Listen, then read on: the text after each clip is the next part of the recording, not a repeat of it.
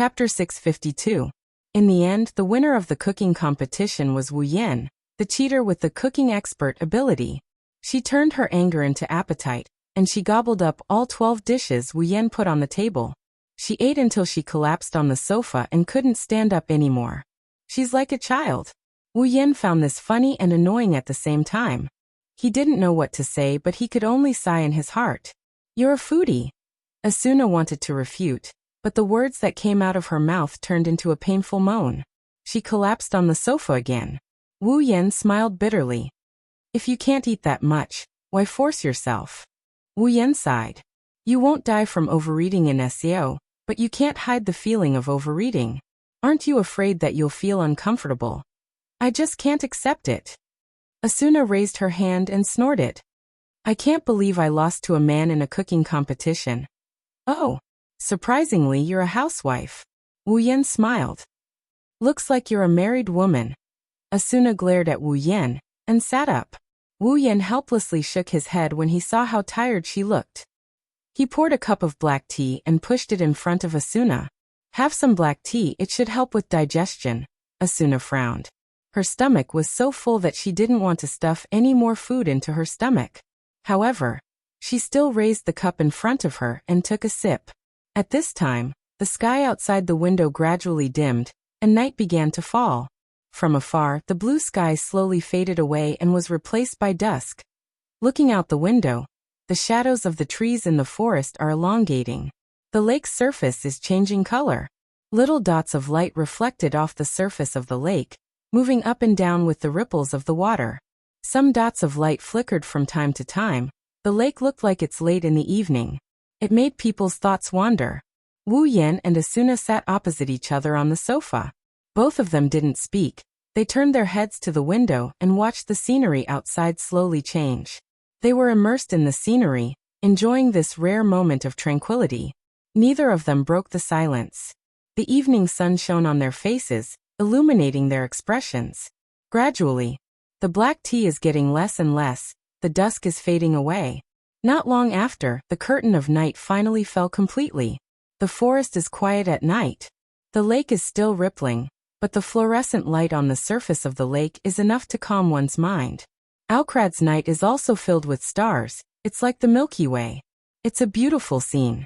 Unfortunately, there's no moon. Asuna's eyes flickered as she looked up at the night sky. She held the cup of black tea in her hand, but she didn't drink it. After a long time, Asuna finally spoke. "Thank you for today." Wu Yan calmed down when he heard Asuna's voice. He smiled helplessly at Asuna.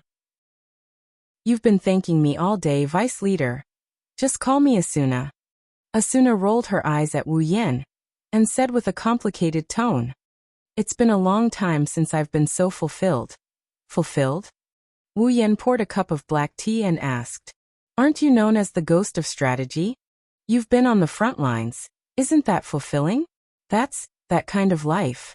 Asuna lowered her head, hiding her expression in the shadows. "It's not fulfilling at all." "Is that so?" Wu Yan glanced at Asuna and said, "I think it's okay." Asuna was stunned. She raised her head in surprise. She couldn't believe Wu Yan would say something like that. No matter what kind of life it is, it's still life. Wu Yan sighed and looked into Asuna's eyes. Forcing yourself to live is meaningless. You can only enjoy life when you face it. "Enjoy." Asuna repeated the word with a mocking tone. "How can this kind of life be considered enjoyment? That's why I said you're forcing yourself to live." Wu Yan looked at Asuna with a meaningful gaze. "At least, this is the world we live in. Only people can adapt to the world. The world will never adapt to people. I'm sure you understand that." Asuna opened her mouth. She mulled over it for a bit before looking at Wu Yan. "Don't you hate this world?" "Hate? Hate?" Wu Yan shook his head. "I might be annoyed, but I'll never hate it. After all, even though this is an imaginary world, its beauty still exists." Wu Yan looked out of the window and said to Asuna, "Asuna, can you really hate this kind of scenery?" Asuna was silent. She held the cup in her hand tightly. Wu Yan smiled warmly and said, "You haven't found your beauty yet.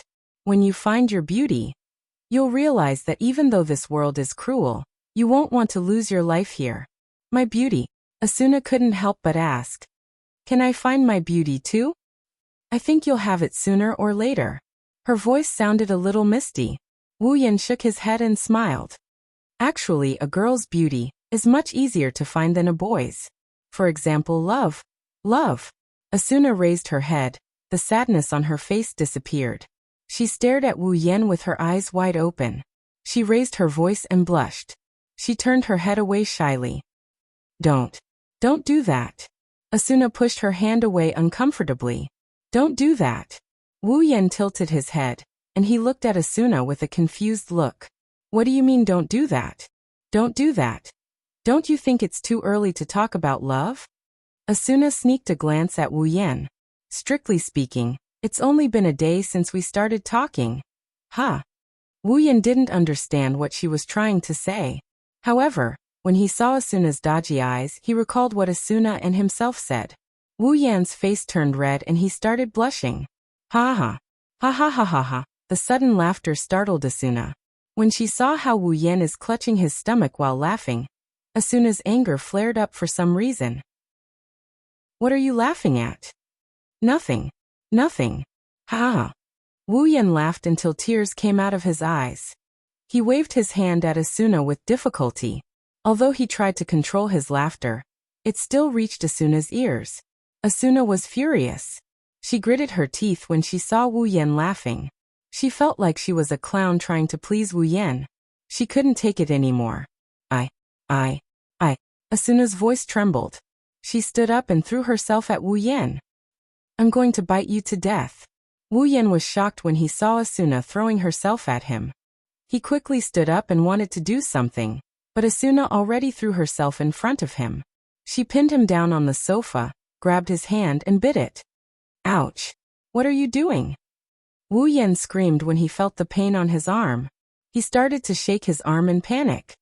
Are you a dog? Let go of me. Unfortunately, no matter how hard Wu Yan tried to shake his arm, Asuna didn't let go. Instead, she bit harder. Wu Yan's face twisted in pain. Let go of me, Asuna. Wu Yan cried. Sao doesn't block this type of attack. It hurts, let go of me. Asuna raised her head and looked at Wu Yan. Her chestnut-colored eyes flashed with a hint of cunning. Then she bit him again. With a scream, Wu Yan's HP started to drop. To be continued. If you like this novel, you are welcome to vote for it. Your support is my biggest motivation. Mobile users, please go here. Wondrous Brush Pavilion, no pop-up window, quick update. Chapter 653. Aincrad's 55th floor. Granzum. Granzum is a bit different today compared to the usual. As a large city, Granzum was usually bustling with activity. Not only did the NPCs act in a fixed pattern every day, but the players were also active in various areas of the city, setting up stalls, completing quests, replenishing resources, and purchasing items. The bustling scene was on full display.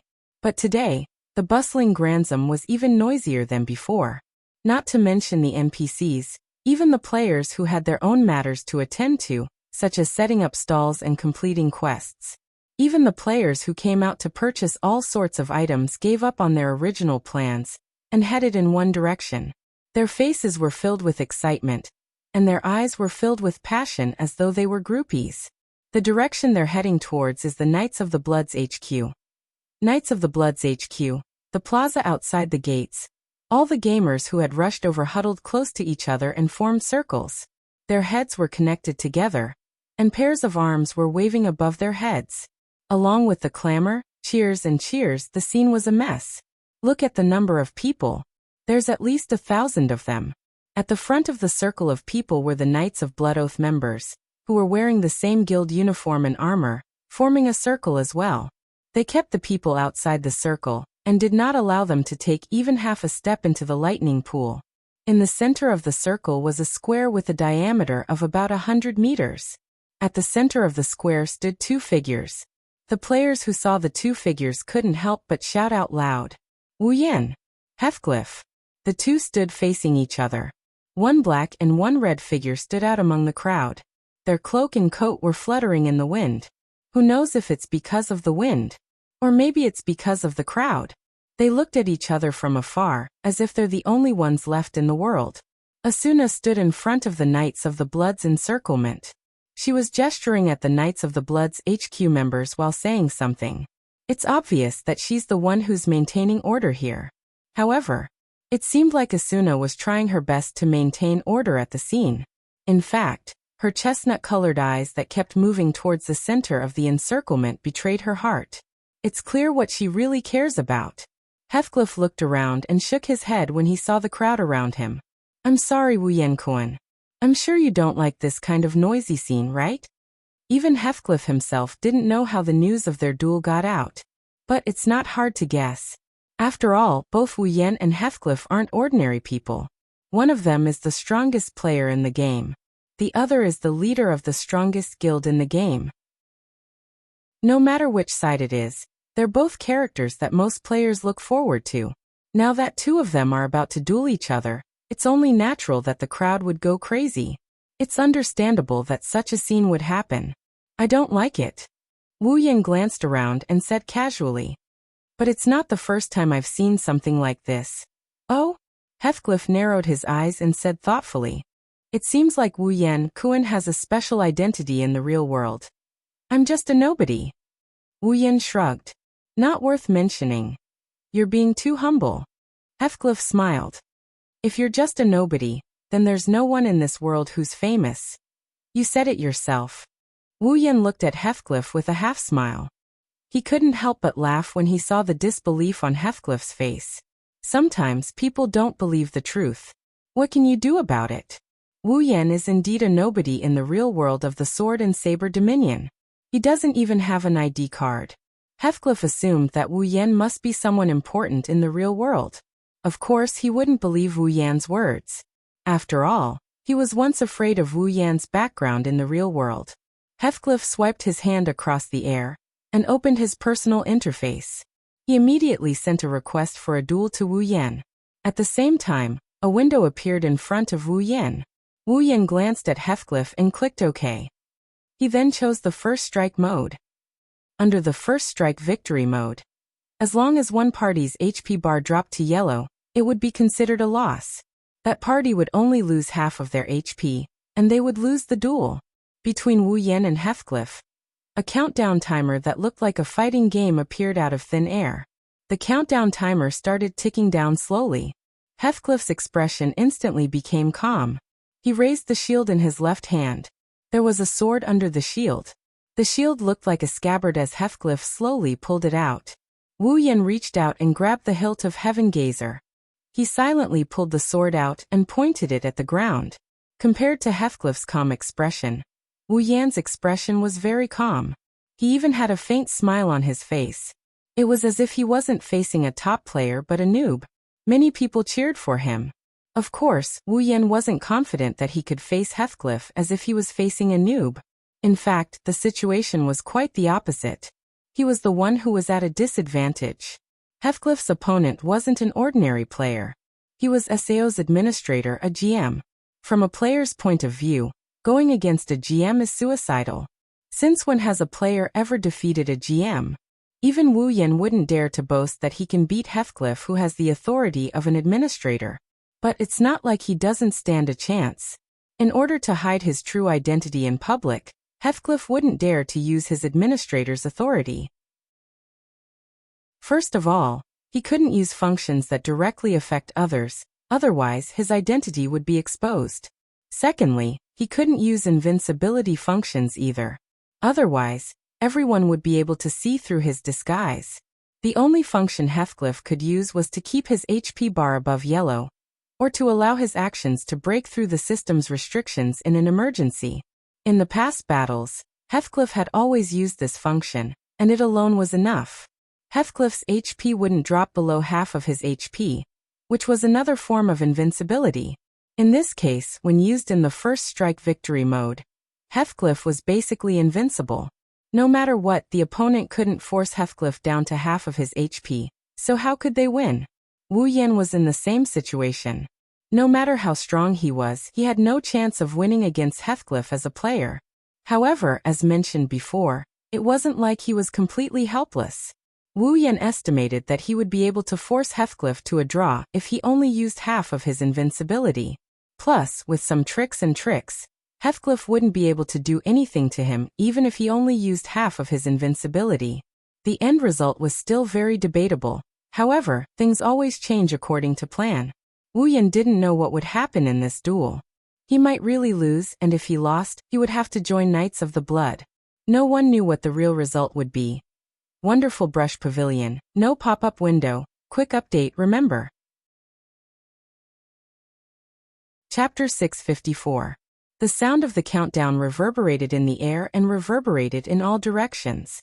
Hearing the clear countdown sound, all the noise in the venue gradually died down. In the end, there was complete silence. Looking at the two figures standing opposite each other in the center of the arena, the crowd subconsciously slowed down their breathing. They didn't even dare to blink, afraid that they would miss the most exciting second, the most blood-boiling moment.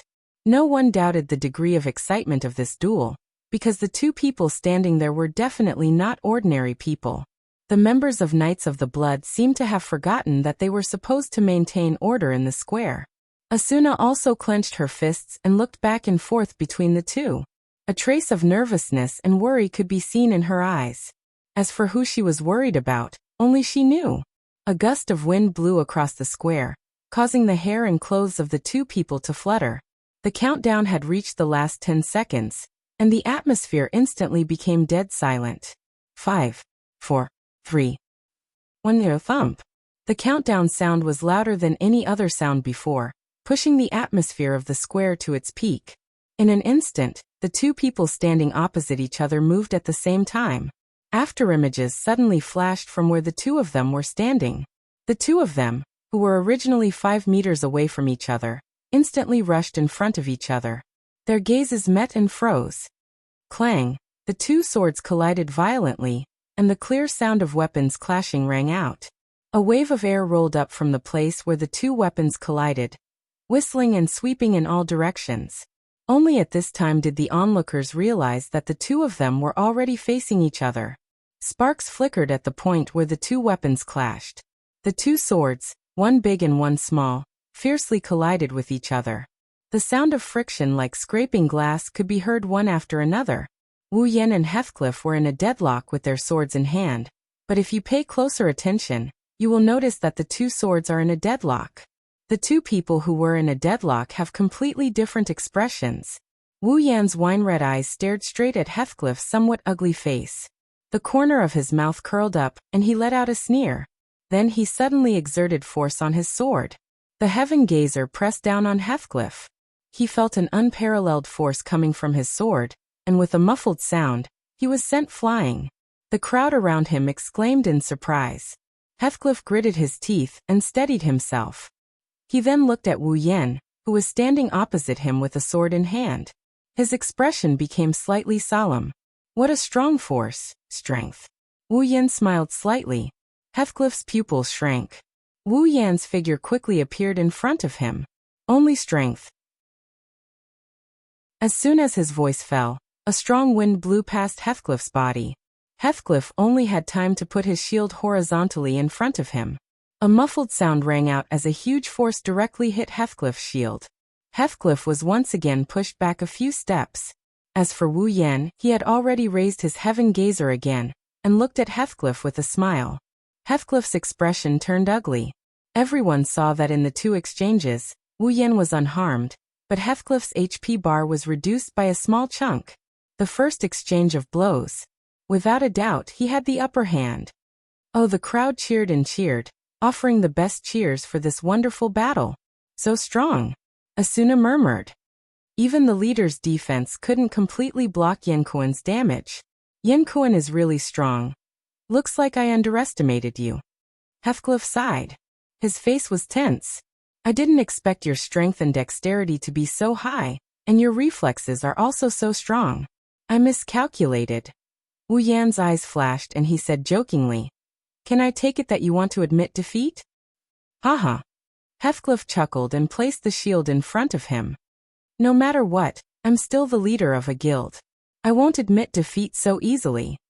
Then let's continue. Wu Yan licked his lips. Have fun. Have fun. Then, fight. Heathcliff hid his face behind his shield, so that no one could see his expression. He stomped on the ground and charged forward at full speed. Wu Yan stopped smiling and swung Heaven Gazer. A blue light flashed from the sword, and alerted Heathcliff. It was a sign that he was about to use a skill. Despite being cautious, Heathcliff still charged at Wu Yan with his shield. Wu Yan waited until Heathcliff was right in front of him before he swung Heaven Gazer. Heathcliff stared at the black greatsword that was swinging towards his shield. He knew that with Asuna's strength, he would be the one at a disadvantage. That was why he chose to dodge the attack without hesitation. Heathcliff's charging posture suddenly changed. As if he was forcibly breaking the momentum, Heathcliff changed his direction and moved to Wu Yan's side. Heaven Gazer brushed past his body and crashed into Wu Yan. Bang! A hand suddenly pressed against Heathcliff's shield, stopping Heathcliff's momentum completely. Wu Yan pushed his hand hard and the shield was knocked away, revealing Heathcliff's figure. At the same time, Heaven Gazer, which was glowing with the light of a skill, swung down towards Heathcliff's chest. With his shield knocked away, Heathcliff lost his balance and fell backward. Seeing the black greatsword rushing towards him, Heathcliff's expression changed for a moment, but he quickly regained his composure. At the critical moment, Heathcliff's falling body suddenly stabilized. The shield that had been knocked away suddenly appeared in front of the Heaven Gazer, at an unimaginable speed. It was as if time had stopped except for Heathcliff's body. Seeing this, Wu Yan's eyes flashed with excitement. Bang! The greatsword and the shield collided, and then quickly separated. Wu Yan's eyes turned cold. He knew that it was impossible for a normal player to do what Heathcliff did just now. Heathcliff's body was about to hit the ground, but he suddenly stabilized himself and straightened his body. His shield also inexplicably accelerated. It was obvious that Heathcliff had broken the system's restrictions on his movements. Finally, he resorted to cheating. Wu Yan swung Heaven Gazer at Heathcliff. He swung Heaven Gazer at Heathcliff's shield. Wu Yan's arm moved at a strange speed as he channeled more and more power into the shield. Every power he channeled into Heathcliff's shield was comparable to the power he channeled into Heathcliff's shield. Bang! Heathcliff felt as if he had been hit by a giant beast. He couldn't even stabilize himself and was sent flying backwards. He only managed to get up after sliding a distance away. He looked at Wu Yan as if he was looking at a monster. That power just now was actually not your limit. Compared to you, I still have a long way to go. Wu Yan turned his body sideways. His eyes were cold, but there was a smile on his face. Commander Heathcliff, you were able to block my attack in that situation. Your attack speed is much higher than mine. Heathcliff stood up and looked at Wu Yan. So what do you plan to do? If your attack speed doesn't exceed mine, you won't be able to defeat me. I see. Wu Yan lowered his head slightly, then suddenly raised it again. Then I'll surpass your attack speed. Before Heathcliff could react, a sword appeared in Wu Yan's other hand. Heathcliff's pupils constricted violently. To be continued.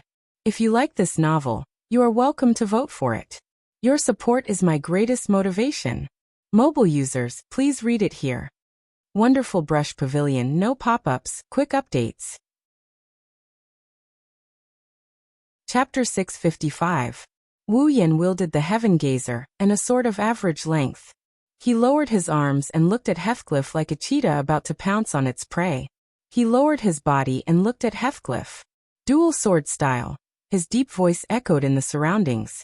It was so soft that it could be drowned out by any other sound, but everyone present, including Heathcliff and Asuna, heard it clearly. What? Dual sword style? Asuna called out in a silly manner. What's that? A second sword? Is there a dual sword user in SAO? Asuna couldn't help but laugh at herself. It's impossible to use dual swords in SAO, because the swords in SAO are not paired, and each sword is unique. That is to say, if a player can equip two swords at once, it's equivalent to having an additional sword attribute bonus. This wasn't a joke. If an original 100 attack power was increased by 100 or more, it wouldn't be as simple as 1 plus 1. In addition, there would also be an increase in attack speed and other attributes. At that time, the increase in strength would be on a completely different level. That's why dual sword users are impossible in Sao. However, the person in front of her is indeed equipped with 2 swords. Dual blade stream. Asuna stared at the 2 swords in Wu Yan's hands. She's trying to figure out if he's just holding the swords in his hands. Is it a skill? A skill that can equip 2 swords? Is there such a cheat-like skill in Sao? Thinking of this, Asuna suddenly remembered something and turned to look at Heathcliff. Isn't there such a thing?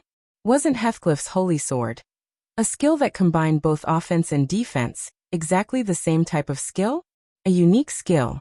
Asuna smiled awkwardly. No way. Unfortunately, Asuna's self-consolation was wrong. Dual sword style. It's a unique skill. It's a unique skill from the original work Kirito. But now dual sword style has become Wu Yan's unique skill. Wielding 2 swords, Wu Yan could clearly feel that the other sword's attribute has been transferred to his body, making his body much lighter. Even the strength of his arms has increased by quite a bit. He believes that his attack power and attack speed should have increased by a large margin. Dual sword style. Heathcliff also stared at Wu Yan's swords. I didn't expect you to have a unique skill as well. When the words unique skill came out, the players who were still trying to figure out why Wu Yan can wield dual swords instantly understood. Their expressions became more and more interesting as the crowd burst into an uproar. It's the second unique skill in Sao, dual sword style. 2 players with unique skills appeared in front of them at the same time, and they're dueling. The crowd of onlookers was boiling with excitement. Listening to the commotion around him, Wu Yan smirked and looked at the opposite side. You seem to be very surprised. You clearly have your own unique skill. Wu Yan wasn't surprised that Heathcliff knew about dual sword style. He designed this skill for the player with the fastest reaction speed in the game. In the original work, Kirito was the fastest player in Sao, so it's not surprising that he became the fastest player. After all, no matter how fast Kirito's reaction speed is, he's just a normal human. How can he compare to Wu Yan, who isn't a human? But judging from Heathcliff's reaction, it seems like he doesn't know that 2 blades is in his hands. It is indeed surprising. Heathcliff's expression seemed to have changed for a moment. A player with a unique skill is incomparable to a normal player. You're not a normal player to begin with. How can I not be surprised when you have a unique skill as well? Heathcliff didn't expect Wu Yan to be the one to get his hands on this unique skill. But it's also within reason. If the person in front of him didn't have a unique skill, then who else in Sao was qualified to have a unique skill? Don't be surprised, Commander Heathcliff. Wu Yan crossed his arms and raised his swords. There's more to come. Taking a step forward, a glint flashed in his eyes. Starburst airstream slash. Heathcliff's expression froze, and he hurriedly raised his shield. Almost at the same time, a figure rushed in front of Heathcliff's shield, and in the next moment, countless sword shadows covered the sky and covered the earth as they violently attacked. Heathcliff immediately took a few steps back, trying to break free from the onslaught of swords. But while he was retreating, Wu Yan came at him and mercilessly slashed at Heathcliff's shield. Bang, bang, bang, bang. As the shadow swords landed on Heathcliff's shield one after another, Heathcliff's body trembled violently as he was forced to retreat. The powerful force of the shadow swords caused a small portion of his HP bar to drop. Even though the small portion of his HP bar couldn't be any smaller, the shadow swords continued to land on him. Over time, his HP bar was reduced by more than half. With both swords in hand, Wu Yan closed his eyes and slashed at Heathcliff with the 2 swords. The sound of swords colliding with shield reverberated in the air. Wu Yan seemed to be immersed in this beautiful sword dance. He used infinite martial arts to execute Starburst airstream slash in the best way, at the best time, and with the most powerful technique. Not only that, but he also gained a lot of strength from the additional sword attribute. Heathcliff was pushed back again and again. His eyes were wide open and his teeth were clenched tightly. He almost lost his grip on the shield, because of the powerful force. But Wu Yan's attack speed was so fast that if Heathcliff reacted in time, he would suffer a fatal blow. So Heathcliff had no choice but to endure. Heathcliff shouted. He held his shield tightly, but he couldn't stop himself from being pushed back. Finally, he couldn't hold on any longer. Bang! The shield in his hand was knocked away in an instant, and a black greatsword came stabbing at Heathcliff's forehead. Bang! Ah! Heathcliff shouted again. He used his administrator privileges to break the system's restriction. The shield that was knocked away suddenly appeared in front of the Heaven Gazer, and blocked it. At this moment, another sword slashed at Heathcliff's neck from the other side.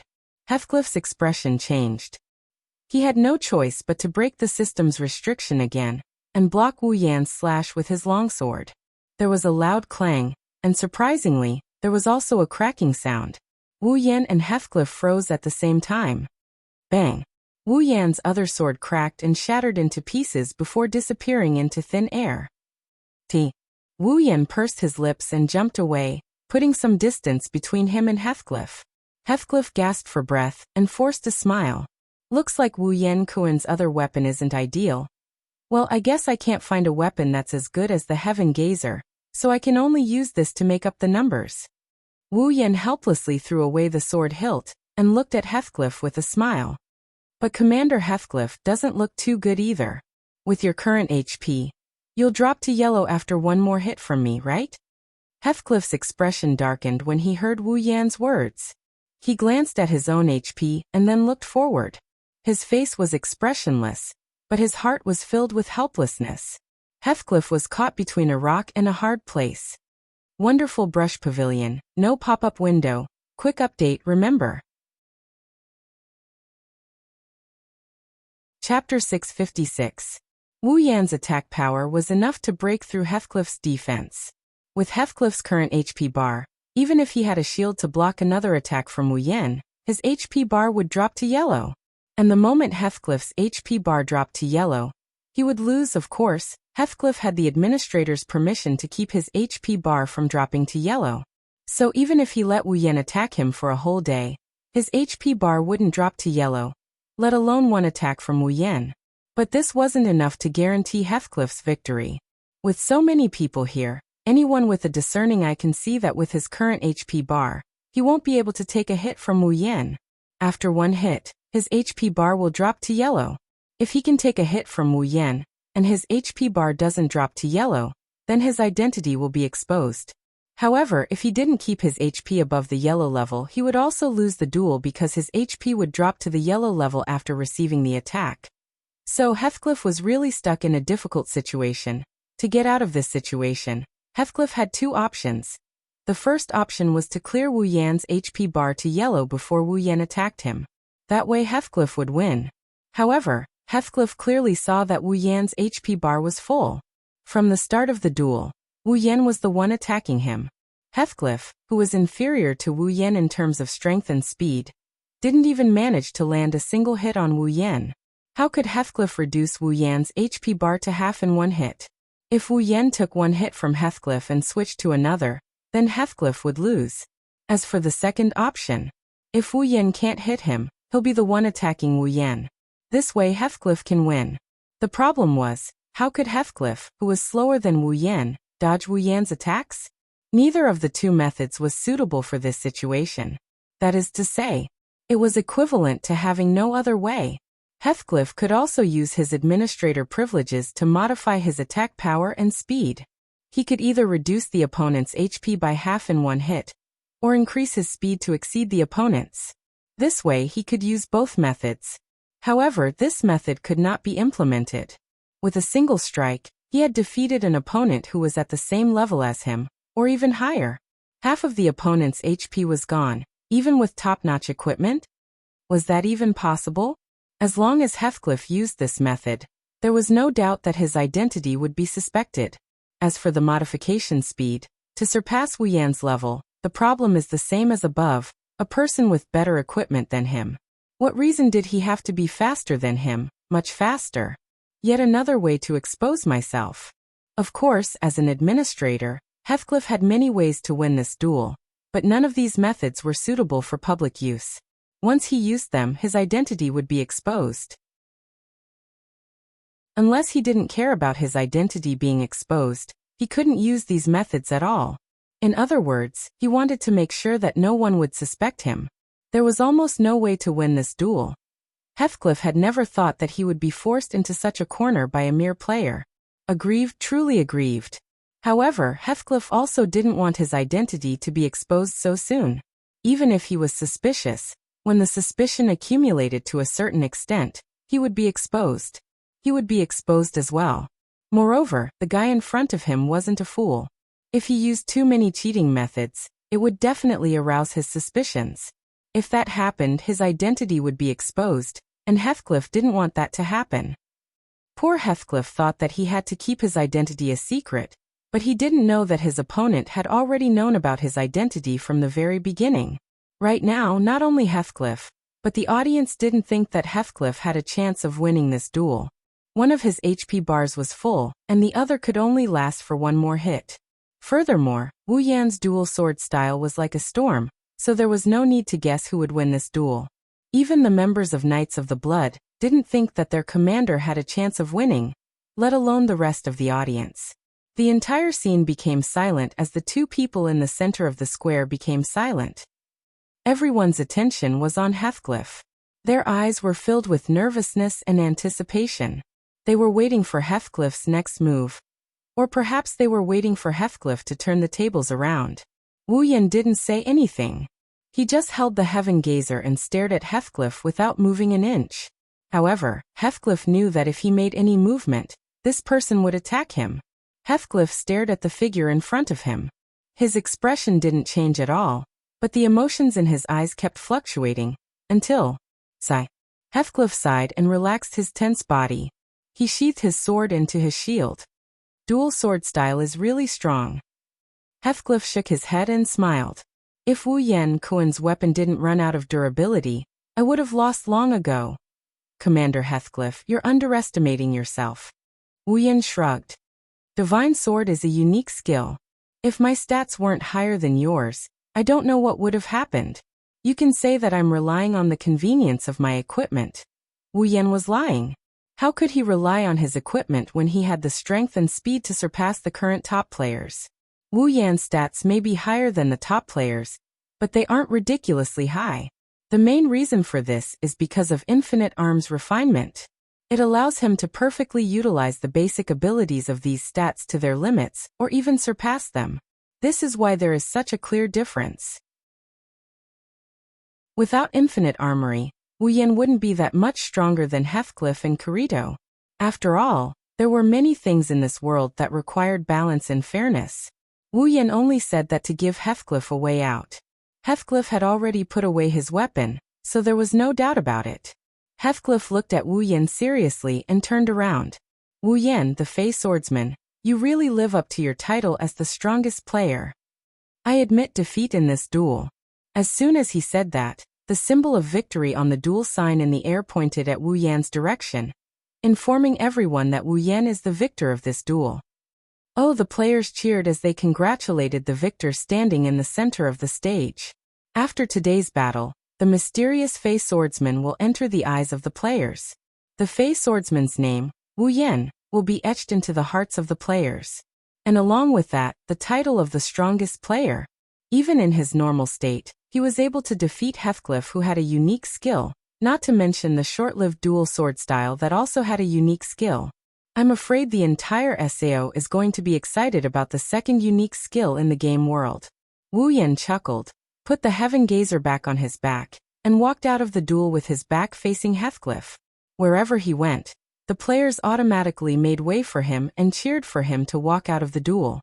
Heathcliff stared at Wu Yan's back. He didn't even acknowledge the arrival of the Knights of the Blood Oath. He rubbed his sword and shield as he muttered to himself, I'm looking forward to the duel with you. If you like this novel, you're welcome to vote for it. Your support is my biggest motivation. Mobile users, please go here to read.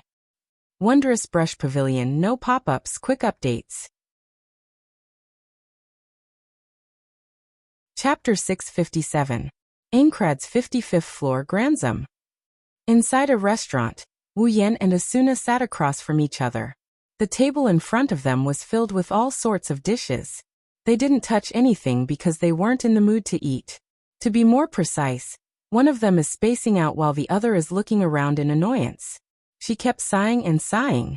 Players filled up the restaurant one after another. There were even people queuing up at the entrance of the restaurant. Most people would think that the restaurant's business is booming because of the delicious food, but Wu Yan knew that they had an ulterior motive. Most of them only had a single drink in front of them. They looked more like they were drinking tea than eating. They kept sneaking glances in Wu Yan and Asuna's direction. When they got caught, they would look away and they would look back at Wu Yan and Asuna again. They looked like paparazzi, but they didn't look very professional. And the whispers of these people from time to time also revealed their purpose in doing so. Isn't that the Fey swordsman Wu Yan and the Flash Asuna? Why are the two of them together? Are they on a date? No way, the Fey swordsman just defeated the leader of the Knights of the Blood, and Lady Asuna is the vice leader of the Knights of the Blood. Why would she go on a date with someone who defeated her leader? Are they here to get back at him? Oh. I think it's more like they're scouting for enemies. But why do I feel like they're on a date? Oh. No. Impossible. Lady Asuna. Why would she go on a date with another man? That's the Fey swordsman Wu Yan, the strongest player in the game. Do you think he's a nobody? I bet Lady Asuna was impressed by Lord Wu Yan's strength. No way. Lady Asuna isn't that kind of person. What's going on? Ah. Good intentions. But Asuna-sama is so cute. Lord Wu Yan is also not bad. I say, do you dare to speak any softer? The corner of Wu Yan's mouth twitched as he listened to the whispers around him. His heart was about to explode. Asuna, on the other hand, was still in a daze. It seems like she didn't hear what they were saying. This made Wu Yan speechless. Don't tell me you brought me here to be watched by others? Wu Yan grumbled. Or do you want me to watch you daydream? Oh. Wu Yan grumbled. Asuna stared blankly at Wu Yan and murmured. He really won. Wu Yan didn't know whether to laugh or cry. Are you that upset about my victory? It's not a shock. Asuna muttered. I just didn't expect that the regiment commander, who is usually regarded as invincible, would actually admit defeat. What can he do if he doesn't admit defeat? If the fight continued, I would still be the winner. It's not surprising that he admitted defeat. Of course, Wu Yan wouldn't tell Asuna the truth about the duel. This was the best outcome he could have hoped for. Otherwise, Heathcliff's identity might have been exposed. Even though the final battle might not be as early as in the original novel, the situation would still be out of Wu Yan's control. For Wu Yan, Heathcliff admitting defeat was the best outcome he could have hoped for. Asuna pursed her lips and looked at Wu Yan. Don't get too cocky. Even though you won in the end, it's not like you didn't break the leader's record of having his HP drop to yellow. Break his record of having his HP drop to yellow? If he doesn't want to, no one will be able to break his record in this lifetime. Wu Yan rolled his eyes and glanced around before sighing. Let's finish this quickly. I'm afraid I won't be able to take it if this continues. Asuna flinched. She finally realized how conspicuous her presence is. She didn't feel uncomfortable like Wu Yan did. She's used to this kind of situation. She's already used to it. Asuna took a sip of tea and said, So what's the deal with that two-sword stream? What do you mean what's the deal? Huh? Do you have any self-awareness? Asuna put her hands on her waist. That's a unique skill. It's a unique skill. No one can learn it except for the player who owns it. Do you want to just brush it off like that? Then what do you want me to do? Wu Yan glared at Asuna. Since it's a unique skill, do you think I'm supposed to spread the information about how to learn it? Or do you think other people will be able to learn it if I spread the information? You should at least tell me the origin of this skill. Asuna muttered in a low voice. At least tell me the origin of this skill. Well. Wu Yan shrugged. It's a skill I just acquired a while ago. I don't even know when it got there. Asuna bit her lip and glared at Wu Yan. Why do you sound like you're talking about a cooking skill when you talk about such a powerful skill? Yes, two-sword stream is strong. Wu Yan smiled. But so far, there's no one that I can face with my dual sword style. Heathcliff is an exception. What? You look so amazing. Asuna narrowed her eyes. That's only for now. As the number of floors increases, solo players will gradually become more and more difficult. There will definitely be a limit. Sooner or later, Forming a party will be the only way for players to clear the dungeon. Team up, huh? Wu Yan's mind went blank for a split second. He quickly regained his composure, but Asuna noticed it. Her expression turned serious. Wu Yan didn't notice the change in Asuna's expression. Let's talk about the future later. Maybe by then there will be someone who can team up with me. Don't make it sound like there isn't one. Asuna said. It's not like no one wants to team up with you. At least for now, I'm still a solo player. Wu Yan said and finished the last bite of food on the table. Okay, I'll leave now. It doesn't feel good to be surrounded by so many people. Wu Yan was about to stand up when a box appeared in front of him. Asuna has invited you to join her friend list.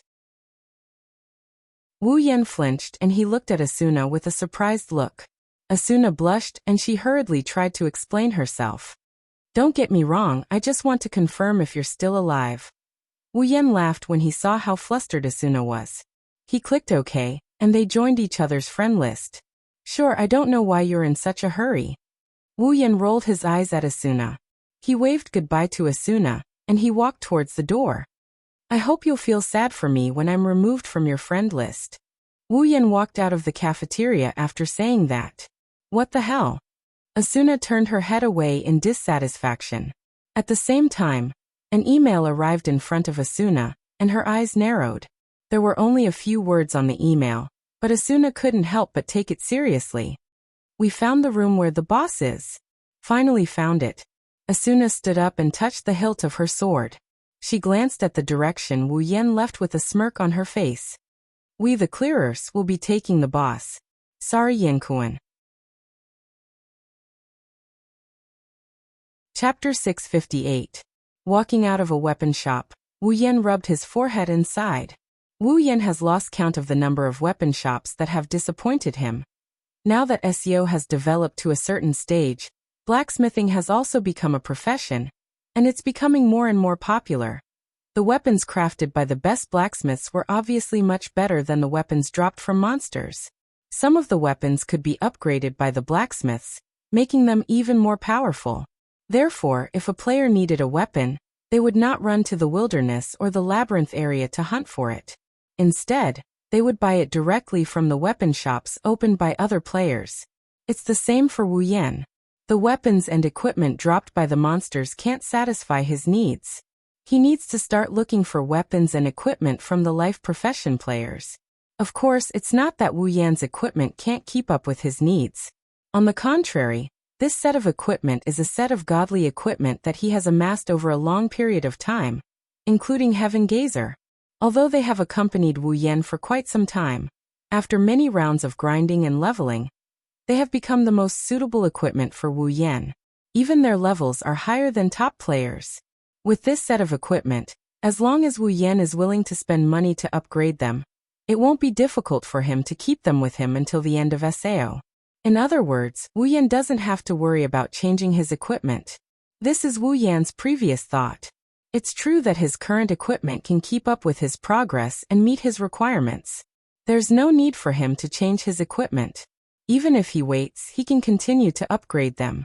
However, what he's worried about right now isn't the equipment he's wearing, it's the problem of the other weapon. Wu Yan has spent a lot of money to upgrade the Heaven Gazer. It's definitely the strongest god weapon in the game right now.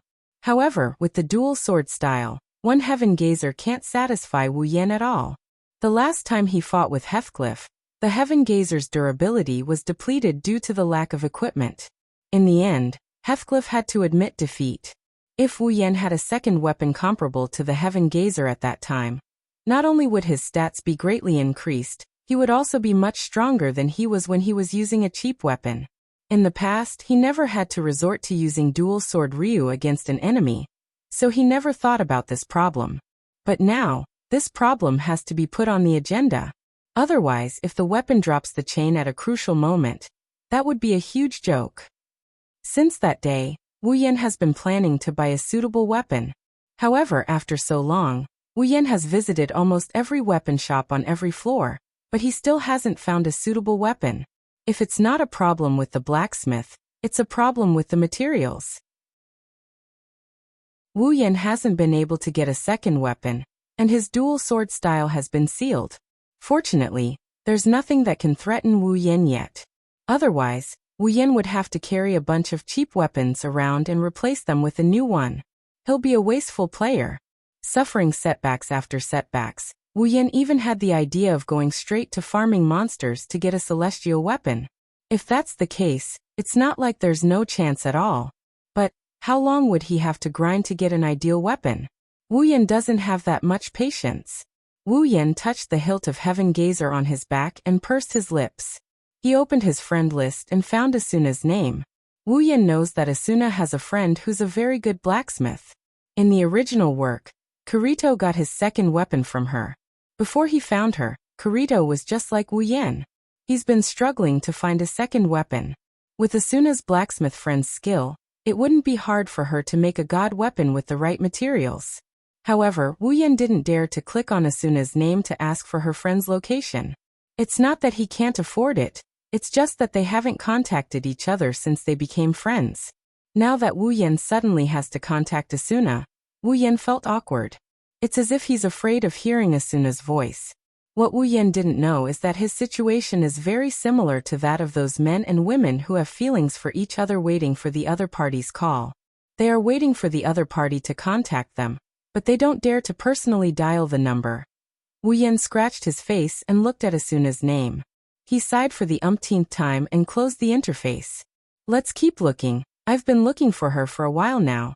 After giving himself an excuse to comfort himself, Wu Yin walked towards the teleport gate to look for his next target. Most towns and cities have a teleport gate.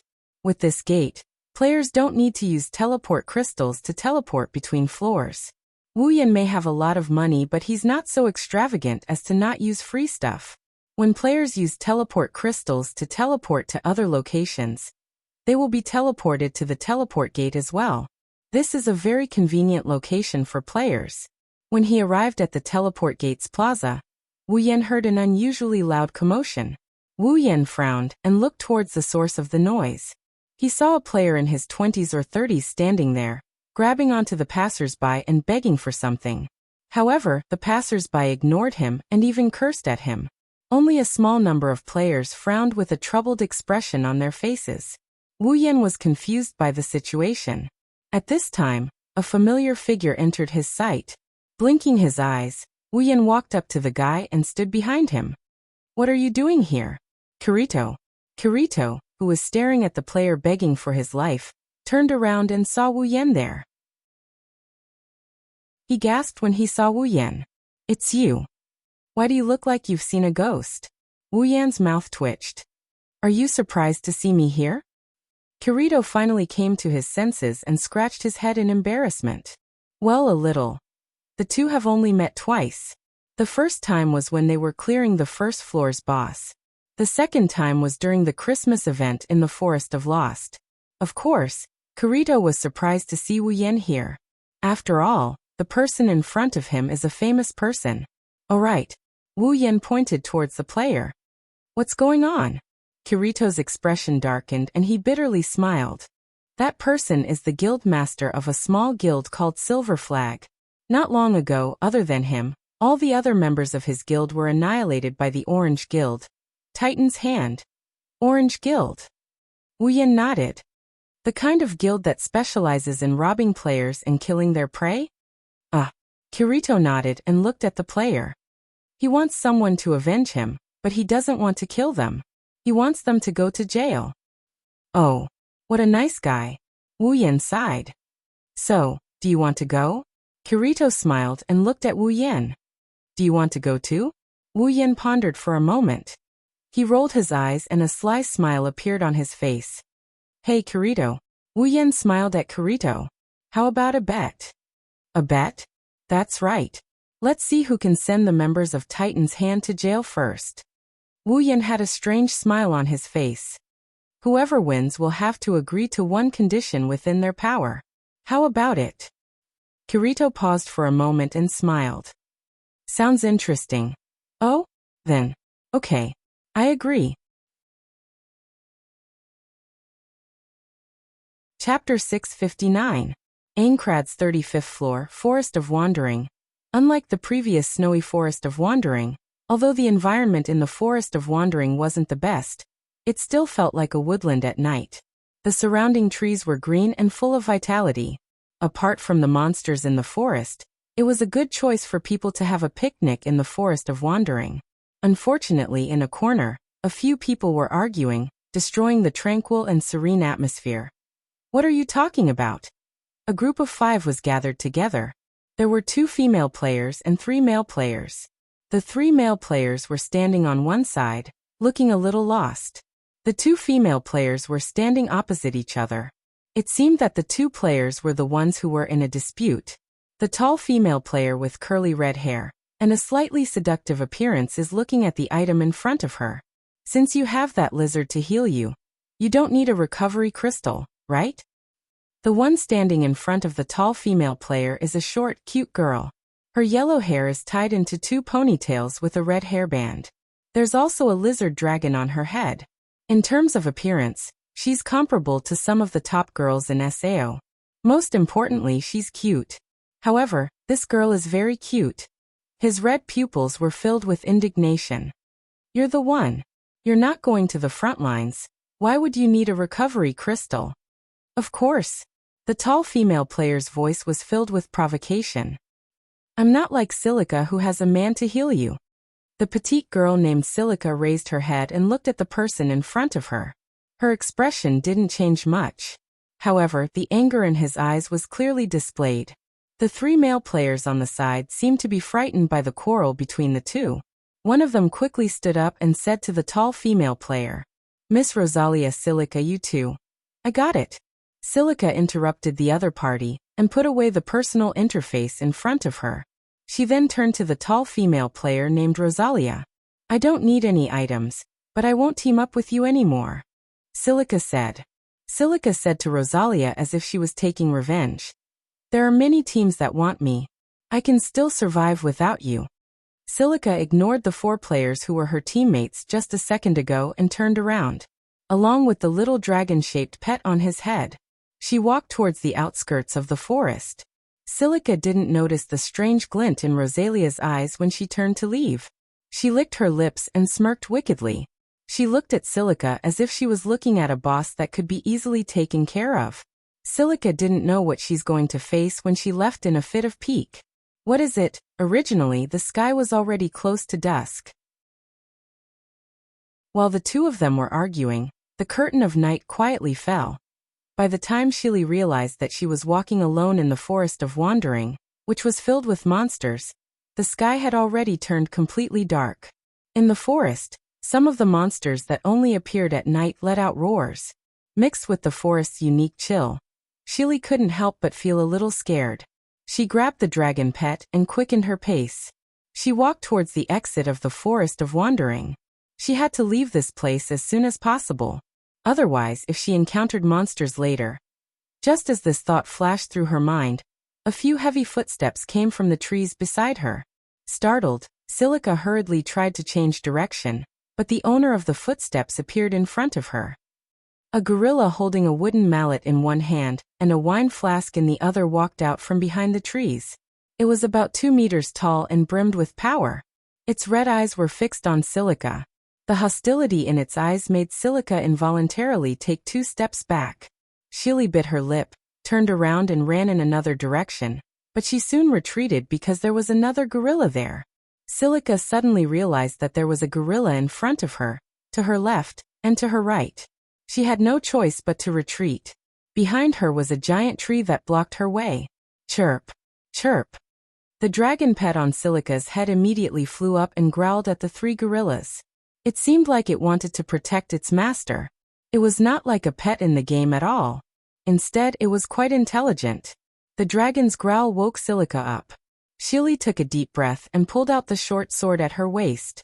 She bent her body and looked at the 3 gorillas as they approached. Her red eyes constantly scanned the 3 gorillas, trying to find a way to get away from them.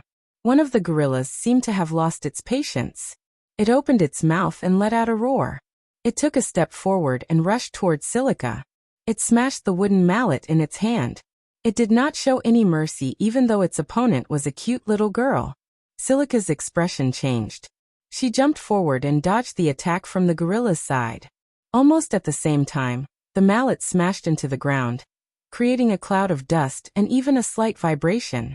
Silica did not doubt that if she was hit by this attack, she would lose at least 1/3 of her HP.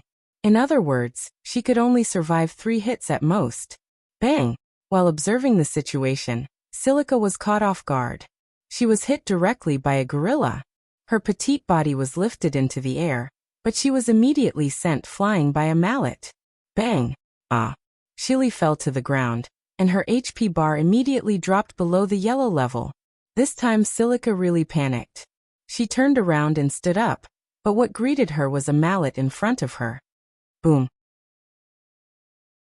The mallet fell on the ground, and Shili managed to dodge it in time. The other 2 gorillas immediately rushed forward and swung their mallets at her. Shili could only crouch down to avoid one of the mallets. Then she jumped up and retreated quickly, falling behind them. Silica looked up at the 3 gorillas in front of her. She was already panting. Her hand gripped the short sword so tightly that it hurt, but she did not feel anything. Her heart was filled with anxiety. If she did not leave now, chirp! The little dragon drew an arc in the air and arrived at Shili's side. It spat out a mouthful of rainbow-colored light that enveloped Shili. In the blink of an eye, Shili's HP recovered by 1/3. Seeing this, Silica reached into the bag behind her waist. After fumbling around for a while, she was shocked. She no longer had any recovery items. Roar! While Silica was still in shock, a gorilla suddenly came in front of her and smashed her with a mallet. This time, Silica's HP was completely red. Silica, who was lying on the ground, could not help but be horrified. She looked at the gorilla that was gradually approaching her. She kept moving backward. After a while, the gorilla was in front of her. Looking at the horrified Silica on the ground, the gorilla did not hesitate and swung the mallet in its hand. If this attack hit, Silica's HP would definitely be emptied. Bang! At the critical moment, the little dragon flew in front of Silica and blocked the attack. It was smashed to the ground by the mallet. Its body bounced a few times, and its HP slowly dropped to the bottom. Pina! Silica was stunned. She could not believe that her beloved pet, who blocked the attack for her, had its HP reduced to the bottom. She could not react for a long time. At this time, the 3 gorillas with mallets in their hands were already closing in on her. Wonderful brush pavilion, no pop-up window, quick update, remember. Chapter 660. In the Forest of Wandering. A silhouette dashed towards a certain direction at a speed invisible to the naked eye. His body turned into a long line and swept past like a gust of wind. Wherever he passed, the trees seemed to be blown by a gust of wind. All the branches fell in one direction with a hoo-hoo sound. The leaves danced in the air, and were swept far away by the gust of wind. Running like mad. After exiting the 35th floor's teleportation gate, Wu Yan maintained this speed and rushed into the Forest of Wandering. As he ran, Wu Yan's wine-red eyes scanned his surroundings in an attempt to discover something. After an unknown amount of time, something finally caught Wu Yan's attention. The scene of 3 gorillas surrounding a petite girl was imprinted into his eyes. Wu Yan's expression darkened when he saw this. He placed his hand on the hilt of Heaven Gazer and dashed forward. Accompanied by a cold flash of light, the sword slashed across the 3 gorillas' bodies. Bang! Bang! Bang! Bang! In an instant, the 3 gorillas were reduced to pieces before they could even make a sound. The pieces scattered all over the place, revealing Silica's figure. Silica stared blankly at Wu Yan, who appeared in front of her.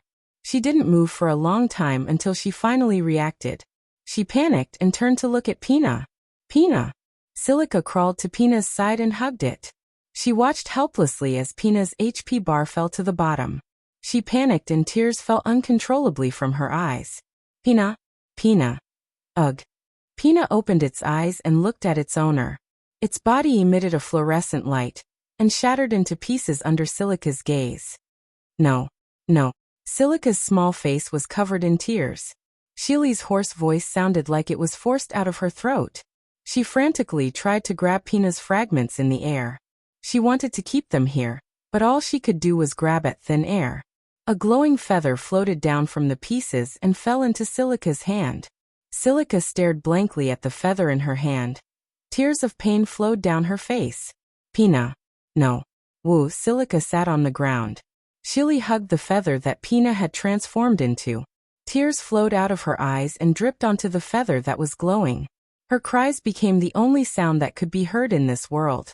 Her cries filled the entire sky, and a sorrowful atmosphere permeated the air. The night wind carried a trace of desolation. Wu Yan sighed faintly as he looked at Silica, who sat on the ground and cried.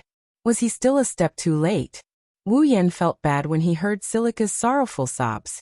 He scratched his face and walked to Silica's side. He patted her shoulder. All right, don't be so sad. Silica turned her head.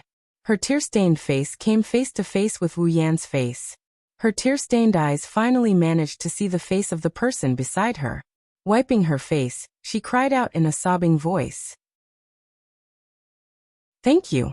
Thank you for saving me. You're welcome. Wu Yan smiled bitterly. Didn't I save one more life in the end? Shili recalled the scene where Pina blocked the final attack for her.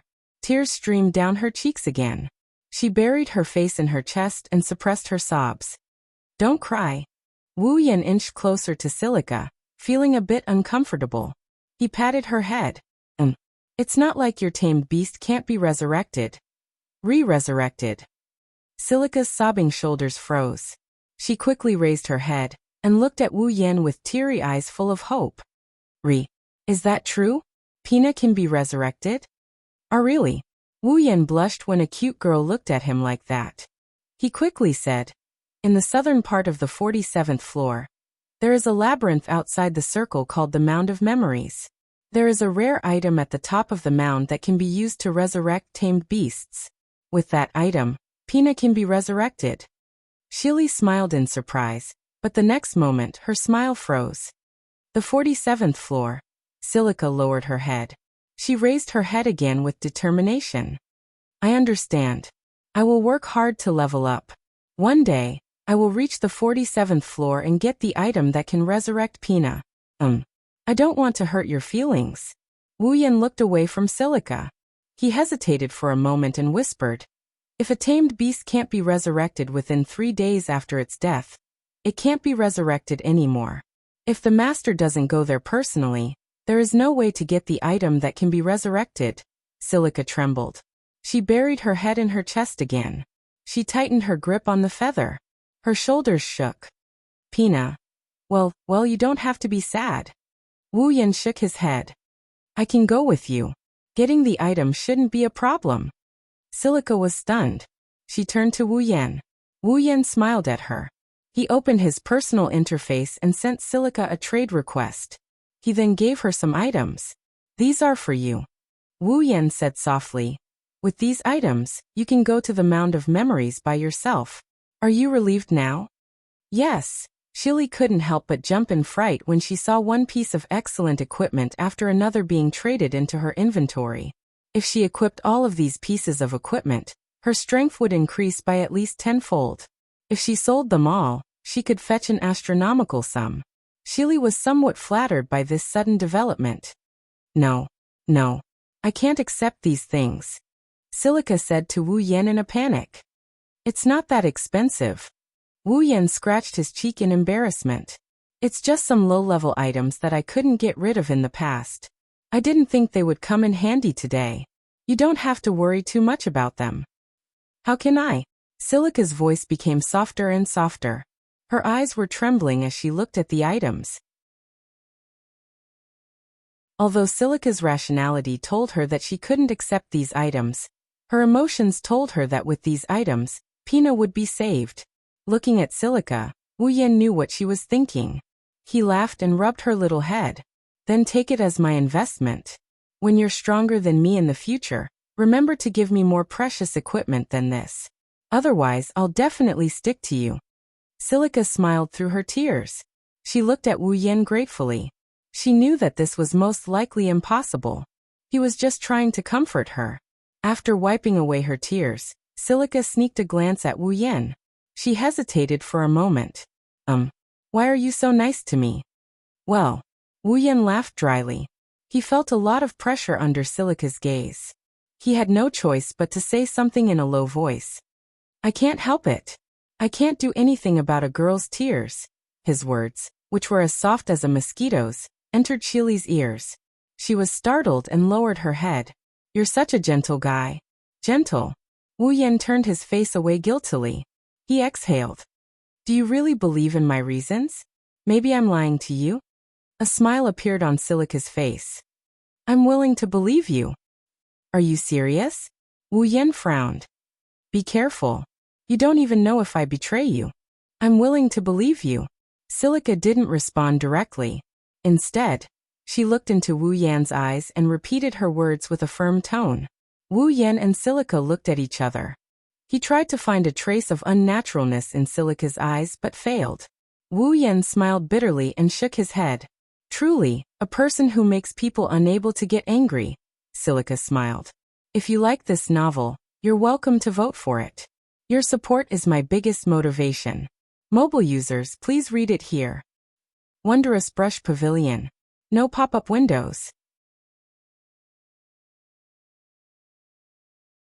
Chapter 661. At night, Aincrad is unusually clean. It's not as colorful as the real world, but it's brightly lit. The ancient buildings look a little misty under the Western European-style lights. Even though the streets aren't that bright, no one would feel bored walking around here. After leaving the Forest of Wandering, Wu Yan and Silica arrived at the closest town to the forest. Wu Yan wanted to go home, but he can't just bring Silica back with him. No matter what, she's still a girl, and this is the first time they've met. If he brought her home on their first meeting, not only would he feel awkward about it, Silica might even misunderstand him. Wu Yan forgot about the time he brought Asuna back to his home. Exiting the teleport gate plaza, the two of them headed towards the hotel. Along the way, the passers-by kept looking at Wu Yan. Looking at him with a black greatsword on his back, their eyes were filled with confusion. It's not just the pedestrians, even Silica kept looking at Wu Yan as if she's sizing him up. Wu Yan started to feel a bit uneasy. Say, Silica, is there anything strange about me? Wu Yan couldn't resist Silica's scrutinizing gaze. He helplessly asked. Silica blinked and looked at Wu Yan for a while.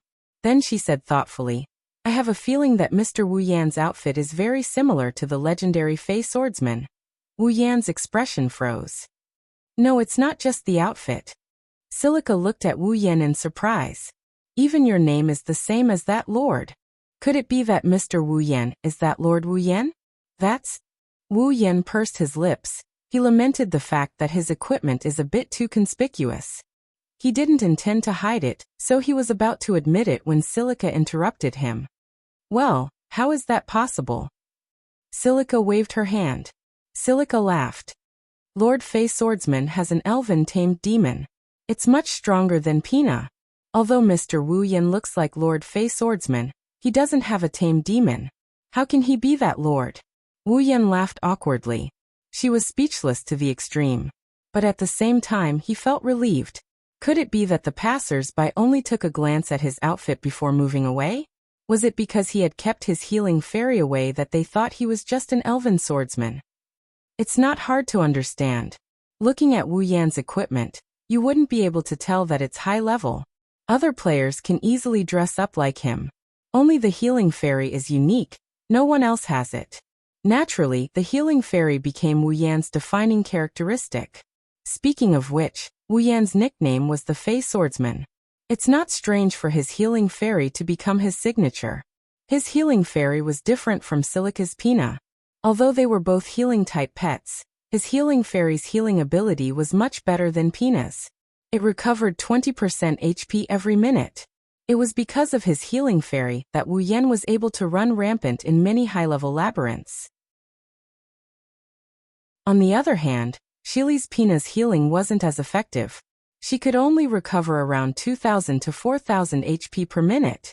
While this was undoubtedly a good effect for low-level players, it wasn't ideal for top-tier players who had over 10,000 HP at any given moment. Of course, this was also because Silica's level was too low. If she had the level of a top player, then Pina's healing ability would be very tempting. No matter what, Pina was a precious tamed demon. Tamed demons wouldn't be so rare if they didn't have any special abilities. At least, Wu Yan had never heard of any other player who had a tamed demon other than himself and Silica. Compared to the healing fairy, Pina's healing ability wasn't as good. However, Pina had self-awareness and could move on its own. Unlike the healing fairy, Pina would only stay by Wu Yan's side and not do anything else other than heal him once a minute. There were pros and cons to this. With self-awareness, Pina's actions were much more independent. Sometimes, it could even bring unimaginable help to its master. For example, if Pina didn't help Silica block the attack, Silica would have died a long time ago. If it were Wu Yan's healing fairy, it would have watched Wu Yan die without hesitation. However, it was also because of this that the healing fairy could be stored in the tamed demon crystal at any time. There was no need to keep it by his side all the time. This saved Wu Yan a lot of trouble. If Silica's level could be increased, she would definitely become the target of all the guilds. Shaking his head, Wu Yan looked at Silica. All right. Then Silica, why did you call that Fey swordsman lord? Hearing this, Shili clasped her hands together and placed them in front of her chest, her face full of longing. Of course, Swordsman is the strongest player in SAO. He alone is comparable to the clearers, and he also has a tamed monster similar to Pina. Swordsman is my idol. Wu Yan raised his eyebrows and was speechless. Since he's your idol, why don't you know what he looks like? Seeing Wu Yan's speechless expression, Silica thought he was shocked by her words. She quickly added, of course Wu Yan-san is also very strong. Is that so? Wu Yan thought Silica was trying to console him. Little did he know, he took care of 3 nightmarish monsters in one go. In Silica's mind, Wu Yan is a high-level player. Not long after, the two arrived at a hotel.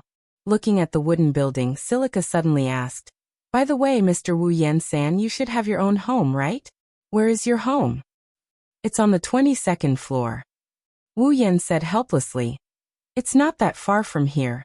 I wanted to go straight home, but since you're here, I'll stay here too. 22nd floor? Shili was a little surprised to hear that. I thought with Mr. Wu Yan-san's strength, you should live in a higher floor. The higher the floor, the better. Wu Yan smiled at Silica. At least one of my friends is jealous of my home. She said it has a beautiful environment. Is that so? Silica nodded. She tilted her head and said, I really want to see it. Wu Yan's expression became a little sullen when he heard Silica's words. He didn't bring Silica home directly because it was their first meeting, but he didn't expect that she didn't care at all. How could he not feel aggrieved? Ah, isn't this Silica? At this time, a frivolous voice with a hint of sarcasm sounded from not far away. It entered Wu Yan and Silica's ears. Wu Yan frowned and looked at the source of the voice. Silica seemed to recognize the owner of the voice. When she heard the voice, her expression darkened. When the two looked at the source of the voice, they saw a tall, sexy, red-haired female player walking towards them with 3 male players. Silica lowered her head when she saw the person. It seemed like she didn't want to see the other party. However, Wu Yan was stunned for a moment before he smiled. Rosalia, the player who teamed up with Silica and swallowed Silica's loot. It was also because of Rosalia that Silica did not have a healing item at the critical moment when she was facing the 3 gorillas, which led to Pina's death. In a way, the person who caused Silica's death was Rosalia. However, Wu Yan was more concerned about Rosalia's other identity, the guild leader of Titan's Hand. Chapter 662. Rosalia didn't know she was being watched. Or rather, she didn't pay attention to Wu Yan, who was standing beside Silica. Her attention was completely focused on Silica. I didn't think you'd be able to leave the forest safely. Rosalia walked up to Silica and gave her a sidelong glance. That's great. Even though she said that, Rosalia's tone didn't sound like she was rejoicing for Silica at all. Instead, it sounded very sarcastic. Silica lowered her head. She didn't even dare to look at Rosalia. It's not that she was afraid, it's just that she could already imagine how Rosalia would mock her. Oh, where's that lizard of yours? Rosalia's face was filled with bewilderment. She couldn't help but laugh. Could it be? Pina's dead. Silica's expression dimmed. but she quickly raised her head with determination. But I'll bring Pina back to life. Oh, Rosalia's gloating smile froze on her face. A strange light flashed in her eyes as she looked at Silica. So you're thinking of going to the Hill of Memories? Wu Yan, who's been observing Rosalia from the side, could clearly hear the excitement in her voice when she mentioned the Hill of Memories. It was as if something good was about to happen. It's just that other than Wu Yan, no one else noticed it. Wu Yan narrowed his eyes. He looked at Rosalia with contempt as if he was looking at a clown. Of course no one noticed it either. Rosalia rolled her eyes and moved her head closer to Silica. She had a disgusting smile on her face. She looked like a jealous woman. But, with your low level, do you think you can get to the 47th floor? Rosalia's words hit Silica right where it hurt. Her lips trembled, but she calmed down when she thought of the equipment Wu Yan gave her. I can do it. There was an indescribable tenacity in her voice, causing Rosalia to be stunned. And I'm not alone. Silica hugged Wu Yan's arm. She yelled out. Wu Yan-san will accompany me. Wu Yan. Rosalia narrowed her eyes and finally looked at Wu Yan. When she saw Wu Yan's black coat and black greatsword, she panicked. When she saw that Wu Yan didn't have a single familiar with him, she sighed in relief. Then she laughed mockingly. Era, do you think you can conquer the Hill of Memories with the help of someone who looks like the Fey Swordsman? Rosalia said maliciously. Be careful not to get your teammates killed because of you. Of course not. Silica shouted angrily. Mr. Wu Yan is very strong. Is that so? Rosalia sneered. She didn't hold back just because Wu Yan was there. She didn't hide her malice at all. You're just a fool. Do you think you can be as strong as the Fey Swordsman just because you dress like him? He has an Fey-tamed monster, not that lizard that died so easily. Rosalia sneered. You should go to a town with more people. It's better to bask in the limelight of the Fey Swordsman than to go out and die. Otherwise, it would be a waste of a name that is so similar to him. You. Silica hugged Wu Yan as tight as she could. Her red eyes were filled with rage. She was about to say something when Wu Yan, who had been watching from the sidelines, suddenly spoke up. Shili, have you always been teaming up with people like this? Silica was stunned, unable to react in time. Rosalia furrowed her brows and she glared at Wu Yan with a vicious glare. What do you mean? Nothing. Wu Yan glanced at Rosalia. I'm just glad that Silica left your team. Ah, is that so? Rosalia was so angry that she laughed. Didn't the lizard die because it left the team? Are you glad that the lizard didn't survive? Well, I guess it's a little annoying to be called all day long. Oh. Wu Yan opened his mouth in surprise. He smiled and said to Rosalia, so you do know that it's annoying to be called all day long? Rosalia's expression darkened and her eyes turned gloomy. If she still can't figure out that she's the one Wu Yan is referring to, she's going to die here and there. Mr. Wu Yan. Silica pulled Wu Yan's sleeve and shook her head. She didn't want Wu Yan to provoke Rosalia. For some reason, Silica had a bad feeling when she saw Rosalia's gloomy eyes. Wu Yan patted Silica's hand and pulled her toward the hotel without looking at Rosalia. Rosalia's gaze followed Wu Yan and Silica until they entered the hotel. She retracted her gaze. No one noticed that her lips are curling into a wicked grin. Rosalia didn't know that when Wu Yan turned around and left, the same smile appeared on Wu Yan's face. Wu Yan took Silica's hand and booked 2 rooms in the hotel. He then led the silent Silica upstairs to one of the rooms. Silica, you'll sleep here tonight. Wu Yan said to Silica. I'll sleep next door. If there's anything. Mr. Wu Yan. Silica suddenly opened her mouth and bowed to Wu Yan. I'm very sorry, I dragged you into this. If it wasn't for her, Wu Yan-san wouldn't have to endure Rosalia's mockery. Although Wu Yan won this round of verbal sparring, Silica still felt a little guilty.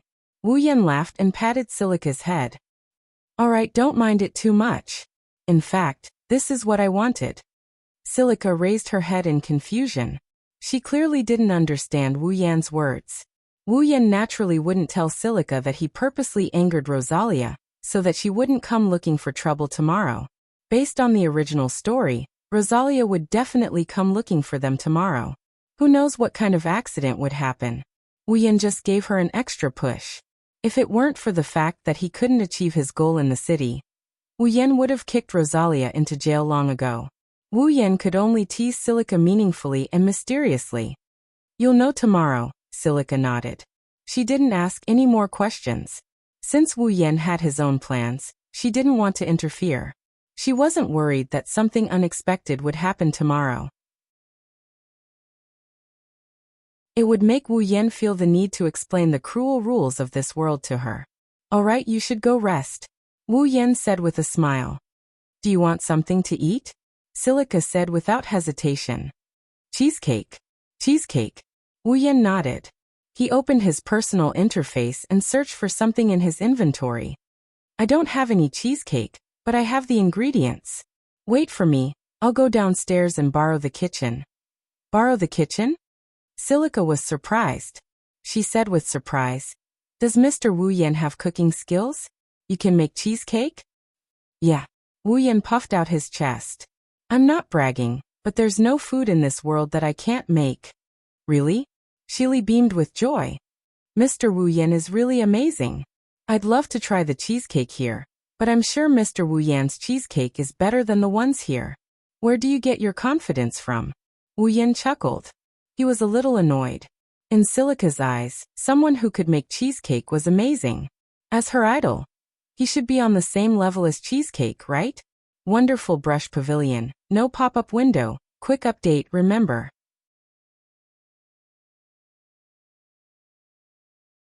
Chapter 663. Aincrad's 47th floor, Floria. It's a beautiful world surrounded by flowers. Colorful flowers can be seen everywhere in this place. You can see them in every corner of this place. They've been cultivated into a beautiful landscape. Some of them have been circled into flower beds. Some of them have been pulled into flower paths. It's like a beautiful garden. You can smell the fragrance of flowers everywhere. It's refreshing. The colorful flowers swayed with the wind, and the petals danced in the air. Drops of pollen glowed faintly under the sunlight, like stars in the daytime, intertwining with the dancing petals in the air. Even those who were allergic to pollen would be subdued by such a scene if they came here. There are also insects crawling on some of the flowers, adding a touch of liveliness to this beautiful world of flowers. It's because of these little creatures that have no level but can't be destroyed that this place doesn't feel dead. After all, without liveliness, no matter how beautiful it is, it'll still feel fake. It's not an exaggeration to call this a world of flowers. The entire 47th floor is a world of flowers. There's not a single place without flowers. That's why the 47th floor is also known as the Garden of Flowers, because it's completely covered in flowers. A world filled with flowers. One can only imagine how beautiful this place is. Compared to Wu Yan's house on the 22nd floor, this place isn't inferior at all. When Wu Yan was planning to buy a place to live, he thought of the 47th floor and the 47th floor. Both the 22nd floor and the 47th floor were within his consideration. Both places are so beautiful that it's hard to believe that they don't exist in the real world. If you can live in these two places, you'll be in a good mood every day. It's a pity that the 47th floor is a world of flowers for couples. It's a rare romantic world. Therefore, the moment the 47th floor was cleared, it became the best dating spot for couples in Sao. Although it's filled with a pink atmosphere, it's not as peaceful as the 22nd floor. Wu Yan decided to go to the 22nd floor instead of the tranquility of the 22nd floor. When Shili appeared at the entrance of the portal, she was instantly captivated by this dreamlike place. Her little face was full of joy. She looked around and even ran around. She looked around and squatted down from time to time to sniff the flowers. Coupled with her cute face, she looks like a dancing fairy. Wu Yan couldn't help but smile. Wu Yan closed his eyes as he walked down the portal. He took a deep breath of the flower-scented air. His face looked very comfortable. Even though he's been here many times and gave up on the idea of living here, Wu Yan has never hated this place. On the contrary, he's been living in the forest for a long time now. Wu Yan sometimes, it's not a bad idea to live here. Even Wu Yan is like this. Shili, who has never been here before, smiled so much that her eyes squinted. She looked at the flowers everywhere. She wanted to reach out and pick one. but she didn't want to hurt these beautiful things. Her little face twisted. It seems like she's completely immersed in this beautiful world. It wasn't until the couples around her entered Shili's eyes that she abruptly woke up. Looking at the men and women intimately leaning against each other, her young girl's sensitive heart immediately understood what kind of place this was. Shili's face slowly turned red. She secretly glanced at Wu Yan, then she looked away as if she was flattered. Her pink face was full of shyness. It's obvious that she's in love with Wu Yan. Wu Yan looked at Shili with a strange smile on his face. He moved his face closer to Shili's. Oh, you're blushing. Do you want to date me here like a couple? As Shili cried out in surprise. Her originally pink face suddenly turned bright red. She couldn't get any redder. Looking at the face so close to her, Shili felt a little dizzy. She stammered. No, that. Well, what's there to be shy about? Seeing this scene, I'm afraid any girl would have the same idea. Wu Yan smiled mischievously. I just didn't expect Shili to have such bad thoughts at such a young age. I'm not a little girl. Shili raised her blushing face with an embarrassed expression. Not young. Wu Yan's eyes uncontrollably moved to a certain part of Shili's body, then he couldn't help but sigh. You. Where are you looking at? Shili raised her hands in front of her chest. Her embarrassed expression turned into shame and anger. Mr. Wu Yan, you're a bad guy. Okay, don't be angry. Wu Yan hurriedly waved his hand. He didn't want to tease Shili and make her angry. His rich experience told him that no matter how gentle a girl is, when she's angry, she'll do things that she wouldn't dare to do normally, and things that she wouldn't dare to do normally would happen. It's best if he didn't step on a landmine. Then, Wu Yan's expression softened. He extended his hand to Shili. Want to have a short date? Shili was shocked, looking at Wu Yan's hand and the gentle expression on his face. Her heart beat faster. Her face flushed red.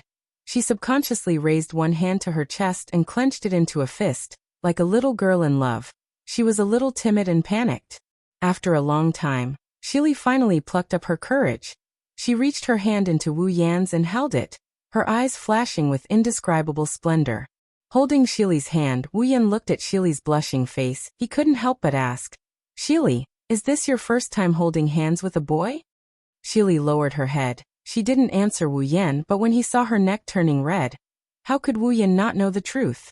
For the first time, Wu Yan felt like he was a sinner. Although the entire 47th floor was covered in flowers, it wasn't to the point where there were no flowers.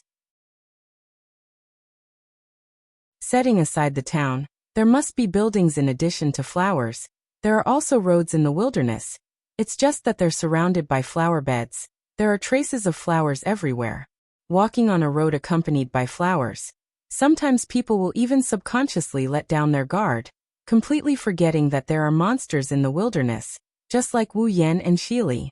Wu Yan was fine, at least he still paid attention to his surroundings, but Shili couldn't. In such a beautiful world, holding hands with a boy she has feelings for. Shili's heart has already flown to the ends of the earth. Later on, several vine monsters wrapped around her hands and feet with their vines, making her look like an innocent girl who has been touched by a tentacle. Of course, in Wu Yan's eyes, it's a feast for the eyes. Fortunately, the monsters on the 47th floor are super weak to Wu Yan. They're no threat to him at all. It's the same for Shili. After equipping Wu Yan's equipment, Shili's level is a bit lower, but her stats are better than those monsters. As long as she doesn't encounter a boss or a labyrinth, Shili can easily move around on the 50th floor. After an unknown amount of time, the top of the memory hill finally appeared in front of them. When Shili ran to the end of the stone platform, a white flower bloomed at a speed visible to the naked eye. With a warm glow, it displayed its beauty. Shili plucked the flower and held it in front of her chest as if it was a precious treasure. Looking at the flower in her hand, Shili murmured, "If this is the case, Pina can be revived." Wu Yan nodded with a smile, then his smile gradually turned cold. "The fish on my side has also taken the bait." Shili was stunned. Before she could react, Wu Yan turned around and said indifferently, "Come out. Wonderful brush pavilion, no pop-up window. Quick update, remember."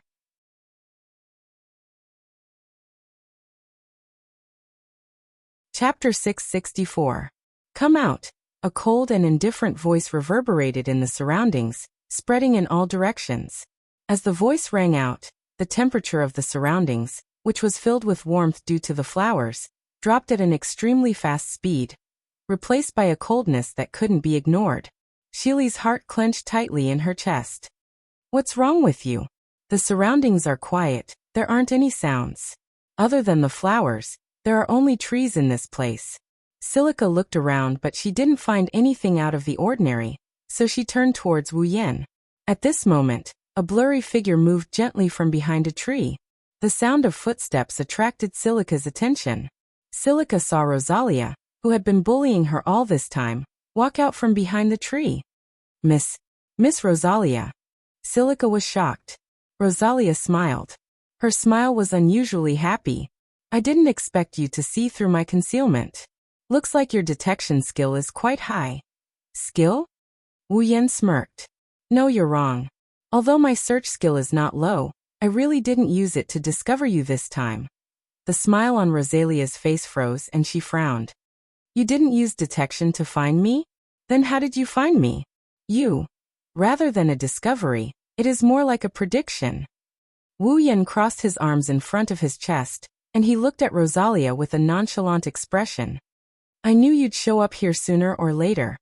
Rosalia's expression darkened. What do you mean? It's simple. In Silica's surprised eyes, Wu Yan looked at Rosalia. I've been coming for you since the beginning.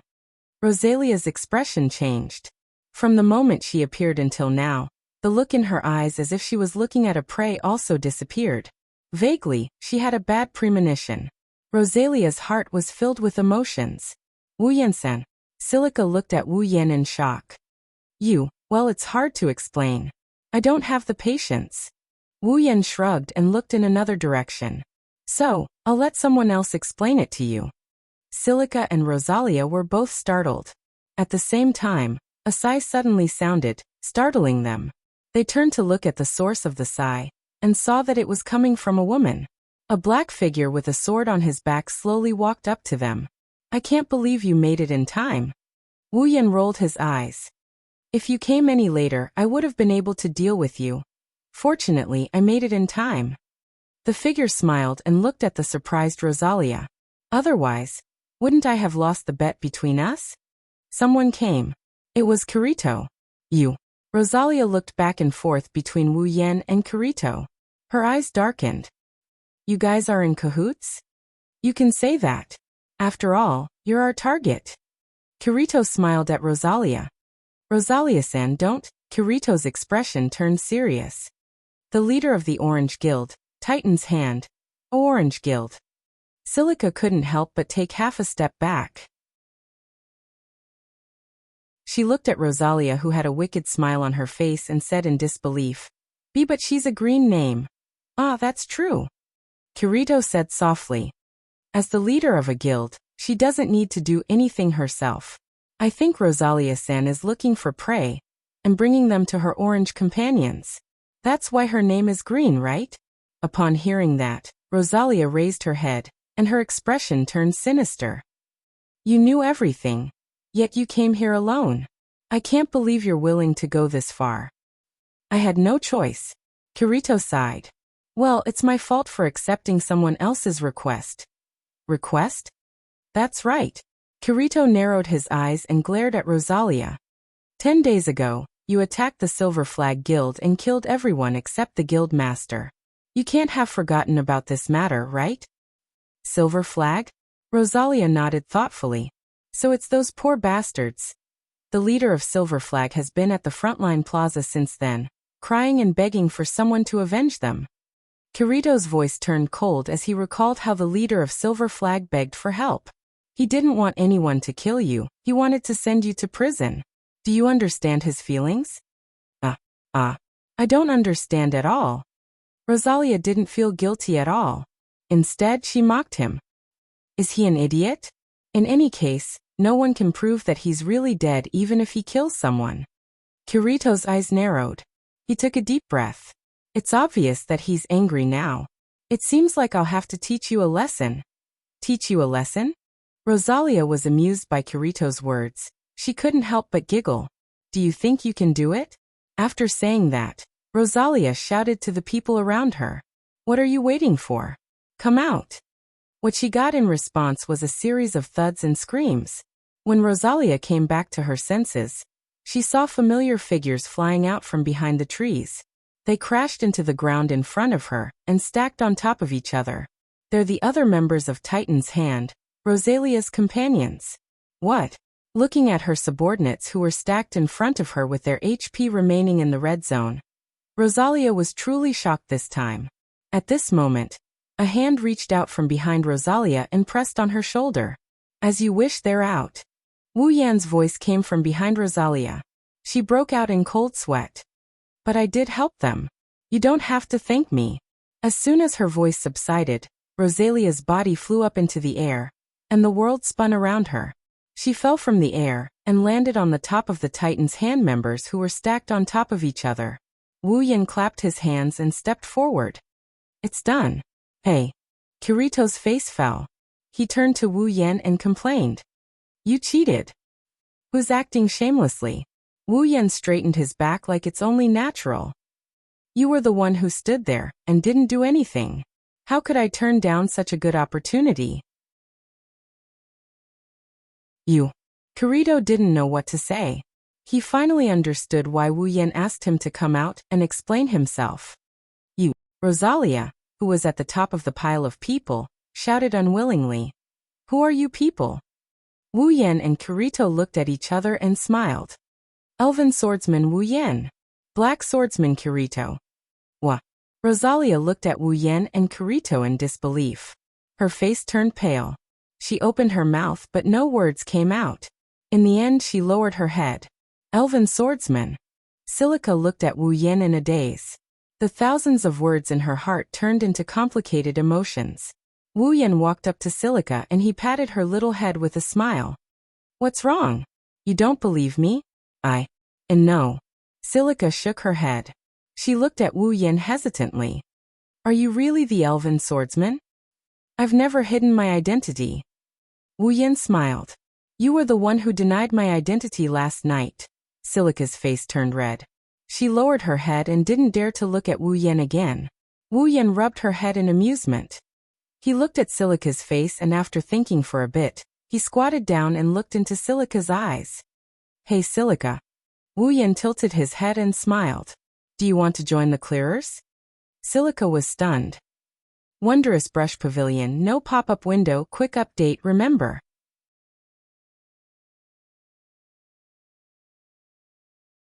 Chapter 665. Aincrad's 50th floor. Inside a hotel.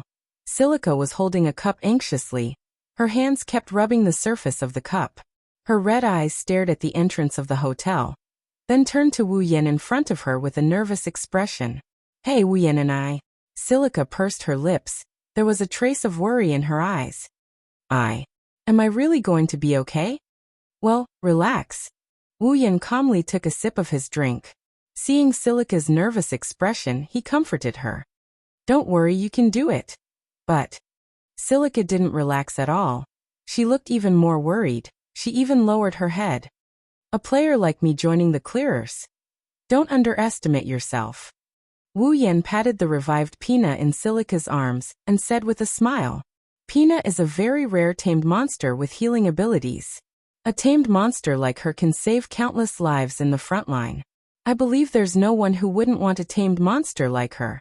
If it weren't for your low level, the clearers would have scrambled to recruit you. But my level is too low, isn't it? Silica said in a low voice. Won't I be a burden if I'm like this? Level is a small matter. If you want to level up, you can level up at any time. Besides, I'm not asking you to join the frontline right away. Even if you join the frontline, you won't be a burden. Seeing Silica's lack of confidence, Wu Yan patted her little head. As long as you level up, Silica will be able to help a lot. Plus, you'll have a lot of companions with you. She won't be a burden. She can help a lot, and most importantly, she'll have companions. No matter how uneasy Silica was, she couldn't help but be tempted. In the past, Silica had a lot of companions. She formed a lot of parties and joined a lot of teams. There were also a lot of people who invited her. However, all of these people treated her like a mascot. He didn't treat her as a friend at all. In addition, Shili's combat power was not very strong, so although she had formed a lot of teams, she was still very weak. However, none of them were able to stay for long. For such a long time in the game, Silica was like Wu Yan. She had been alone the whole time. If it wasn't for Pina's company, Silica would have been in a lot of pain as an underage girl wandering around in a world where she could die at any time. Shili also hoped that she could have a partner who treated her with sincerity. She also hoped that she could be of great help and not be as useless as she was in the past when she was immersed in the title of Dragon Envoy. It was also because of this that when Wu Yan saved her and sincerely wanted to help her, Shili chose to trust him without hesitation. Now, not only will she have the opportunity to join the clearers that all players idolize, but she will also have a partner. She couldn't help but look forward to it. But it's also because of this that Shili is so nervous. She's like an ugly daughter-in-law meeting her parents-in-law. Her heart is beating fast. There's not a moment when she's not worried. While Shili was waiting anxiously, at some point, two slender figures walked in from the entrance of the hotel. They were wearing very ordinary casual clothes. None of their equipment was eye-catching. However, when the two of them walked into the inn, they immediately attracted the attention of most of the players. That was because their looks were enough to make their ordinary casual clothes shine. As soon as they walked into the hotel, they looked around and glanced at each table. It wasn't until they saw Wu Yan sitting in the corner with Shili that their eyes lit up, and a smile appeared on their faces. Oniai-chan. Yan. Wu Yan and Shili heard a crisp voice calling out to them, attracting their attention. When Wu Yan saw the two figures, Wu Yan smiled. Xing Xian, you're here. They're Xing and Xian. As soon as we received your mail, we came over immediately. How about it? It's an honor, right? Xian ran up to Wu Yan and put her hands on her hips. She looked like she was saying, I'm good to you, you have to thank me. This made Wu Yan feel helpless. I know what happened. Xing greeted Wu Yan, and then looked at the nervous Shili. She tilted her head and smiled. You're Shili, right? You're just as Oniai-chan said. You're very cute. Shili's face immediately turned red. She stood up in a panic and bowed to Sachi. Hello, I'm Shili. After that, she lifted Pina up from her arms. This is Pina. Pina called out spiritually. It was as if she was greeting someone, which made people feel fond of her. Xing and Xian looked at the cute girl and pet in front of them. They immediately had a good impression of Shili. The smiles on their faces deepened. Hey Shili. Xian ran up to Shili and stared at Pina, her eyes twinkling like stars. Can I hug it? Before Shili could answer, Pina quickly shook her head and shrunk her body into Shili's arms. Everyone knew what she was thinking when they saw her reaction. Shili felt awkward. She looked at Pina in her arms and apologized to Xian. I'm sorry, Pina doesn't seem to like other people hugging it. Why is that? Xian didn't hide her disappointment. She pouted and looked unhappy, but she didn't ask for anything else. She made a face at Shili and turned her head away angrily. Wu Yan and Sachi didn't know whether to laugh or cry. Sachi, what do you think? Wu Yan pushed Shili in front of Sachi and smiled. Can you let Shili join the Moonlit Black Cats? Sachi hasn't picked up a weapon for a long time. Her personality made her unsuitable for the battlefield. After the Moonlit Black Cats grew stronger, Suda didn't let Sachi join the battle anymore. Instead, he let Sachi handle the affairs of the Moonlit Black Cats. She's in charge of the guild's affairs. This was exactly what Sachi wanted. She wasn't someone who liked to fight. If possible, she wanted to live a peaceful life. Hence, she didn't object. Currently, other than the frontline matters, Sachi was in charge of almost everything in the Black Cat clan, including recruiting members. That's why Wu Yan asked Sachi to recruit Silica into the Moonlit Black Cats. He didn't know if Silica would become a useful member of the clearers, but at the very least he didn't want Silica to have to fight alone in a low-leveled area. That way he wouldn't feel at ease. Shili became even more nervous after hearing Wu Yan's words. She hugged Pina even tighter. Pina seemed to have sensed her master's mood. She looked up at Shili and said something to comfort her. Sachi looked at Celica and smiled at her. Joining the Moonlit Black Cats won't be a problem. Although the guild's recruitment criteria is strict, Shili has Pina. I believe no one will object to her joining the guild. Shili's face lit up. That means if you want to join the frontline clearers, Celica, you still need to work hard. Sachi said gently, but if it's just joining the Moonlit Black Cats, that's not a problem, I'll agree. Really? Shili looked at Sachi expectantly. She couldn't help but cheer when she saw Sachi nodding with a smile. She threw herself into Wu Yan's arms. That's great. Oh, Sachi and Cheyenne let out a long oh sound. They looked at Wu Yan with an ambiguous gaze. Wu Yan smiled embarrassedly. He quickly made a gesture to show that he and Shili are innocent. As for whether other people believe it or not, that's their business. Wondrous Brush Pavilion, no pop-up window. Quick update, remember.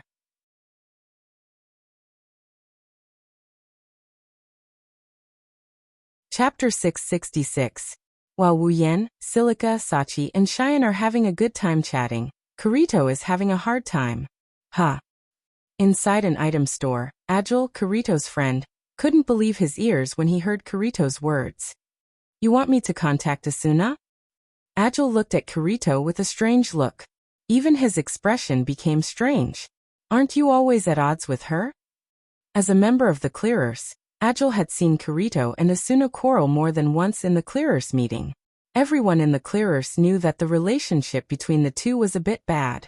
Asuna was known as the Ghost of Strategy, but she was also known as the Berserker. Sometimes, Asuna's methods were unsatisfactory. For example, she lured the boss from outside the safe zone into the safe zone, and let the boss attack the NPCs while the players attacked the boss.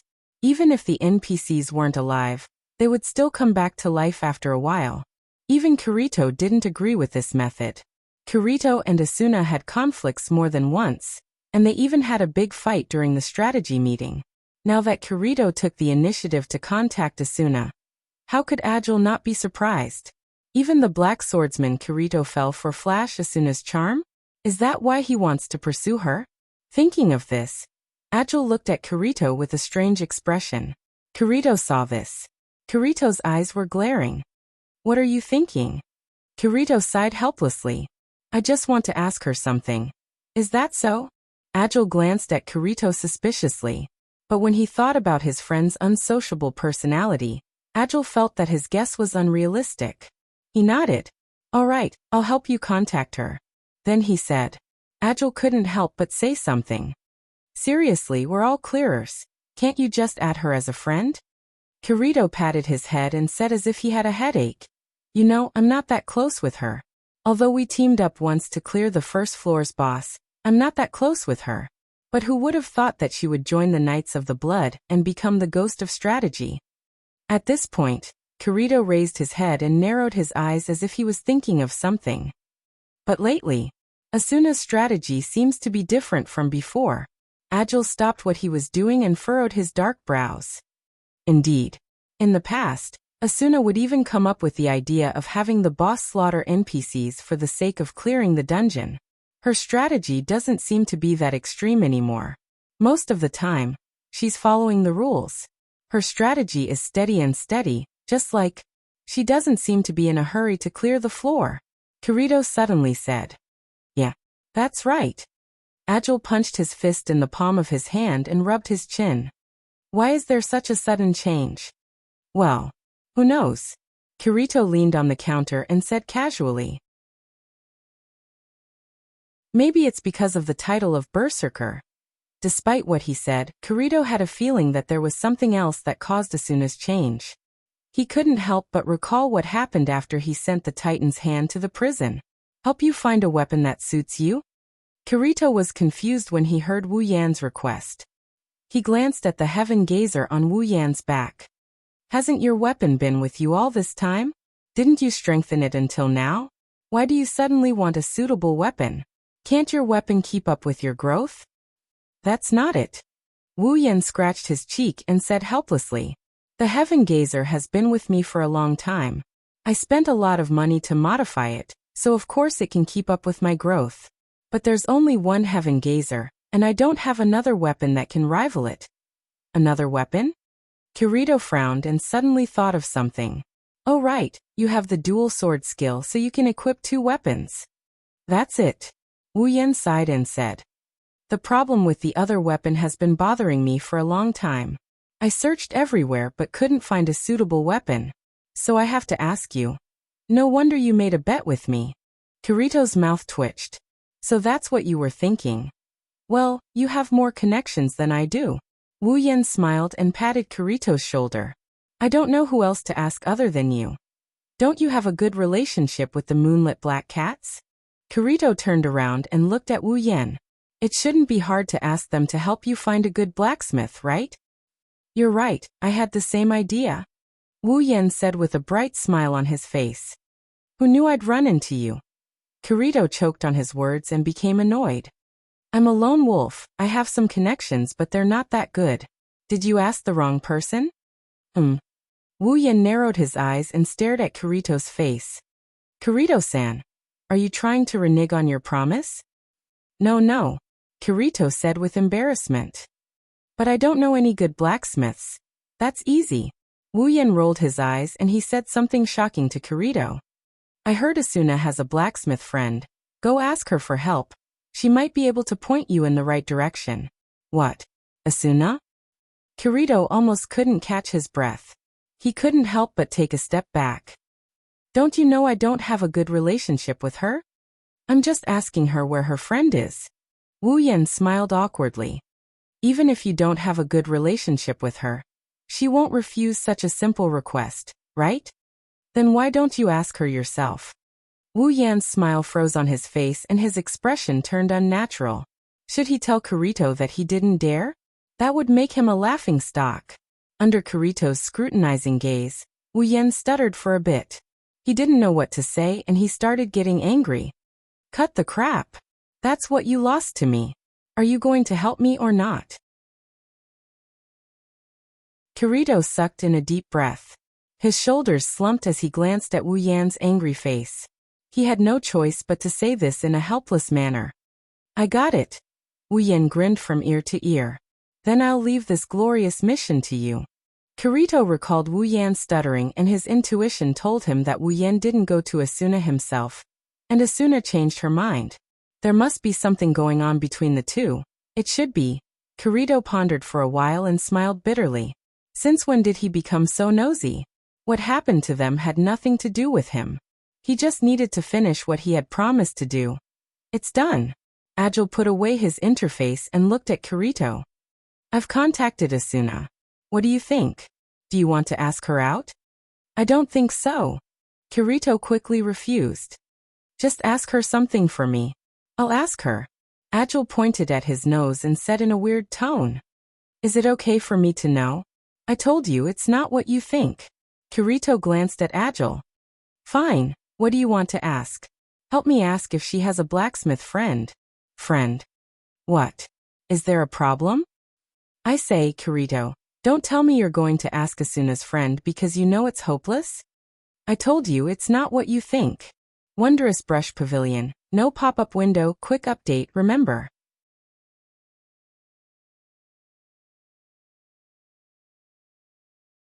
Chapter 667. What? Would he have to wait a little longer? Wu Yan was surprised when he saw Kirito's email. He frowned for a moment before relaxing.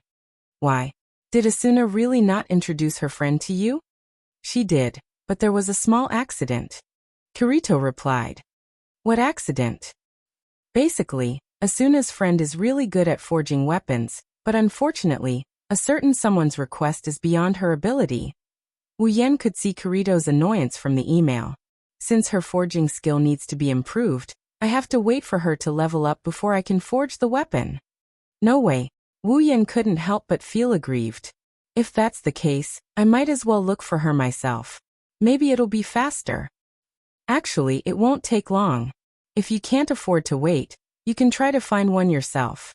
But don't blame me for reminding you at this stage, there aren't many weapons that can match your Heaven Gazer.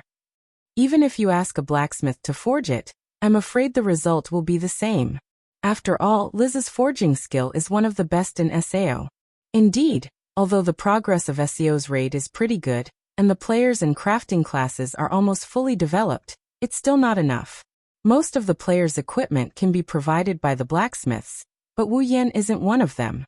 Wu Yan can only blame himself for being too strong. As the strongest player in SAO, he has the highest requirement for equipment. To be honest, there aren't many pieces of equipment that can meet his requirements at this stage. If Wu Yan didn't have that set of equipment, he wouldn't be able to reach this level. If he relied on his crafting class to be self-sufficient, Wu Yan's equipment would be at least one level lower. Of course, Wu Yan can also find a good weapon and spend a lot of money to upgrade it to the same level as the Heaven Gazer. But since he has to find one, of course, he's looking for a weapon with a decent base value. Wouldn't it be better than using those trash weapons to enhance them? That's why Wu Yan got the Heaven Gazer, because of his luck. That's why he got such a good weapon on the first floor. Wu Yan couldn't refute Kirito's words. He decided to wait a little longer. It's better than running around looking for wild bosses to test his luck, isn't it? Also, there aren't many bosses that can meet Wu Yan's requirements. Testing his luck isn't just for show. It's a good thing that Wu Yan hasn't been forced to use Dual Blade Ryu yet. With his current strength, even without Dual Blade Ryu, he'll be able to get by pretty well. If it gets to the point where I have to use it, I'll have to use some backup weapons. I'm just afraid they'll break at a critical moment. Wu Yan laughs self-deprecatingly. He's gone through the hardships that are unique to players. Should he be happy? Or a disaster? But when he thought about Silica's progress, Wu Yan's mood improved a lot. Now, Shili had joined the Moonlit Black Cats and become a member. Due to the rarity of tamers, Silica's level is a bit low. But since it was Wu Yan who recommended her to join the Moonlit Black Cats, Suda and the others took extra care of Silica, especially Sachi and Cheyenne. The two girls even wanted Silica to join them. In just a few days, the relationship between the three of them has improved tremendously.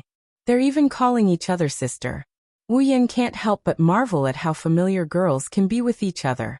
Right now, the Moonlit Black Cats had already sent some high-level players to help Silica level up. Once Silica matured, her title as the Dragon Envoy would become another attraction on the front lines. Perhaps she could even compete with Asuna. In the original work, Silica's potential was neglected. She had a precious regenerative tamed monster that could be a powerful support. But she only showed up a few times before she disappeared.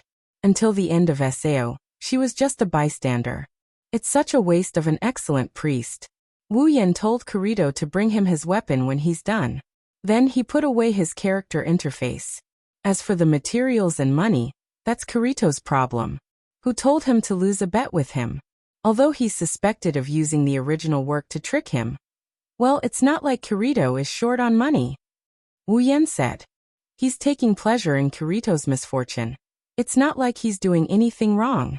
Unfortunately, before he could finish gloating, an email appeared in front of him, causing him to lose his composure. Did you tell that guy to come to me and introduce Liz to him? Wu Yan's face stiffened.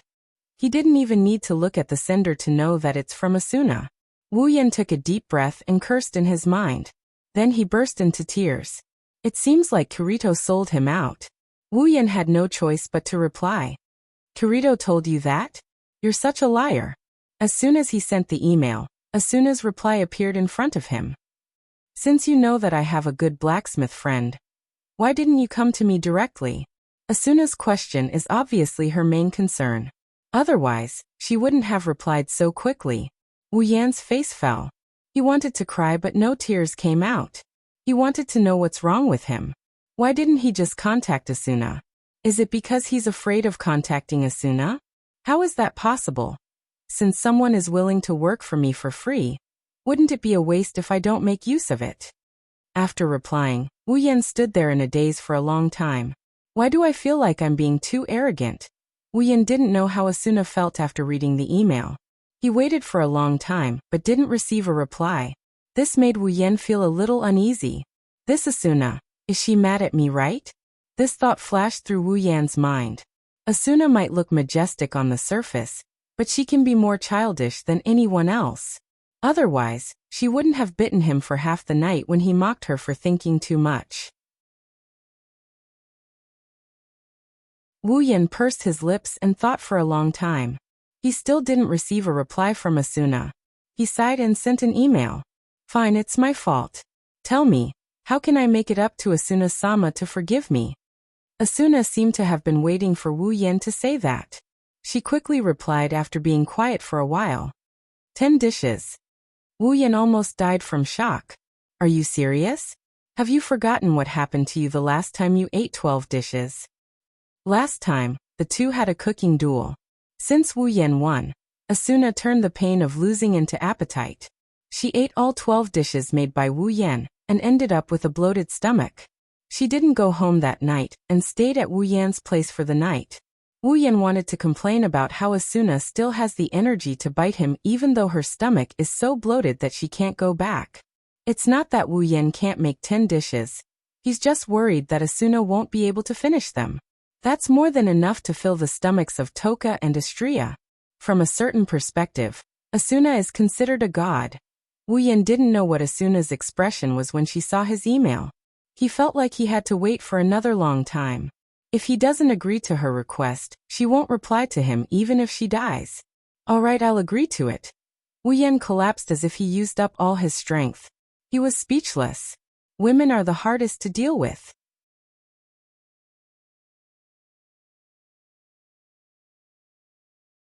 Chapter 668. It's nighttime.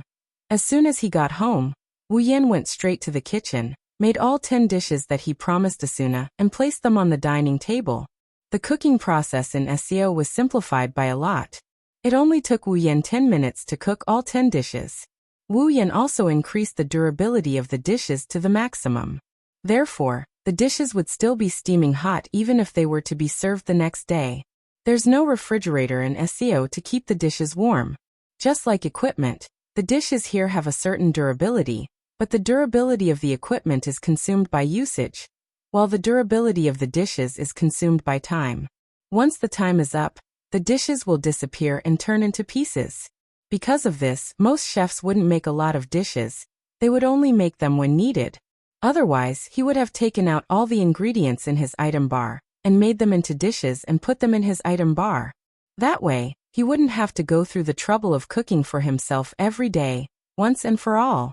After making the dishes, Wu Yan went to the sofa, sat down, opened his personal interface, and tapped a few times.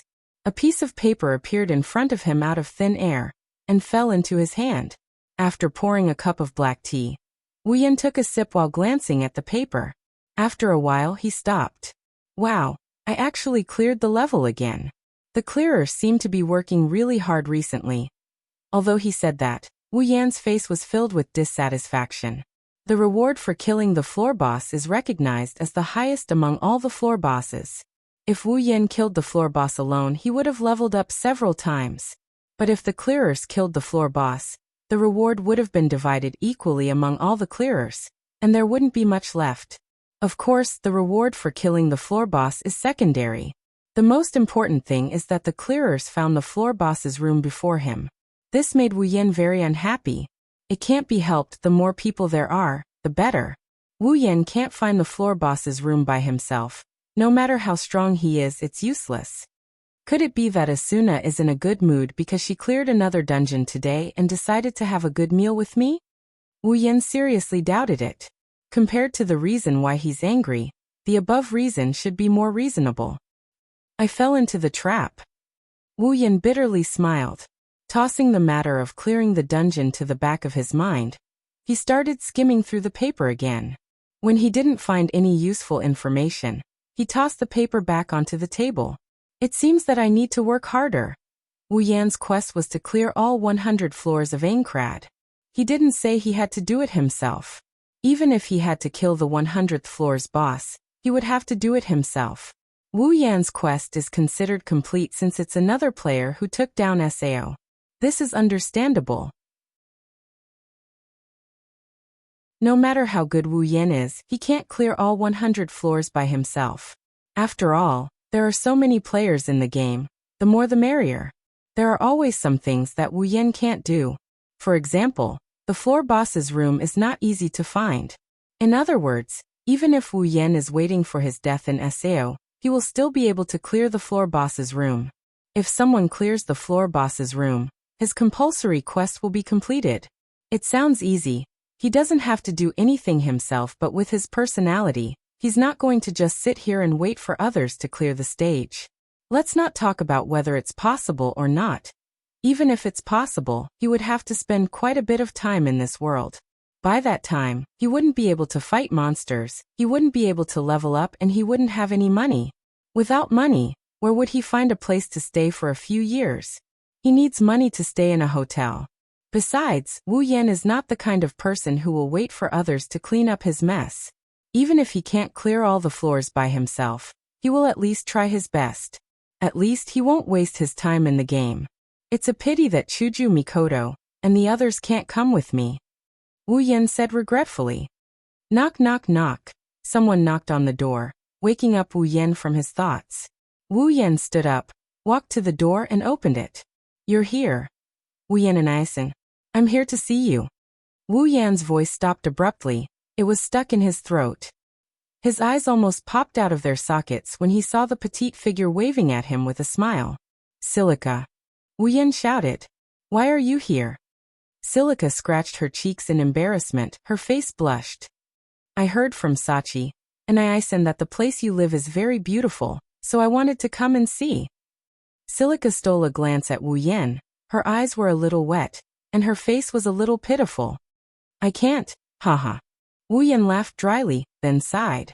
It's not that I can't, but I have a guest coming over tonight, and I'm a little surprised that you're here. A guest? Silica's twin ponytails moved like her ears. She looked at Wu Yan in surprise. Wu Yan, and Isen, you have a guest? Sachi and Isen said that you never let anyone come over. How do I put this? It's a long story, so I won't explain. Wu Yan opened the door and stepped aside. Well, since you're here, there's no reason for you to come in vain. Come on in, we'll have dinner together later. Silica beamed as she ran into the room in a cheerful manner. Wu Yan found it hilarious. Wu Yan and Isen, this place is really beautiful. Everyone who comes here must first run to the window that looks like a door to look at the scenery outside. Silica did the same. Her face was pressed against the glass, her eyes were shining. It's as beautiful as the garden of flowers on the 47th floor. But you should prefer the 47th floor, right? Sitting on the sofa, Wu Yan couldn't help but tease. It seems like girls prefer flowers and plants to forests and lakes, right? Silica. Upon hearing Wu Yan's words, Silica recalled the day when she held hands with Wu Yan on the 47th floor and went up the memory hill. Her pretty face blushed. It's not like that. Silica hugged Pina, who was on her head, and stammered. I like both of you. Oh, really? Wu Yan chuckled, his laughter was full of naughtiness. Why does it sound like you don't really mean it? Wu Yan and Isen. Silica yelled at Wu Yan in exasperation.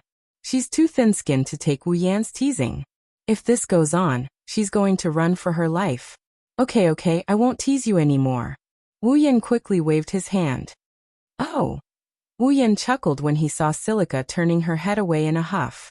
He sized her up and said, Silica, go change into some casual clothes. You don't need to wear any equipment here. Okay. Silica reluctantly left the window and went inside. Seeing this, Wu Yan pointed at a room. That room is a guest room, no one is staying there. Go change inside.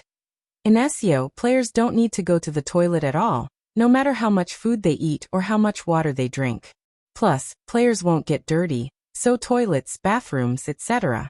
Of course, if you're interested, you can also buy a bathroom and enjoy the feeling of bathing. But of course, if you're interested, you can also buy a bathroom and enjoy the bath. When Silica walked into the guest room, Wu Yan sighed, shook his head, leaned back on the sofa, and drank some black tea. Wu Yan glanced at the dishes on the table and muttered, Asuna should be here soon, right? Wu Yan looked at the door and scratched his head. I wonder what Asuna's expression will be when she sees Silica. She won't draw her sword right away, right? Wu Yan suddenly thought. I seem to be in a bit of danger. If you like this novel, you're welcome to vote for it. Your support is my biggest motivation. Mobile users, please go here. Wonderful brush pavilion, no pop-up window, quick update, remember.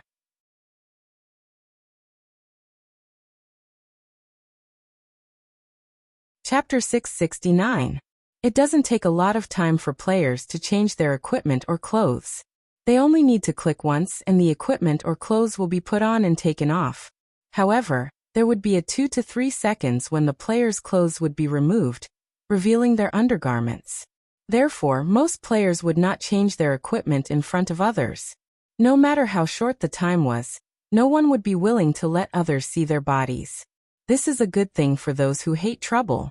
They only need to click once or twice, and their clothes will be put on and taken off automatically.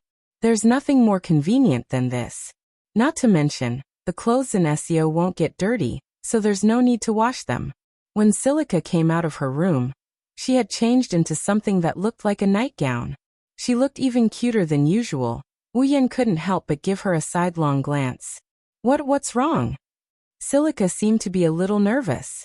Her hands were clenched together, and her face was red. Don't I look good? Nah, she's pretty cute. Wuyan commented with a smile. Then he looked at Silica again. By the way, where's Pina? Didn't she go in with you? Pina fell asleep. Silica walked to the opposite side of Wu Yan and sat on the sofa. I saw a bed inside, so I let Pina sleep on it for the time being. I see. Wu Yan nodded and said with a sigh. What a magical tamed monster, it can even sleep. Look at my tamed monster, it can only fly around and heal me. It can't do anything else after it recovers my HP. I wonder what it would be like if it had a mind of its own. But Wu Yan Sama's tamed monster is really powerful, right? Silica said enviously. Sister Xing said. That's right. Sister Xing said that Wu Yan Sama's tamed monster is his right-hand man. If they have a tamed monster like that, they won't be afraid of the monsters. You won't be afraid of fighting those monsters. You're much stronger than Pina. Each has its own advantages and disadvantages. Wu Yan poured a cup of black tea and pushed it to Silica. Once Silica's level increases, Pina will become very powerful as well. Yes, I will do my best. Shili clenched her small fists, her fighting spirit soaring. Seeing her like this, Wu Yan was relieved.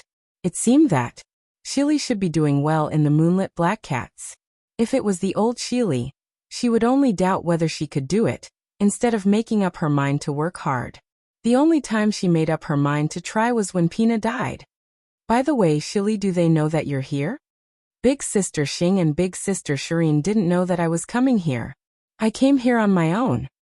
No wonder. The two of them have always wanted to visit me, but I'm usually not at home. I'm always at the front line. Unless they come at night. Then they'll come at night. That's easy for you to say. Which girl would come to a boy's house at night?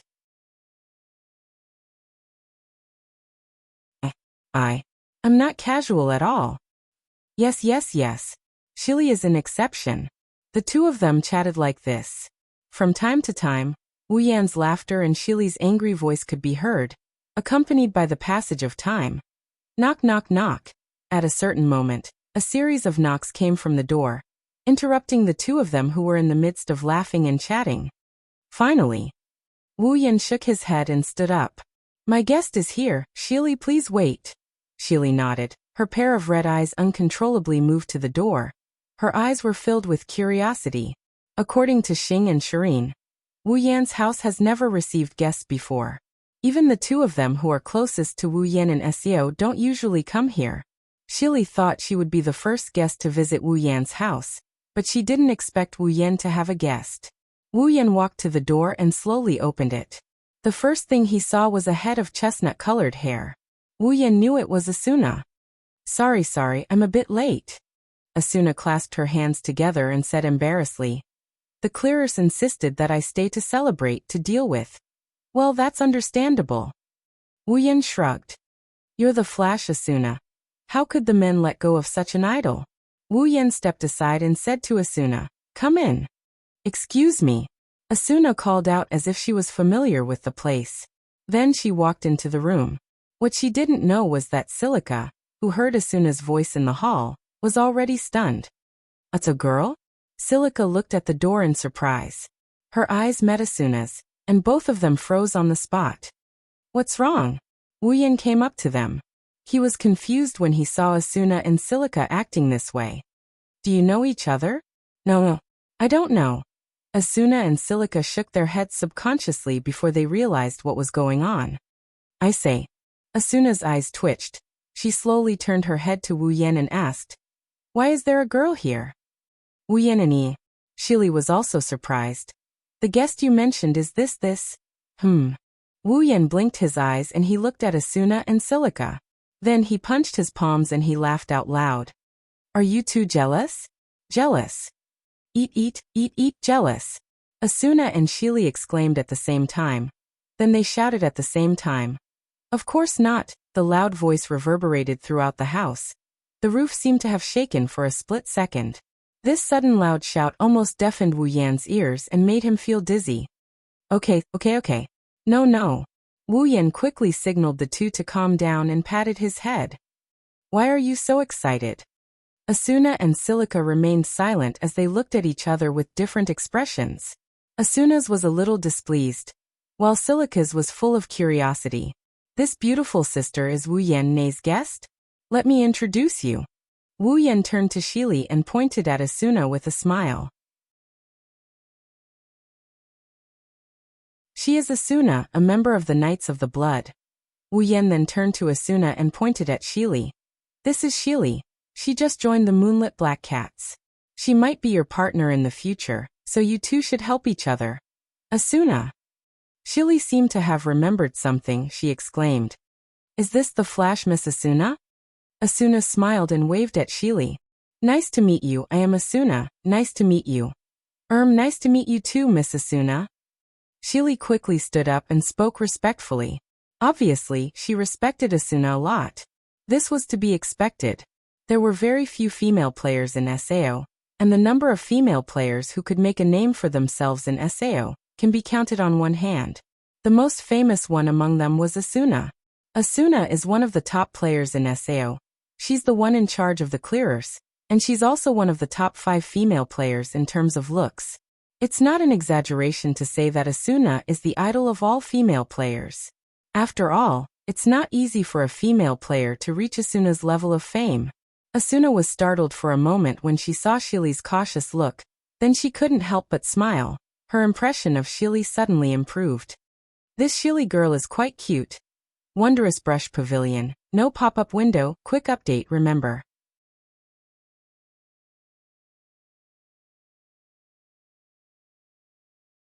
Chapter 670. Alright, let's have dinner. Wu Yan waved his hand at Asuna and Silica as he walked over to the table. "It's already time for dinner, I'm starving."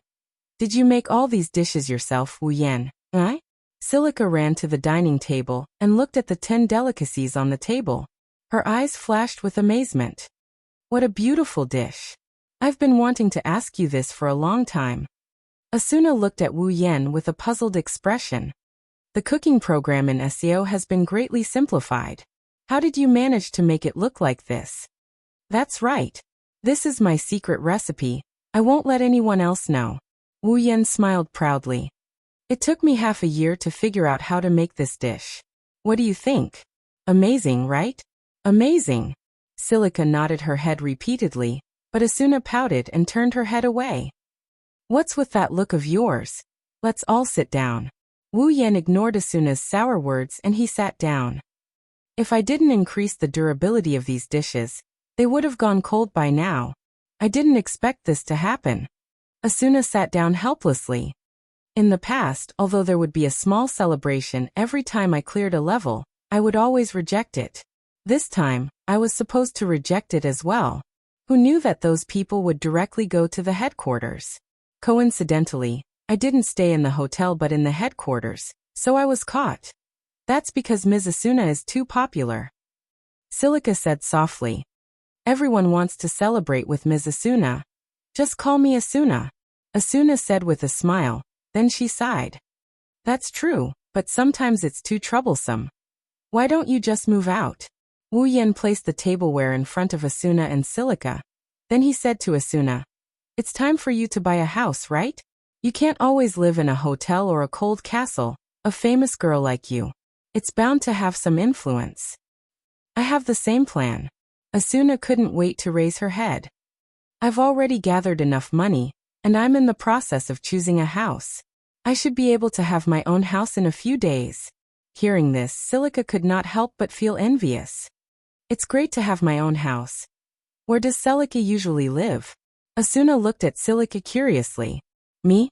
Silica lowered her head and said in embarrassment. I used to live in a hotel. She's living with Sister Xing and Sister Shireen now. Sachi and Cheyenne from the Moonlit Black Cats? Asuna frowned. It took her a while to remember Sachi and Cheyenne's faces. She nodded in relief. Sachi is the one who handles the internal affairs of the Moonlit Black Cats. She doesn't participate in the clearers' meetings and missions, so Asuna and Cheyenne don't see each other often. Ever since Cheyenne became a professional alchemist, she didn't show her face in public. She spent most of her time with Sachi in the Moonlit Black Cats headquarters. The two of them lived a relaxed and happy life. Although Asuna didn't see Sachi and Cheyenne often, the two of them gave her a good impression. Asuna couldn't help but smile. It'll be fun if the three of you live together. Sachi was gentle and soft. Cheyenne was cheerful and generous while Silica was lively and cute. It'll be fun if the three of them live together. Sister Xing and Sister Shireen are very nice to me. Silica nodded her head vigorously. No one treated me as well as they did before, so I'm very grateful to them. Wu Yan chuckled. He knows Sachi and Cheyenne very well. He knows that they will take good care of Silica. That's why Silica felt a sense of belonging to them. Wu Yan was just about to introduce Silica to the Moonlit Black Cats, when Wu Yan looked at Asuna, and he asked her, Have you thought about which floor you want the house to be on? Oh, I've already thought about it. Asuna raised the corner of her mouth. She looked very happy. The 61st floor, Selmbrook, has a very beautiful coast. The environment is beautiful and the place is very spacious. I want to move there. 61st floor? Wu Yan was surprised. The houses there aren't cheap, right? The price of houses in SEO mainly depends on the number of floors. The higher the floor, the more expensive the house is. Of course, there are also factors like the size of the house, the environment, and so on. However, it's undeniable that the higher floors are more expensive than the lower floors. Aincrad has a total of 100 floors. Every 25 floors is different from the previous floors. The first floor, the 25th floor, the 50th floor, and the 100th floor are all very different from the previous floors. The monsters in the field, the monsters in the labyrinth, the bosses in the field, and the boss in the field will have a qualitative change. Even the price of the house will increase exponentially. The 61st floor is an area that's higher than the 50th floor.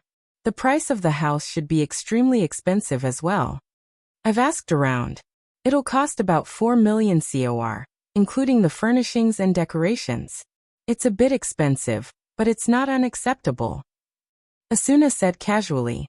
She didn't care about the 4 million core. Instead, she looked like it was worth it. 4 million COR. Silica was speechless. For someone like her who was only active on the 35th floor not long ago, that's a sky-high price. 4 million COR? Wu Yan rubbed his chin and said something surprising. It's not that expensive. Should I buy a house there, and live there when I have the time? You bought a house for 4 million COR, and you only live there when you have the time. Asuna's eyebrows twitched. How much money do you have? Well, I have a little. Wu Yan said casually as if he didn't have much money. Only he knows how much more money he has compared to the average player. He's always been on the front lines, grinding in the field or the labyrinth. He's never killed any monsters in the field. In terms of wealth, not counting the equipment, items, materials, etc., Wu Yan has at least 8 digits in corner coins if he doesn't have 9 digits in corner coins. To put it bluntly, Wu Yan's COR could be used to build a guild that's as strong as any other guild in the clearers.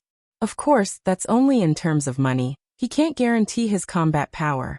Silica, who was listening to the conversation between the two, felt that they were not in the same dimension as her. She turned to Asuna and said, Sister Asuna, when your house is ready, can I go and take a look? Sure. Of course. You're always welcome. Asuna agreed without hesitation. Silica smiled happily. The two logged into each other's friend list and started chatting happily. Wu Yan's heart twitched as he sighed again. The way girls communicate isn't something a man like him can understand. Even though the atmosphere was a bit stiff before. While chatting, the three of them ate the dishes on the table. Wu Yan's cooking is very appetizing. Even Asuna, who is an expert in cooking, fell in love with his cooking, let alone Silica, who is trying it for the first time. Asuna glanced at the food on the table and sighed. These dishes should be made with rare ingredients, right? I really don't know how you got so many rare ingredients. Well, maybe my drop rate was maliciously modified. Wu Yan joked. These are the ingredients I usually get the most. Is that so? Asuna rolled her eyes and smiled as if she had thought of something. Since then, whenever she has time, Asuna will come to Wu Yan's house to ask for ingredients. If you like this work, you're welcome to vote for it. Your support is my biggest motivation. Mobile users, please go here to read. Wonderful brush pavilion, no pop-up window, quick update, remember.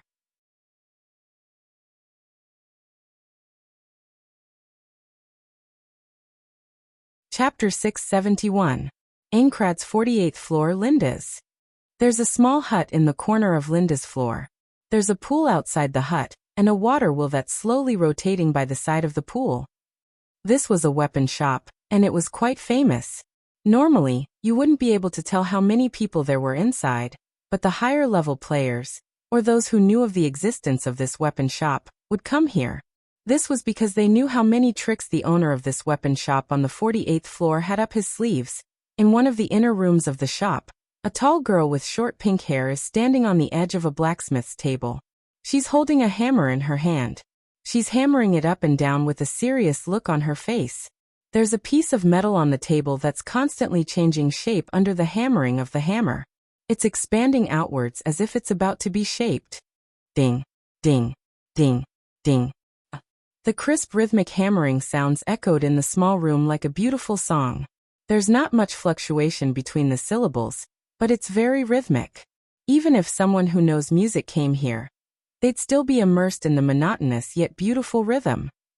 Not long after, the metal that was emitting a fiery glow gradually elongated under the hammering of the hammer.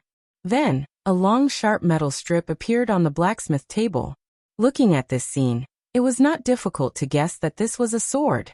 The girl's eyes lit up when she saw the change in the piece of metal, but her expression didn't change at all. Her hands didn't change at all. She's still hammering the piece of metal, with a perfect rhythm. The shape of the piece of metal is more complete, and the edges are more delicate. It's not hard to imagine what a sword like this will look like once it's out of the furnace. It's going to be a masterpiece. It's a shame that the heavens seem to be against this girl. Just as she was about to succeed, the door to the inner room was suddenly pushed open. A loud voice with a hint of dissatisfaction rang out. Hey, Liz. The sudden shout caused Liz to panic. Her hand trembled uncontrollably, and with this tremble, the hammer in her hand landed heavily on the edge of the iron plate, mercilessly smashing the red iron plate into two halves. Ha! Ha! Liz was stunned. She stared at the piece of metal that was broken in half on the blacksmith's table. Her eyes widened in shock. Then, a sharp scream sounded like a bomb going off.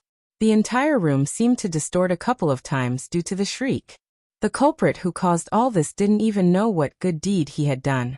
His face turned pale, his head shook, and his eyes started to draw circles. After a long while, the screams finally stopped.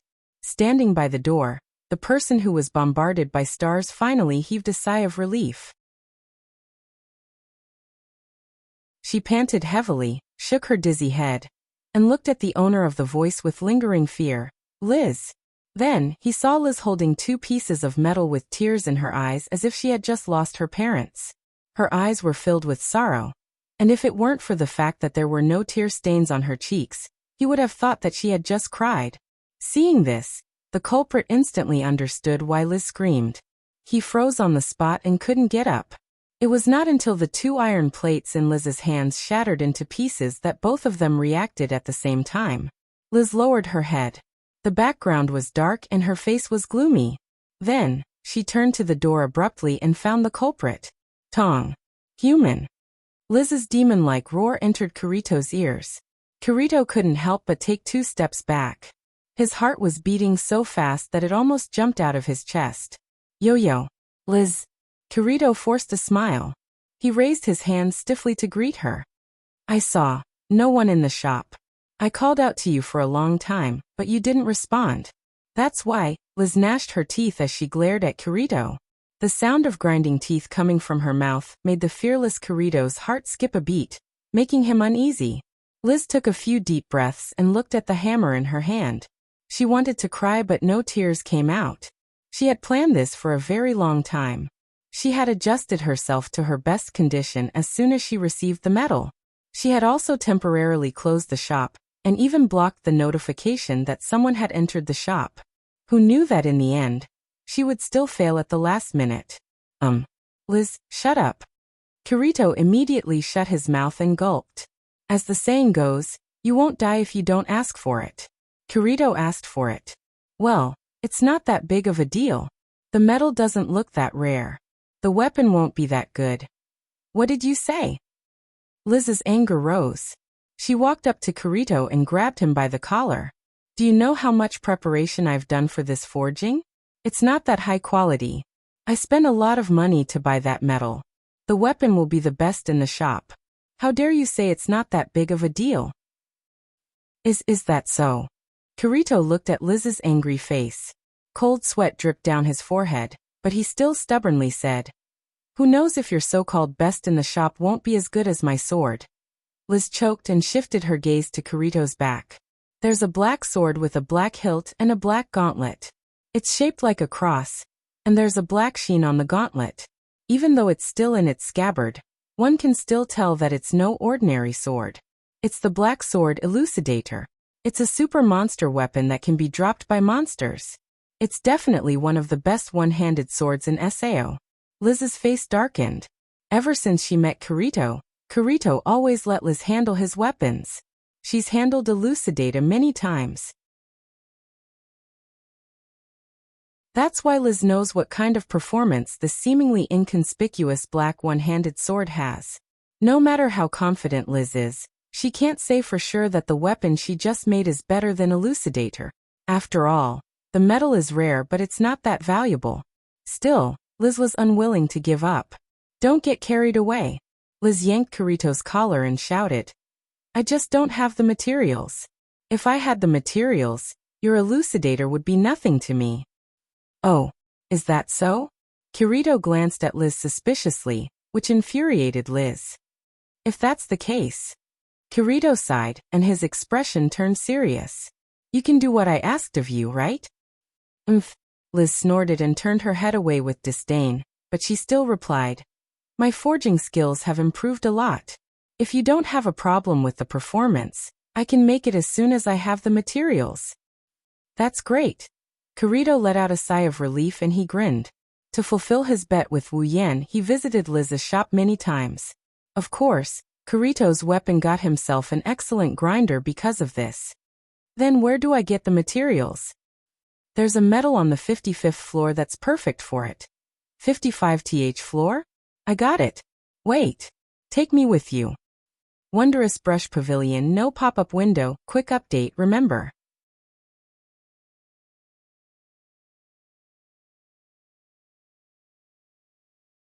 Chapter 672.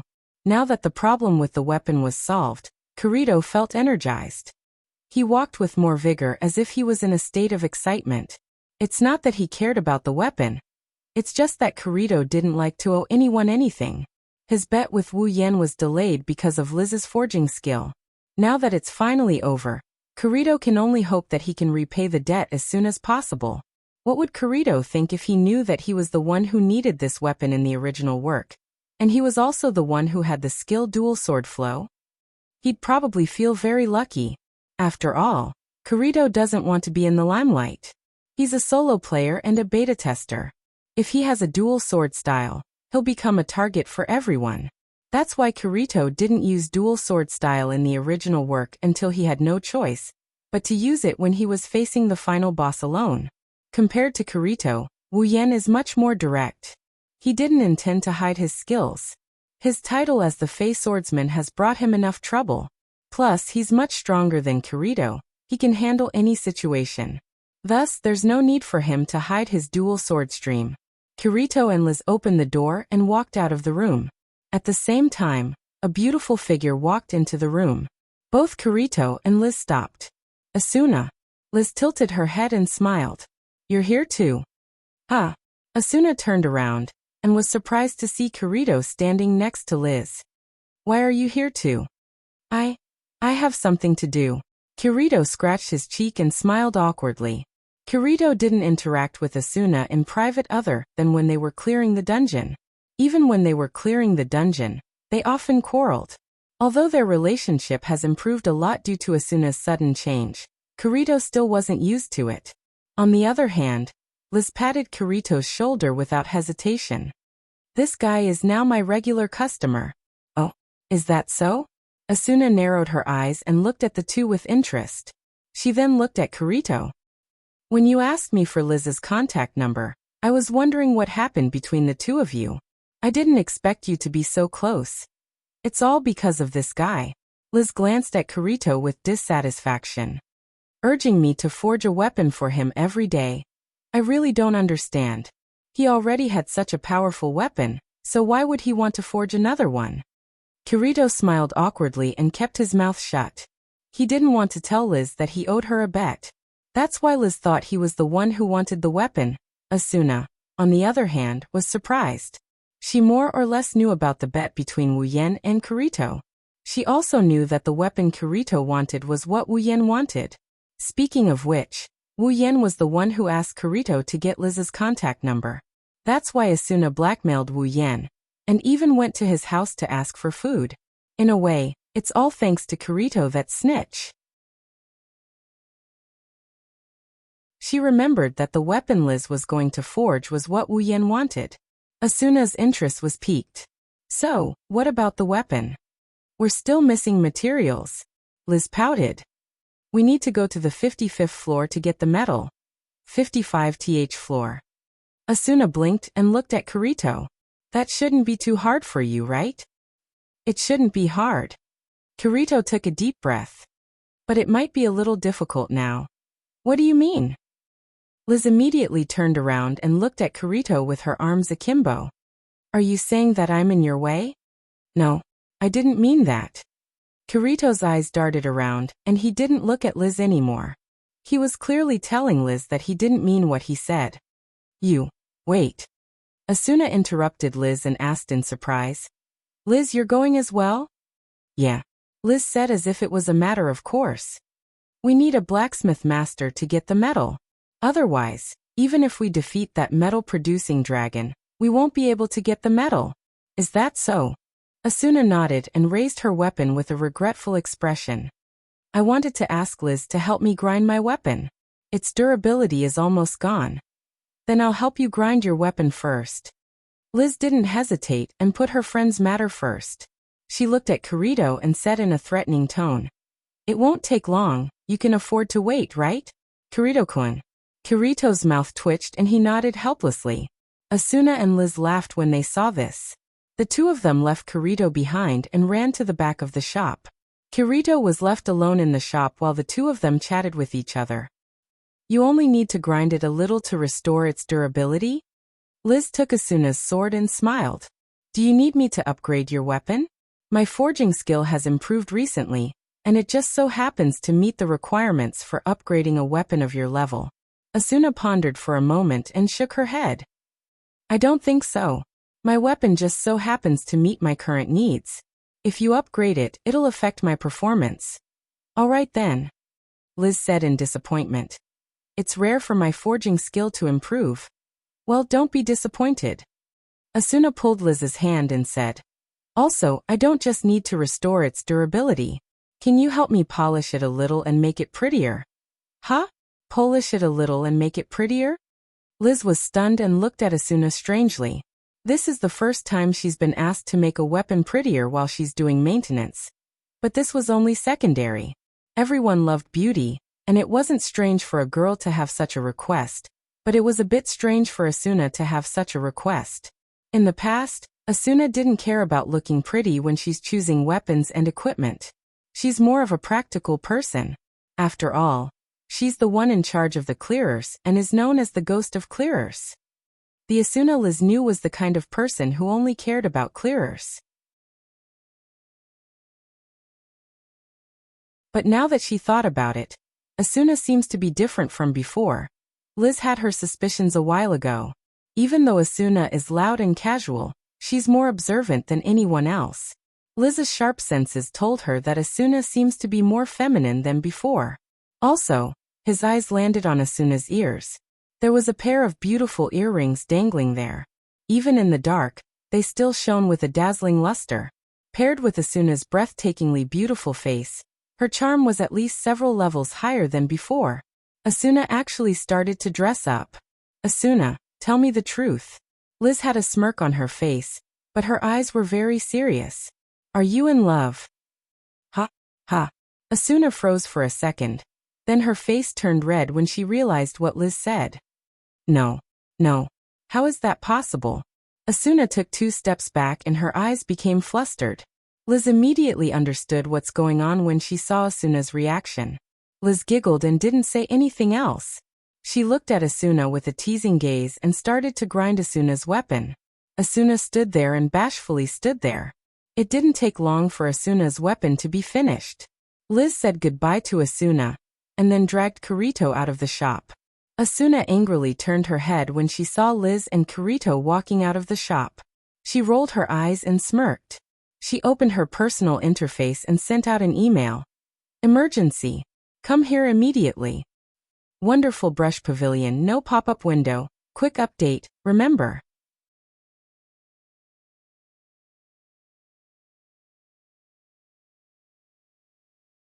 Chapter 673. So, Wuyan watched as Kirito and Liz bickered with each other. He glanced at Asuna, who was lying on top of him with an expressionless face. So your so-called emergency is asking me to be a peeping Tom with you? Asuna's face turned red, and she immediately retorted. How is this peeping? It's stalking. That's just as bad. Wuyan glared at Asuna. I really have to hand it to you. I was so scared that I didn't even have time to kill the few monsters with low HP before I hurriedly ran out of the labyrinth. I thought you really had something urgent to deal with, but it turns out that you're here to follow me? It's not like you're short on leveling time anyway. Why are you being so calculative? Asuna muttered. Besides, it's an emergency. It's about my best friend's lifelong happiness. Lifelong happiness? Resisting the urge to roll his eyes, Wuyan ridiculed her. I don't see how this can be called lifelong happiness. Isn't it just going to fetch some metal? You don't understand. Asuna peeked her head out and glanced at Kirito and Liz in front of her. Don't you think there's something wrong with the way they look? Wuyan spent an entire minute sizing up Kirito and Liz. After a full minute, Wuyan finally opened his mouth. I really don't see anything wrong with them. Are you an idiot?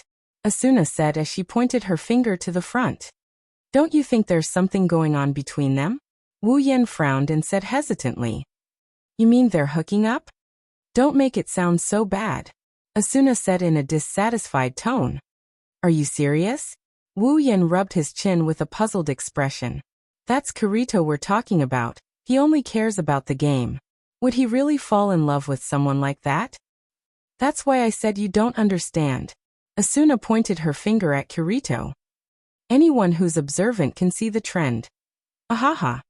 Wuyan smiled awkwardly. Then I guess I'm not that observant. I'm curious how you figured it out. Intuition. Ha. Wuyan almost choked himself to death. Say that again. I didn't hear you clearly. Don't underestimate a woman's intuition. Asuna said with a serious expression. Even if they're not doing anything right now, something is going to happen soon. Wuyan sucked in a deep breath. His lips trembled as he closed them. In the end, all the words he wanted to say were summed up in one sentence. They're getting further away. Asuna patted Wuyan's back, and she nudged him a little further away from the group. Hurry up and follow them. Don't follow them too closely. Kirito's detection skill is really high. Be careful not to get caught. I know. Hurry up and follow them. Asuna's tone didn't show the slightest bit of concern. Instead, there was a hint of indignation. She blurted out without thinking. We must catch them red-handed. Let's see if Liz still dares to make fun of me. Wu Yan stopped, and he turned around to face Asuna with a confused look. What red-handed? What do you mean? Asuna was shocked. Only then did she realize what she had just said. After panicking for a moment, he quickly pretended to be calm and changed the topic. It's nothing, hurry up and follow them. That's suspicious. Okay, hurry up. Ha! In front of them, Kirito seemed to have sensed something. He abruptly turned his head and looked behind him. His eyes suddenly became sharp, which gave Liz a fright. What are you doing? All of a sudden. Liz tightened the clothes she just took from Kirito and patted her chest. She questioned. Kirito furrowed his brows and scanned the path behind them. However, all he could see were the same snowflakes and rocky mountains. There was nothing else in sight. Hey, say something. Liz's dissatisfied face appeared in front of Kirito. Finally, Kirito's attention was diverted from the scene behind them. Kirito glanced at Liz, then looked around. Only when he confirmed that he had not discovered anything, did he touch his chin. No, it's nothing. It's probably just my imagination. Kirito continued leading Liz to the top of the mountain. They left a trail of footprints in the snow behind them. When the two figures had almost disappeared into the snow and wind, two other figures staggered out from a corner. I told you, don't be so hasty, we'll be found out. Wu Yan glared at Asuna with a resentful look. That guy has been a solo player for so long, he's a monster. If he's not strong enough, he would have died already. Luckily, it's us. If it was someone else, they wouldn't be able to hide. But we haven't been found out yet. Asuna's expression was a little unnatural. If you look closely, you'll see a slight blush on her face. In order to not be found out, the two of them squeezed into a crack in the mountain. The crack could only fit one person at a time. Now that they were both in it, Asuna was almost squeezed into Wu Yan's body. Luckily, the situation was urgent and they didn't pay attention to anything else. Or else, Asuna and Wu Yan started to feel uncomfortable. To prevent the atmosphere from getting too awkward, Wu Yan said, "This time we need to stay a little farther away. Don't rush, we won't have an excuse if we get found out." Oh. Asuna reacted and raised an eyebrow. She looked at Wu Yan. Why do I feel like you're very good at this kind of thing? Stalking and whatnot. Of course not. I'm a righteous person. Wu Yan said with a straight face. Asuna gave up trying to find a loophole in his words. At that moment, the two of them once again sneakily followed after him. They didn't know how much time had passed, but the two groups finally arrived at the top of the mountain. In front of them, the wind and snow stopped, revealing the gloomy sky. Under everyone's gaze, crystals of different shapes and sizes were erected around the mountain. They looked like trees, forming a forest of crystals. They provided light in the dim environment, so they could see what was going on. At the highest point, at the very end, there was a crystal mountain that was 5 or 6 meters tall. It was like a crystal fortress, and it emitted a pressure that made it difficult to breathe, telling others that it was not ordinary. Seeing this, Kirito's expression became serious. He didn't turn around and said to Liz, "Hide behind me and don't come out." What? Liz's expression became extremely dissatisfied. She said without thinking, "I'm not a newbie, at least let me help." Kirito didn't say anything, he just stared at Liz's face. His gaze was calm, but it was filled with the desire to make Liz unable to refute. It didn't take long for Liz to give in. I got it." Kirito smiled and threw a square crystal that emitted blue starlight to Liz. He then patted her head. "Here's the teleportation crystal. You have to be ready at all times. If anything goes wrong, just teleport when I tell you to. Before that, just stay behind me."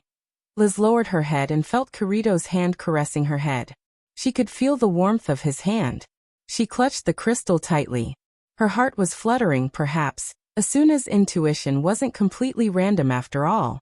If you like this novel, you're welcome to vote for it. Your support is my biggest motivation. Mobile users, please go here. Wondrous Brush Pavilion, no pop-ups, quick update, remember.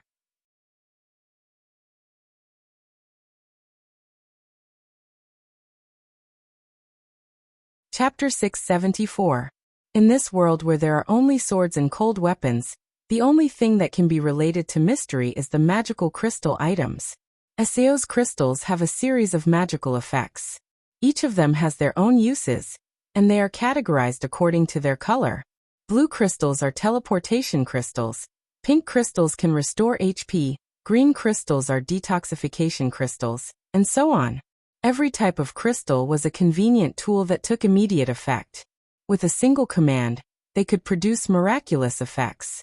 For example, the transfer crystal could allow players to instantly teleport to every town on a floor they had cleared. The recovery crystal could replenish the remaining 1 HP of a player.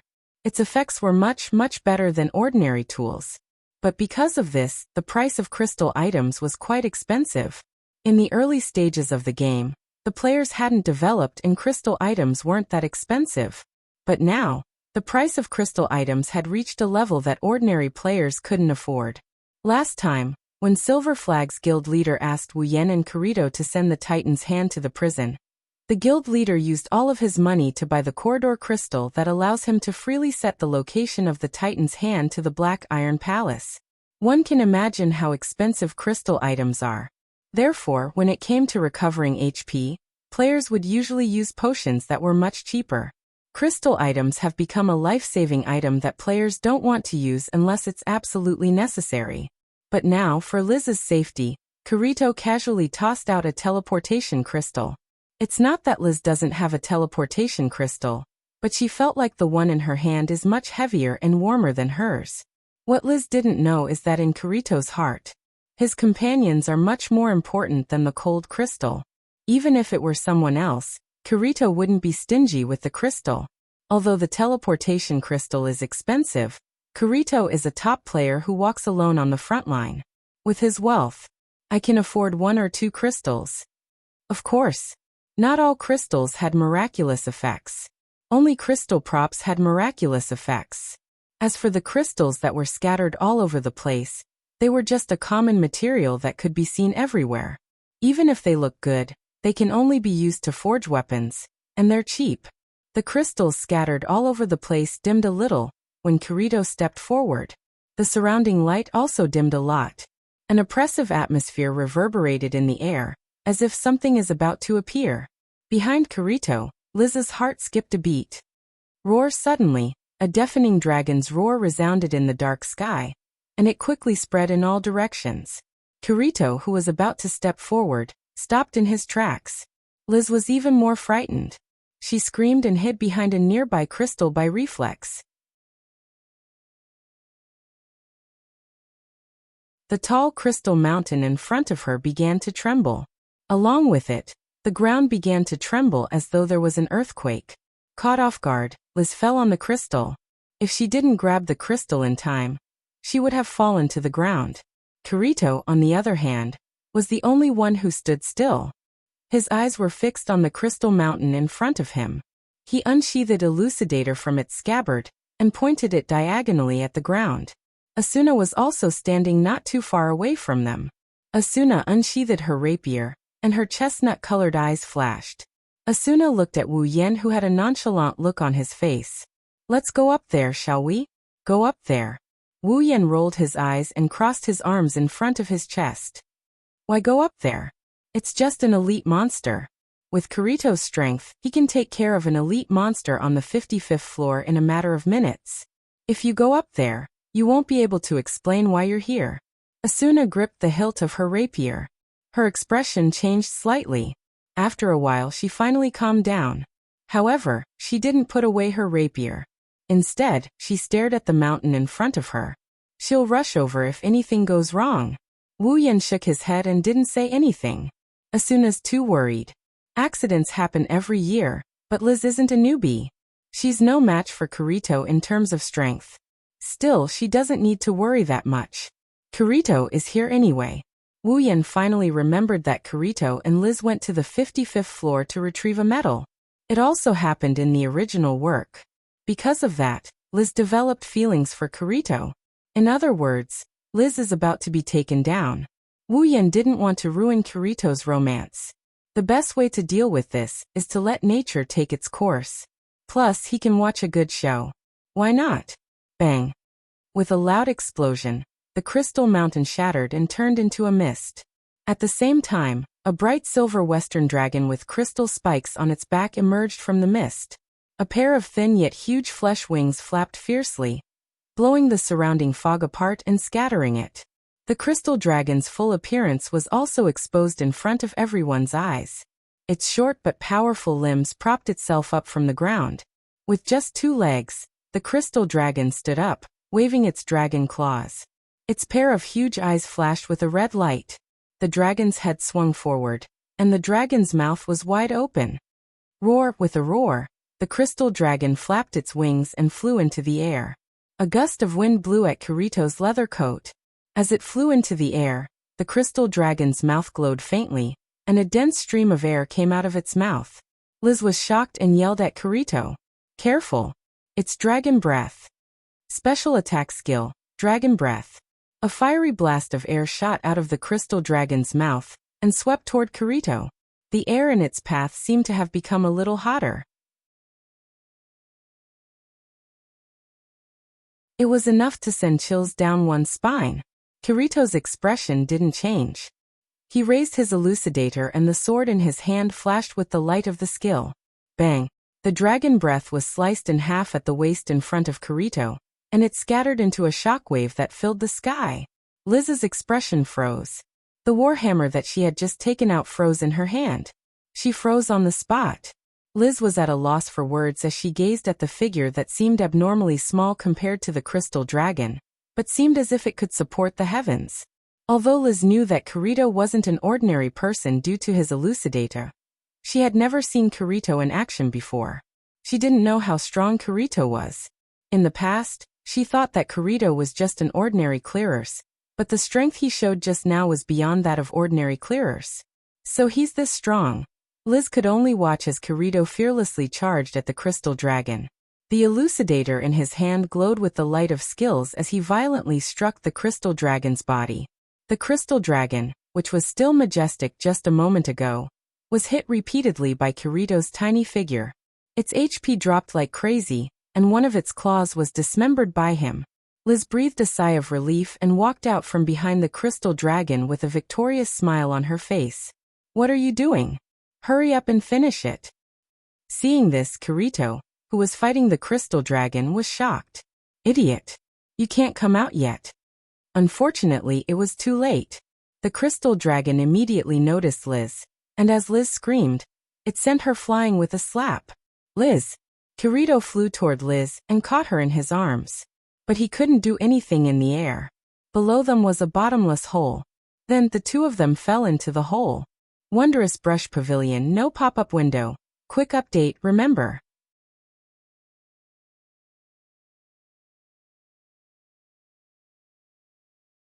Chapter 675.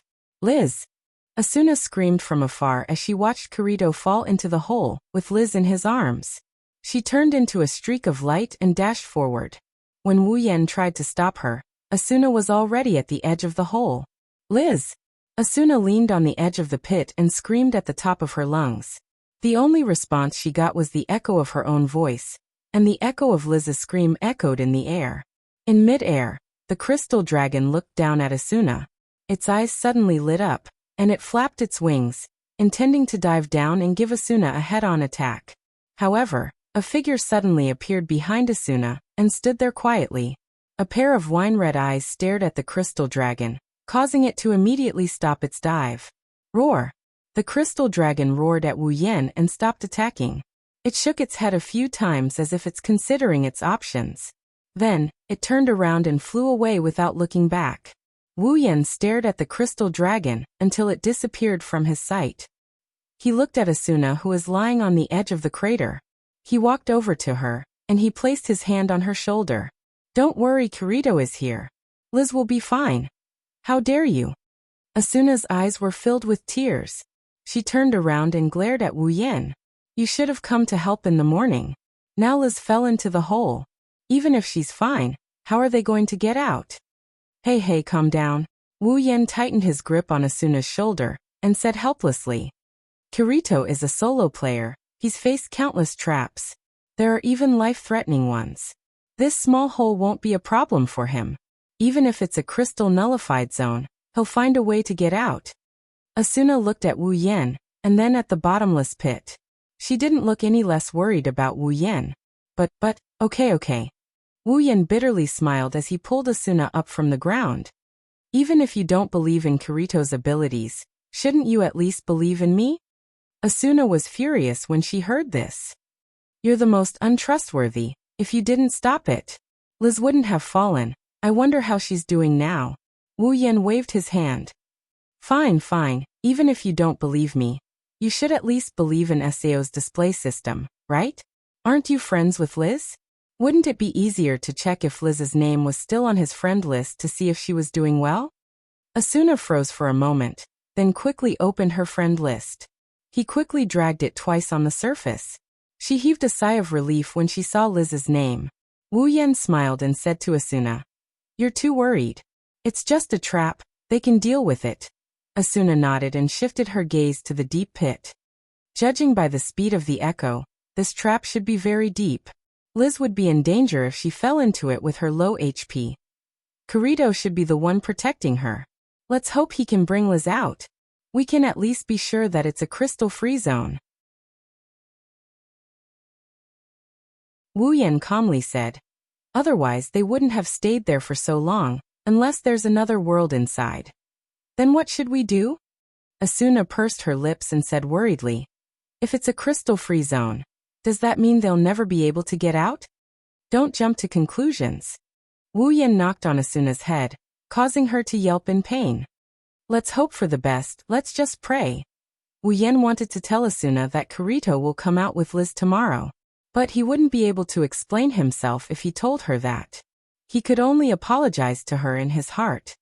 Can't we do something? Asuna said unwillingly. Maybe they're waiting for us to save them. Then what do you want?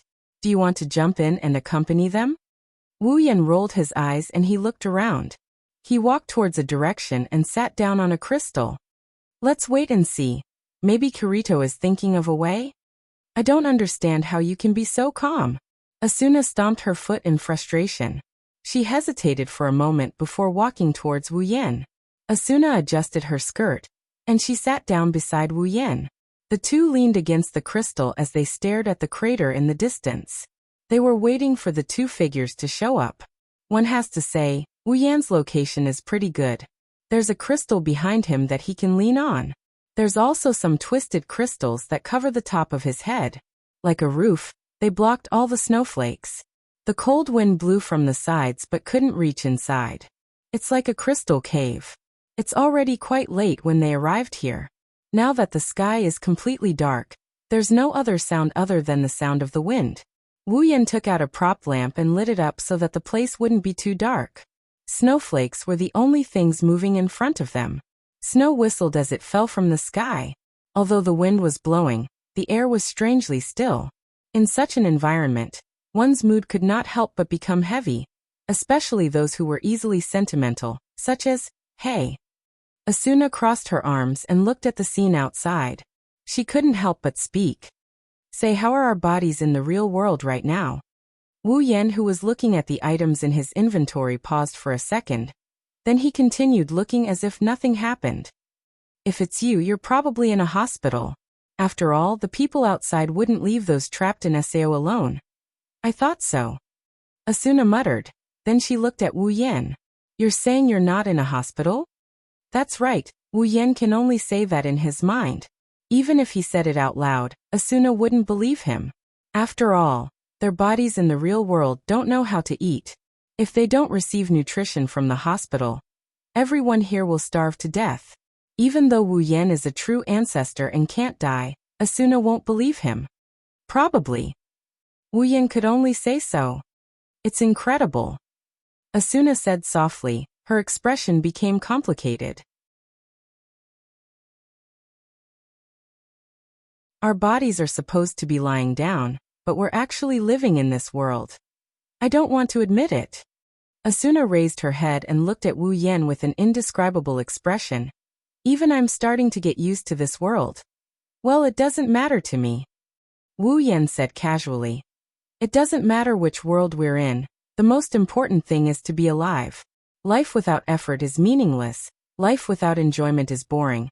Only by working hard and enjoying life can we be truly alive. Truly alive.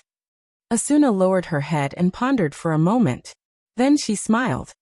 Why do you sound so convincing every time you say it? Is that so? Wu Yan scratched his head and said in a resentful tone. I feel like I'm the worst at shooting my mouth off. Compared to saying nice things, I prefer to express my thoughts. Maybe it's because I'm speaking from the bottom of my heart that you find it persuasive, right? Asuna smiled and stared at Wu Yan's face with her chestnut-colored eyes. After a while she said, Actually, I've been wondering what kind of life you lived after you passed the first floor. Oh. Wu Yan's interest was piqued. Then what's your conclusion? Asuna leaned on the crystal and said in an ethereal voice, You're even more charming than I thought. You. Wonderful brush pavilion, no pop-up window, quick update, remember.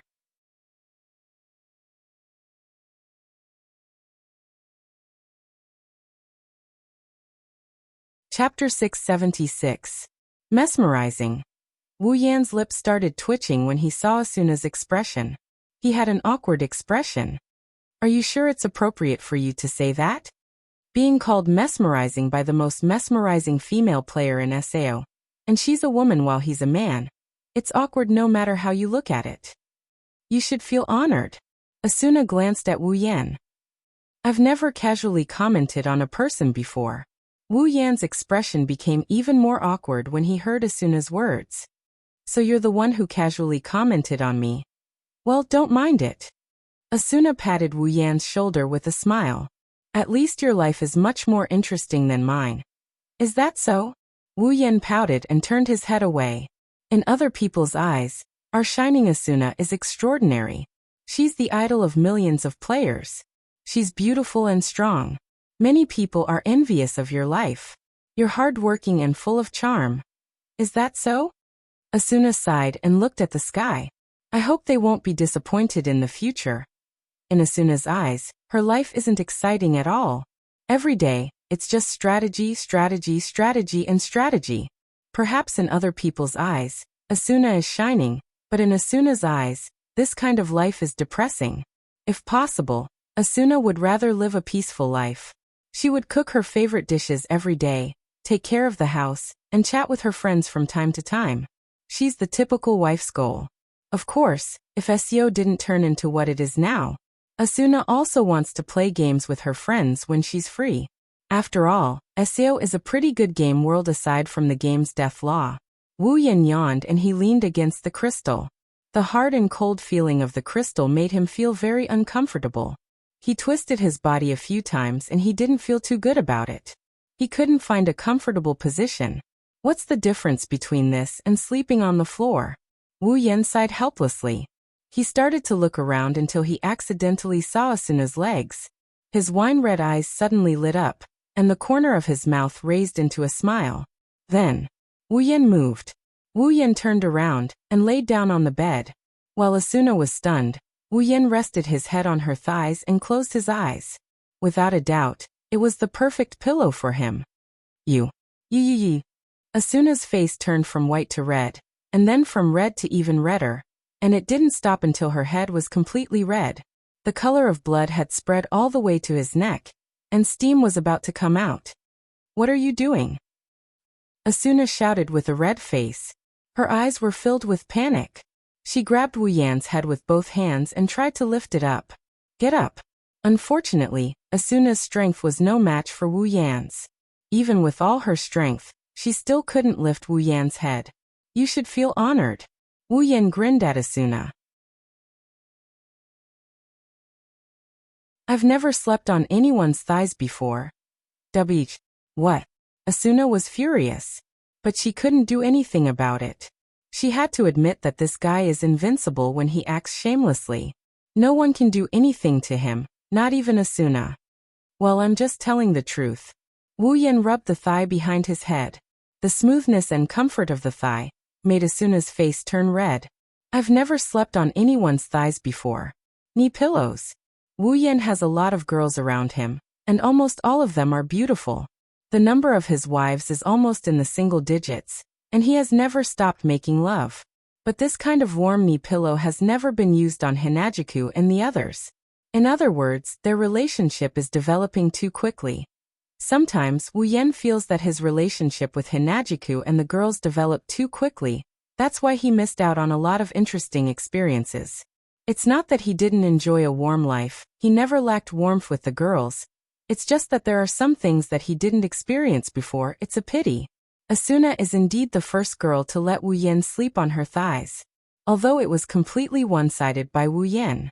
Asuna clenched her teeth when she heard Wu Yan's words. She was so embarrassed that her cheeks were about to bleed. But she didn't push Wu Yan anymore. She glanced at Wu Yan, who was sleeping on her thighs, and turned her head away in shock. She was a little angry. Sleeping on a girl's thighs for the first time? It's your first time, isn't it my first time too? Following this rippling scene, the deathly stillness in the air seemed to have disappeared. The surroundings were clearly pitch black, and it was still snowing outside. However, a wave of warmth rose in the hearts of the two, causing the surrounding atmosphere to have a trace of ambiguity, accompanied by a little bit of warmth. Asuna didn't say anything for a long time when she felt the solid body on her thighs. Her melancholy disappeared, and it was replaced by a faint panic. Asuna didn't dare to say anything, she didn't even dare to lower her head. She was afraid to look into those wine-red eyes that made her heart flutter. Wu Yan and Asuna didn't say anything as they waited inside the crystal. Wu Yan and Asuna didn't say anything. They just waited patiently for something to happen. After some time, Asuna's eyes started to drift away. The silence made her feel a little uncomfortable. Asuna mustered up her courage and slowly moved her eyes to the bottom of her body. But when she saw the scene in front of her, she was stunned. Wu Yan, who was lying on her knees, closed his eyes. His breathing is even and his chest is heaving up and down. His expression is calm and peaceful. It's obvious that he's asleep. Asuna stared blankly at the sleeping face in front of her, and after a long time, she burst out laughing. Come on, I was thinking so much while you fell asleep on your own. Asuna poked Wu Yan's cheeks in a displeased manner. Don't you think I'm stupid? Feeling itchy, Wu Yan furrowed his brows and he mumbled something. Asuna quickly pulled her hand back, and she went back to sleep. She breathed out softly. Asuna looked at Wu Yan's face in a daze. She couldn't help but reach out her hand and touch Wu Yan's cheek. So there are people in this world who can make such an expression. Asuna murmured. Her chestnut-colored eyes were fixed on Wu Yan's body. Why do you have such a comfortable expression? Asuna mocked. I, on the other hand, even when I'm sleeping, I'm worried that I'm going to die in the hands of some monster. I don't think there is anyone in this world who can sleep as comfortably as you do, right? Asuna kept talking to Wu Yan while he was sleeping. She said all the things that she didn't dare to say out loud: worry, uneasiness, sadness, lamentation. Unknowingly, everything that happened in SEO over the past 2 years was recounted by Asuna. Her soft voice echoed in the room. There was no one around. Asuna could only speak her mind at times like this. Memories began to surface in Asuna's mind as she spoke. She felt that the memories that she couldn't bear to look back on didn't seem as scary as they used to be when she was talking about them.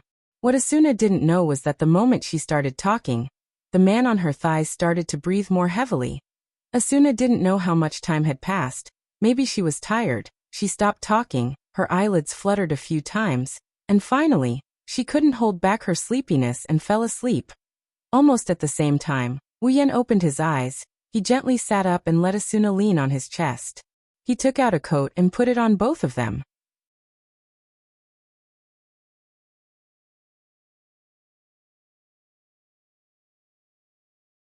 Chapter 677. In her dream, Asuna felt as if she was soaking in a hot spring. Her body was warm and comfortable. She felt a sense of security from the bottom of her heart. She slept soundly, and she even dreamt of living happily in another world. However, the sweet dream came and went quickly. Perhaps because she had enough sleep, her drowsiness started to fade away. Asuna's eyelids trembled and she slowly opened her eyes. The first thing she saw was the same snow and crystals as before. and there was a big black hole right in front of her. Asuna wanted to stretch her body lazily, but as soon as she moved, she realized that she was covered by a coat, and her body was being hugged by a hand. Asuna was shocked. She reflexively turned her head to the side, but what she saw made her freeze. Wu Yan, who was supposed to be resting on her thighs, came to her side and hugged her body. Her head was resting on his shoulder, and the two of them were curled up together. They were sharing a coat, and it was draped over their bodies. Asuna lost her ability to think, and her face started to flush. Asuna didn't react at all. She just faced Wu Yan with her flushed face. Their faces were less than 5 centimeters apart. She could even feel his breath on her face. They looked like a couple who were about to kiss. The atmosphere was pink. After a while, Asuna finally reacted. Her chestnut-colored eyes panicked. She subconsciously moved her head away from Wu Yan's face. Then, she took a few deep breaths and suppressed the complicated emotions in her heart. She glanced at Wu Yan. Asuna hesitated for a moment. Then she reached out her hand and pushed him. "Hey, wake up!" If it was any other time, with Wu Yan's vigilance, Asuna would have woken up at the same time. She would have woken up after the first movement. However, Wu Yan was sleeping like Asuna. Inexplicably, he slept so soundly that the body in his arms didn't wake up in time. It wasn't until Asuna woke him up that he abruptly woke up. "What the hell? You scared me." Wu Yan was relieved when he saw it was Asuna who woke him up. He complained and yawned. "It's not dawn yet. Why are you awake so early?" For someone like Wu Yan who loves to sleep in, waking up early is always a pain in the ass. "How dare you?" Asuna pursed her lips. Her eyes were filled with endless danger. "When are you going to stop hugging me?" Wu Yan was startled. He quickly let go of Asuna's waist and smiled awkwardly. "I was worried that you wouldn't sleep well." Asuna narrowed her eyes and stared at Wu Yan. She didn't say anything until Wu Yan felt embarrassed. She didn't look away until Wu Yan said that she slept well in his arms. As if to prove that Wu Yan was lying, a ray of sunlight suddenly shined on their faces from the other side of the sky. It instantly attracted Wu Yan and Asuna's attention.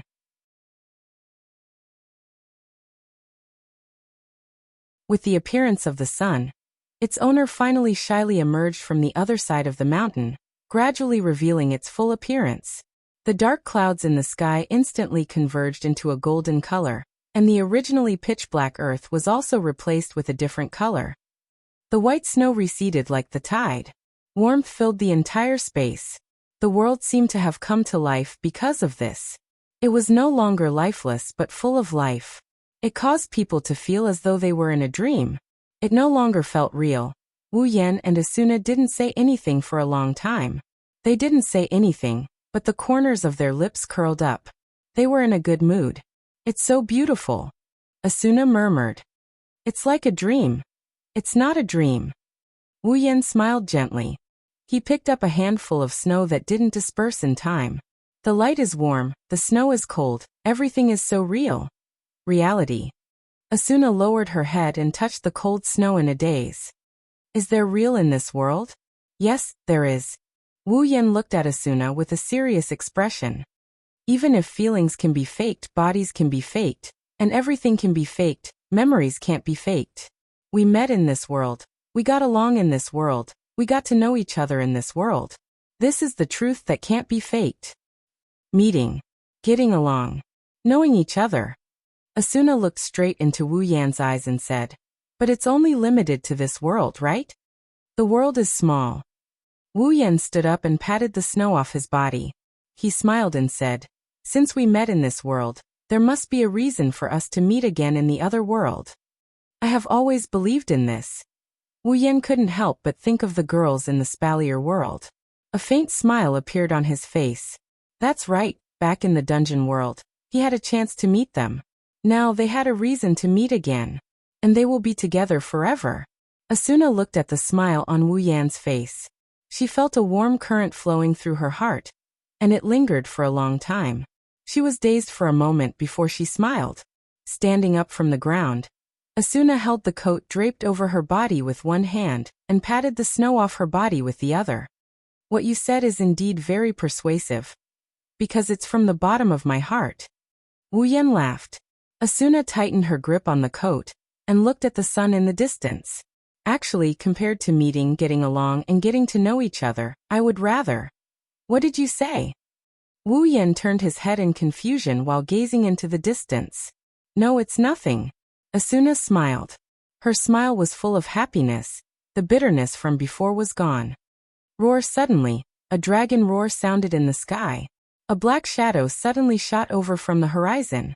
Its speed was extremely fast. In the blink of an eye, it arrived in the sky above the scene. With a turn, it shot into the deep pit in front of it.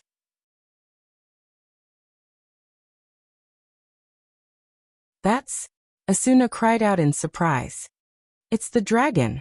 After the initial surprise, Asuna was shocked again. Shit. Liz and the others are still inside. As soon as she said that, a dragon's roar came from the pit and entered Wu Yan and Asuna's ears. Then, the crystal dragon appeared in front of them. It flew out of the pit and landed on the ground. They could clearly see two figures on the dragon's back. No way. Asuna pointed her finger at the back of the crystal dragon. Is that Kirito and Liz? Finally, Wu Yan shook his head and laughed. He already knew this would happen. We didn't waste the night waiting here. In the sky, the crystal dragon abruptly stopped in midair. Kirito and Liz, who were hanging on its back, were flung away due to inertia. Liz. Asuna was overjoyed to see Liz in one piece. She wanted to run over, but Wu Yan stopped her. Wait, Asuna. Wu Yan stopped her. Asuna didn't have the time to go over, but she saw the two figures in free fall hugging each other. Asuna's mouth gradually opened wide, and her expression became strange. Is Liz really? It's best if we don't disturb them, Wu Yan said with a smile. Asuna rolled her eyes at Wu Yan, but she didn't go out. She looked at her best friend hugging Kirito tightly. Asuna revealed a beautiful smile. That's great, Liz.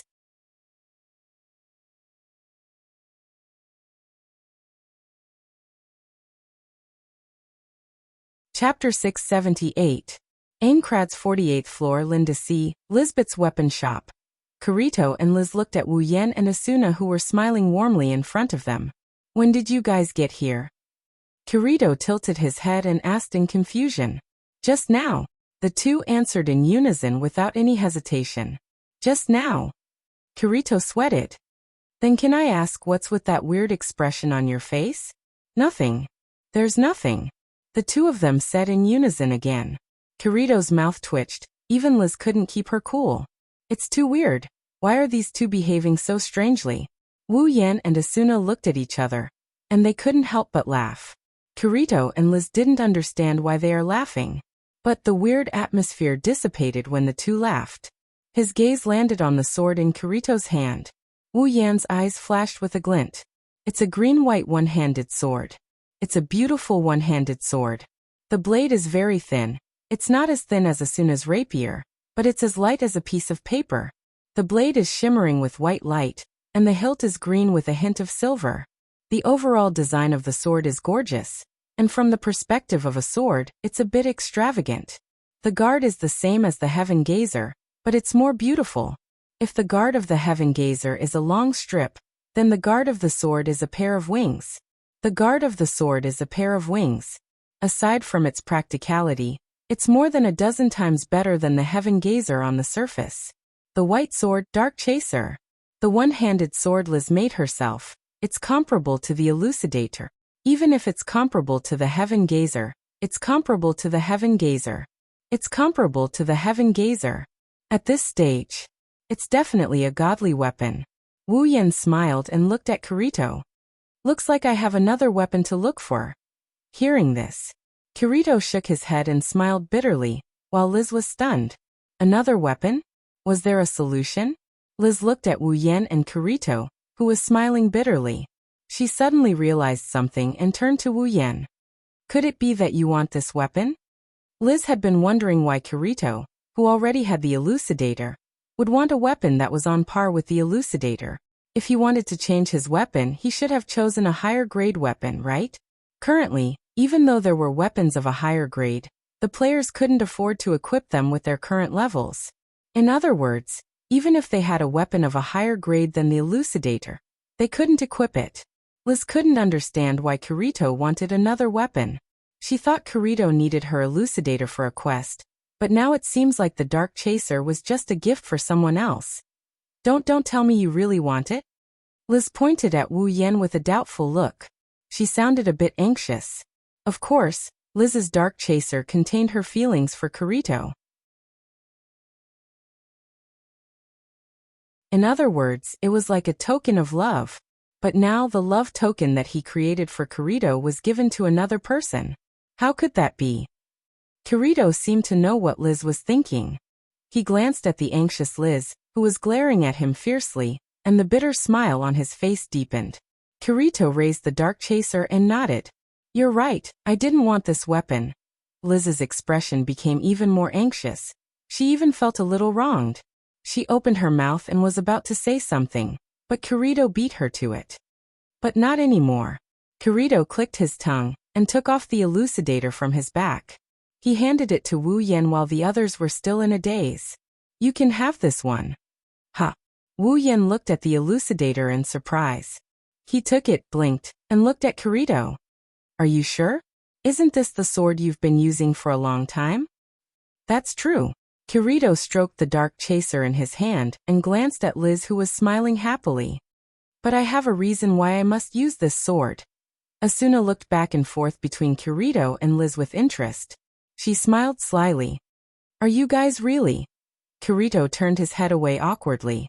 Liz, on the other hand, blushed a little and put her hands on her waist. That's right. I just confessed to Kirito. We're officially dating. Even though Wu Yan and Asuna saw this coming, they were still shocked by Liz's words. They stared at the smiling Liz and the awkward Kirito, and they couldn't help but laugh. Asuna trotted to Liz's side and took her hand. Congratulations, Liz. Liz giggled. Asuna almost couldn't believe that the person in front of her wasn't her bossy and generous friend anymore.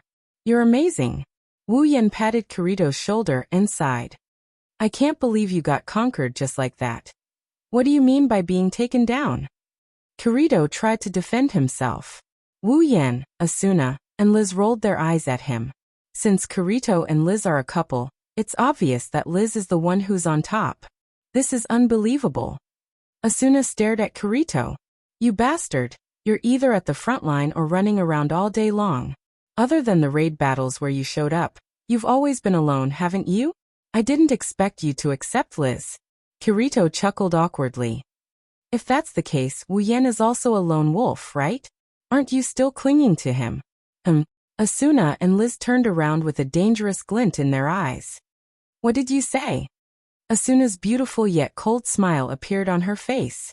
Please say that again, I didn't hear you. Kirito broke out in a cold sweat. Liz grabbed Kirito's ear. Are you saying that I've been clinging to you? No. You misheard me. Kirito covered his ear and begged for mercy. Wu Yan observed a moment of silence for him. Kirito has a tough girlfriend, and he's the one being confessed to.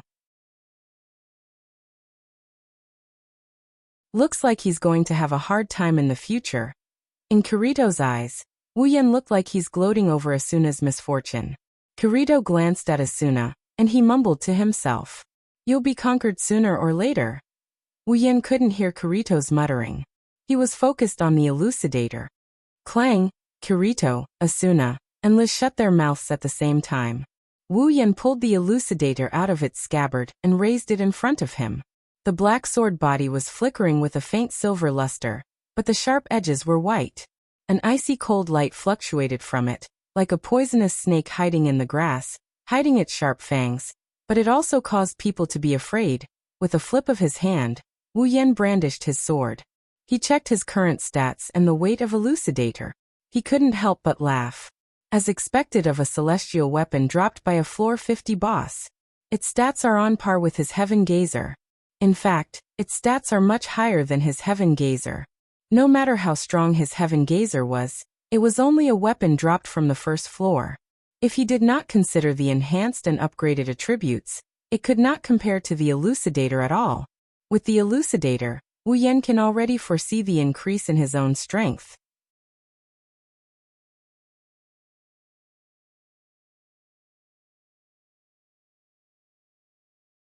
Chapter 679.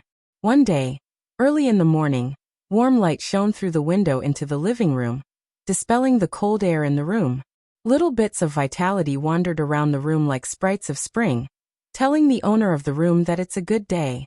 However, for a certain someone, this kind of vigor was more like an alarm clock than a good weather forecast. Because of the good light, he had no choice but to climb out of his comfortable bed because his butt was directly basked in the sun. Walking out of the room, there are still some tears at the corner of his eyes, proving that he hasn't fully woken up from his slumber. His hand kept patting his mouth, yawning after yawn came out of his mouth. If it wasn't for the fact that his clothes are still neat and his hair isn't messy, anyone would think that he's a sloppy person. Wu Yan sat on the sofa and lazily opened his personal interface. He tapped on it a few times, and a breakfast, a pot of black tea, and a piece of paper appeared on the table in front of him. In SEO, no matter how long a character sleeps, they won't get dirty. In the morning, there's no need to brush your teeth or wash your face. Even if you want to do that, there's no tool for you to do it. So it's normal to eat breakfast in this world. After pouring a cup of black tea, Wu Yan picked up the breakfast and the paper in front of him. He ate his breakfast while looking at the paper. In this world, information is a very important thing. Without information, there's a lot of information that can't be obtained. Let's not talk about whether or not they can keep up with the development of the game. The fact that some low-level players don't know the current progress of the game is enough to make them panic. With information, the players won't be in a mess. That's why information merchants came into being. They're doing much better than some crafting class players. As long as they have good eyes and timely information, they can make money. They don't need to train their skills like crafting class players. It's quite easy. Of course, it varies from person to person. Every household had a copy of this paper every day. It was similar to the newspapers in the real world. With this, the players would not be kept in the dark and would not be clueless about what was going on. Even Wu Yan is no exception. He has to prepare a copy every day just in case he missed something important. It's just a couple of course questions anyway. Wu Yan's wine-red eyes kept rolling as he browsed through the latest information. Did they clear the 73rd floor? He blinked his mouth. Wu Yan swallowed the last bite of his breakfast and shook his head with a bitter smile. The clearers are quite nimble. I thought the monsters in the labyrinth area would give them a hard time. At this point, almost a quarter of Aincrad's floor has been cleared. As the players surged towards the higher floors, the levels of the monsters increased. Moreover, after the 70th floor, the number of irregular monsters increased. Their attack patterns also became more complex, causing the monsters on the 70th floor and above to be filled with uncertainty and surprise. They're very difficult to deal with. Even Kirito has been complaining to him that he's reaching his limit. Maybe he'll reach his limit in a while. He has no choice but to join a guild. Other than Kirito, Wu Yan is probably the only player capable of going solo at the front line. Luckily for Wu Yan, the front line isn't enough to give him any pressure, even if he doesn't use dual blade Ryu. Although he didn't go on a rampage in every floor of the labyrinth like he used to, he didn't have much to fear as he has the healing fairies around him. For example, he killed the 72nd floor's boss without using dual sword stream. For the time being, Wu Yan doesn't feel as pressured as Kirito. It's also because of this that Wu Yan thought the clearers would need some time to clear the entire labyrinth area, so that they can find the boss room. Who would have thought that the plan wouldn't be able to keep up with the changes? Maybe my battle record has stimulated them. Wu Yan pursed his lips and tossed the paper in his hand onto the table. He then started sipping on his black tea. In the original work, Kirito discovered Heathcliff's identity on the 75th floor, and caused the final battle to be brought forward. But now, Kirito doesn't have dual sword stream anymore, and he's not as close to Asuna as he was in the original work. I don't think he'll get involved with Heathcliff anymore, right? Wu Yan couldn't help but feel worried. After all, they've already cleared the 73rd floor, and the 74th floor is just around the corner. Once they clear the 74th floor, they'll reach the 75th floor. With the current situation, the chances of Kirito discovering Heathcliff's identity are close to zero. There's nothing to worry about. Wu Yan raised his head and looked at the scenery outside the window. He then chuckled. Plus, he's dating Liz right now. He doesn't have time to get involved in the affairs of the major guilds. Speaking of Kirito, Wu Yan recalled that in the original work, there's a chowder rabbit in the forest not far from the 74th floor labyrinth area. It drops S-rank super rare ingredients. S-rank super rare ingredients. Wu Yan's eyes lit up. He's had a lot of rare ingredients and he's eaten a lot of them, but he's never tried an S-rank super rare ingredient. In the original work, super rare grade S ingredients only appeared once in the early and late stages of SAO. Although he didn't know if there would be more after the 75th floor, it would be a waste of time if he didn't get it now. Wu Yan couldn't hold back anymore. He stood up and walked towards the door. Aincrad's 74th floor, outside the labyrinth area. Wu Yan walked into a forest outside the labyrinth area with his heaven gazer sword on his back, and his black robe fluttering in the wind. He kept looking around, trying to find something. The original work didn't mention the exact location of the S-rank super rare ingredient, but Wu Yan vaguely remembered that Kirito found it in a forest after he came back from the labyrinth area. Although that chowder rabbit might very well be something that spawned later on and hasn't appeared yet, but for the sake of an S-class rare ingredient, he doesn't mind spending some time to gamble on his luck. It's not like he's in a hurry. Wu Yan walked through the silent forest. Other than the sounds of birds and insects, there's only the rustling sound of his footsteps. Wu Yan can hear anything within 100 meters of him. This is undoubtedly an advantage. He walked round after round. He strolled around again and again. He even went back to the same places he had walked before 2 or 3 times, but he still couldn't find the chowder rabbit. Even if he was mentally prepared, he still felt a bit disheartened. As time passed, Wu Yan started to get impatient. Maybe I should follow Kirito the next time he comes out. Just as this thought flashed through his mind, a strange sound rang out, causing him to stop in his tracks. Am I that lucky? Wu Yan slowly turned his head to look at the source of the noise. A pair of shaking rabbit ears entered Wu Yan's sight. Wu Yan grinned. He grinned happily and he grinned proudly. His leg that was frozen in midair turned around and stomped down with all his might. The figure flashed forward, bringing with it the sound of a strong wind that reverberated clearly in the air. The owner of the rabbit ears was immediately frightened. The figure jumped out from behind the bushes and into the air. As it jumped, a large hand blocked its path, as if it had already predicted its trajectory, and directly grabbed the rabbit that had delivered itself to its doorstep. You. Ha ha ha ha.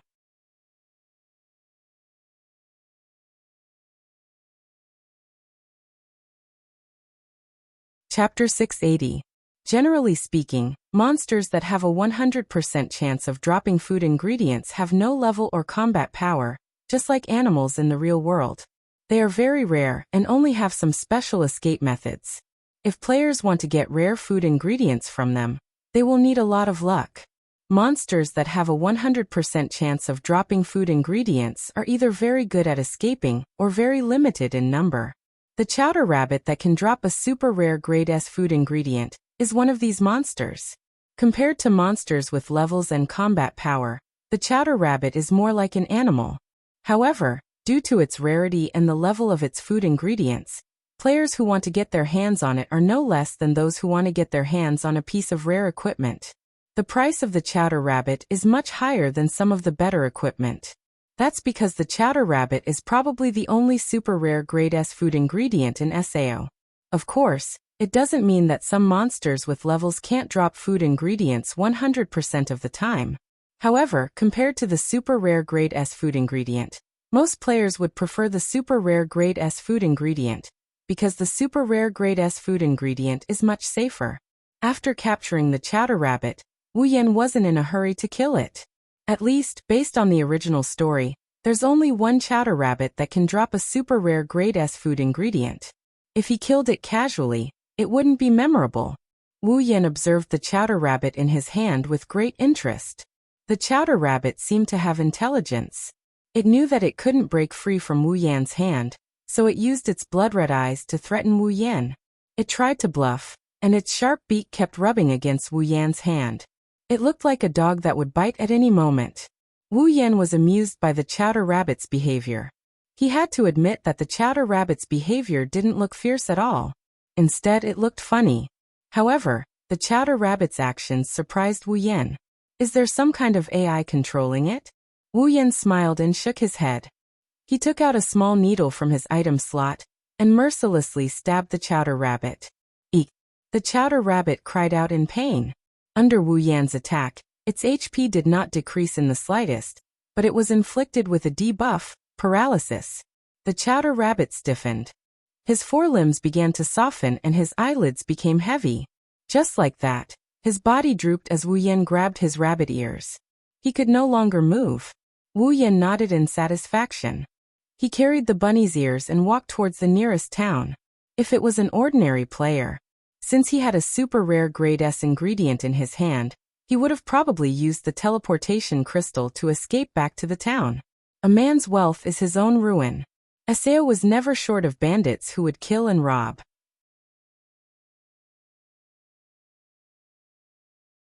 For safety's sake, Zhang Yang decided to take the risk. Even the most expensive crystal items would be used. What's more, S-grade super rare ingredients, if exchanged for money, would be enough to buy dozens or even hundreds of crystal items. There was no player who wouldn't know how to choose. Only the daring Wu Yan would be able to carry a chowder rabbit in broad daylight and wander around the area. Aincrad 74th floor, Camdetto. This is the town closest to the labyrinth area's tower. It's about half an hour's walk towards the tower to reach the labyrinth area. There's only a forest between the two places. Since the 74th floor was the highest floor they had reached so far, only top-tier players would be active here. Those who were not strong enough would not even dare to come here. Some of the more cautious top-tier players would even start out in the fields. As a result, the town closest to the labyrinth area was relatively empty for the time being. Of course, in the next instant, the situation was completely different. At the Transfer Gate Plaza, a circular lake light suddenly flashed, illuminating the entire platform. Following that, one figure after another walked out and lined up in front of the plaza. Moreover, all of them were dressed in the same way. The group that appeared in the plaza attracted the attention of several players. Based on their discipline and attire, it's obvious they're from the same guild. When the last player walked out of the teleportation gate, there was already a group of about 50 people lined up in front of the plaza. They were all wearing white armor with red edges and a majestic cloak on their shoulders. In SEO, there's only one guild that has such attire: Knights of the Blood. Not long after, a beautiful girl with chestnut-colored hair also walked out of the teleportation gate. Behind her was a ponytailed follower with a skull face. One was beautiful to the extreme while the other was lacking in looks. The contrast between beauty and ugliness was undoubtedly huge. If it was someone else, they probably wouldn't dare to follow behind the former. However, this person's face was full of righteousness and he didn't have any self-awareness at all. When the Knights of the Blood team saw the girl walking out of the teleportation gate, they immediately held their heads high. Asuna-sama. Asuna gently nodded in response to her subordinate's words. Asuna looked more dignified than usual. She had a serious expression on her face, which made her beautiful face look even colder. It made people feel inferior and afraid to get close to her. In front of outsiders, Asuna always had this cold expression on her face. It's a stark contrast to the smile she always puts on in front of Wu Yan. That's the difference in treatment. Some of the people in front of Asuna have known her since she joined Knights of the Blood. However, in Asuna's eyes, they're just outsiders, including the leader of Knights of the Blood. Asuna only treats Wu Yan, Liz, and Silica, the cute girl who left a good impression on her even though she didn't see her often. As for the rest, there's no one else in this world that can make Asuna treat them with sincerity. The reason Asuna brought the Knights of the Blood here today was to challenge the labyrinth area. The monsters on the 70th floor and above are no longer the same as they used to be. The monsters on the 70th floor and above are much more difficult than they used to be. That's why Asuna brought so many people to challenge the labyrinth area. She wanted to know the exact strength of the monsters on the 74th floor. She wanted to know the exact strength of the monsters on the 74th floor. That way, they wouldn't be short on manpower when the time comes. Asuna glanced at the Knights of the Blood members. Wherever she looked, the Knights of the Blood members puffed out their chests and looked radiant. They wanted to leave a good impression on Asuna, but all they got in return was a cold stare. "Let's go," Asuna said softly. "Yes, ma'am." While the Knights of the Blood were walking towards the labyrinth, a figure suddenly appeared in front of them. The Knights of the Blood froze on the spot. "That's..." someone shouted in surprise. "It's the Fey swordsman." The Knights of the Blood panicked. They looked at each other in confusion. They didn't expect to see such a legendary figure here.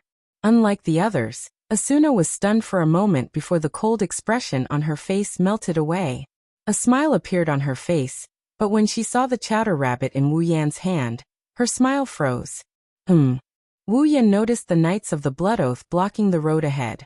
He also noticed Asuna. "Yo, Asuna." Wu Yan waved the rabbit in his hand as if he was greeting her. "You're here too?" Asuna ignored Wu Yan's words. Her chestnut-colored eyes were fixed on the chowder rabbit in Wu Yan's hand. Her eyes were filled with excitement. Wu Yan was stunned by Asuna's reaction. He cursed in his mind when he realized what happened.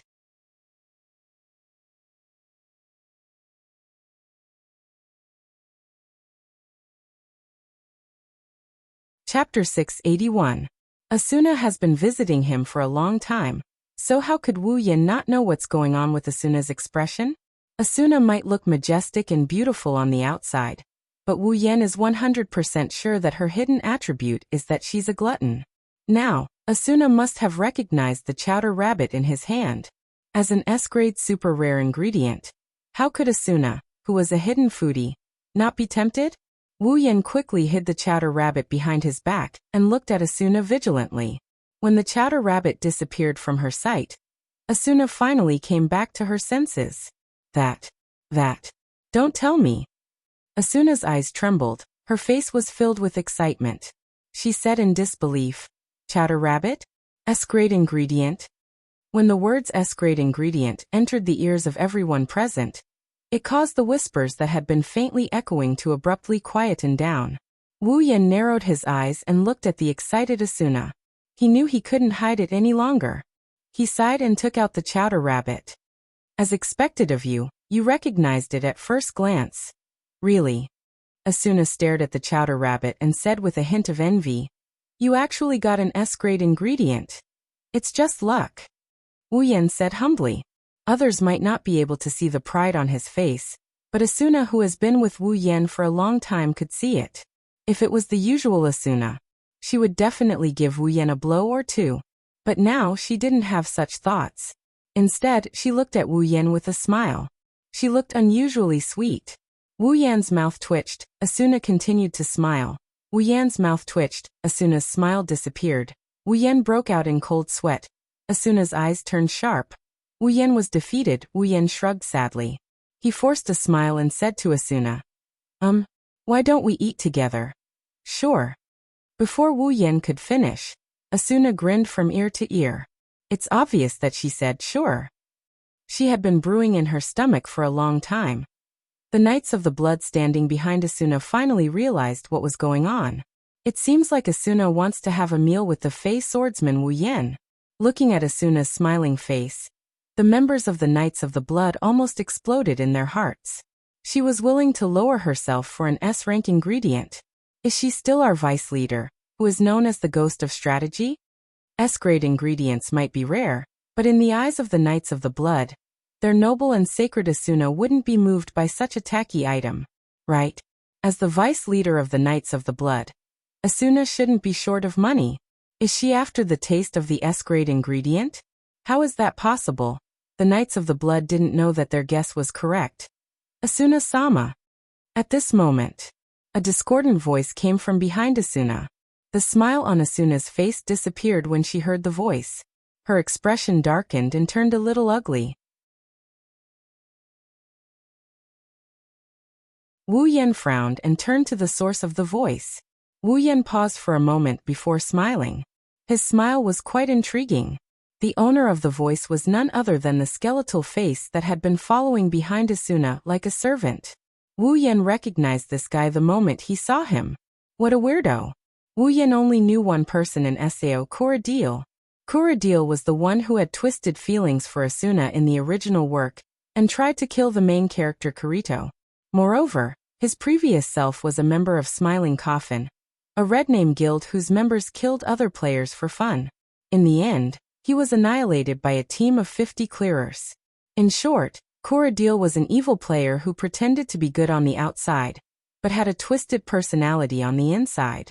Based on the current situation, Wu Yan more or less knew what was going to happen next. Corradil. Asuna's face was tense as she turned to look at Corradil. Asuna's expression showed that she didn't have a good impression of Corradil. What's the matter? Asuna-sama. Corradil glanced at Wu Yan, who had an intriguing smile on his face. Corradil's heart skipped a beat, but he still stepped forward and said to Asuna, "It's about time to depart." Asuna remembered that she still has to lead the team into the labyrinth. Wu Yan blinked and looked at Asuna. "Don't tell me you have a guild event?" "Yes." Asuna nodded helplessly. Wu Yan smiled happily. "That's a shame," Wu Yan said with a grin. There wasn't a hint of regret in his tone. Instead, he was overjoyed. Asuna chuckled a few times and tilted her head. "Just because I don't have time now doesn't mean I don't have time tonight. Hey Yin-kun." Asuna leaned closer to Wu Yan with a smile. "You'll save some delicious food for a rare guest, right?" "A rare guest? You're a foodie who comes to me for food every other day. You're a rare guest?" Wu Yan resisted the urge to go hysterical. His face reddened as he turned his head away and said in a flustered and exasperated manner, "I'll save some for you. Don't worry, Asuna-sama." "Thank you very much." Asuna smiled slyly and patted Wu Yan's shoulder. "I'm looking forward to your hospitality tonight." Asuna waved at Wu Yan and walked towards the labyrinth area. The Knights of the Blood quickly followed her. Wu Yan shook his head and didn't know whether to laugh or cry. Suddenly, he felt a cold gaze sweep across his body. His pupils turned and the smile on his face turned into a sneer. Wu Yan turned his head and looked at Corradil. Corradil looked away and ran behind Asuna. Grinning, Wu Yan stretched his back and started mumbling, "I hope you don't mess with me. I'm not as nice as Kirito and Asuna." On the other side, Corradil moved closer to Asuna. "Asuna-sama, how can you just go to someone's house? It's dangerous." Corradil may not be a pushover, but he's not an idiot either. He knows that he has no chance of winning against a legendary character like Wu Yan.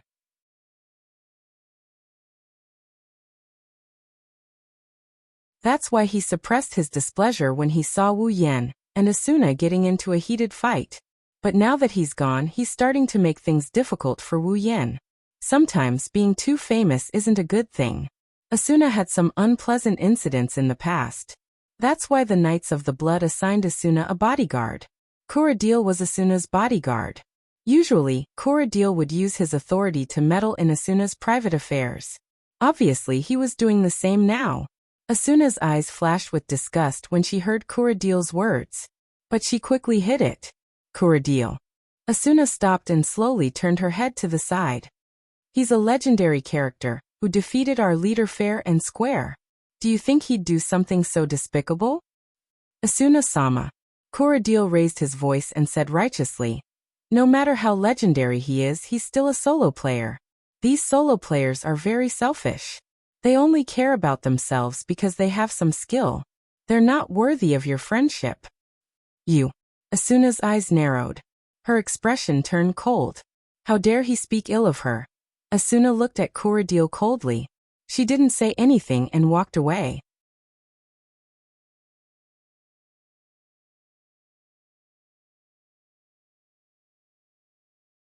Chapter 682. It's not just because the food itself isn't as profitable as COR coins. It's also because the level of the food is too high. Without a certain level of cooking skill, it's impossible to process this kind of food. Messing around with it will only turn the precious S-grade food into a pile of charred coal. Up until now, none of the professional chefs that the players knew had the ability to process such S-grade super rare ingredients. Even if they wanted to taste the S-grade super rare ingredients, they couldn't do it. Of course, Wu Yan has already maxed out his cooking skill, so this isn't a problem at all. Originally, Wu Yan wanted to go home and cook the chowder rabbit, but he didn't expect Asuna, the foodie, to bump into him.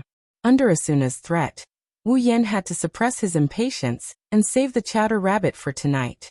Because of this, Wu Yan had plenty of time to go to the market. In order to not waste this S-grade super rare ingredient, Wu Yan planned to use the best side dishes and condiments as a side dish. Therefore, Wu Yan first went to the market on the 50th floor and bought a lot of ingredients. He then went to buy some herbs, potions, and other ingredients to mix with some seasoning. By the time he was done, the sky was almost dark.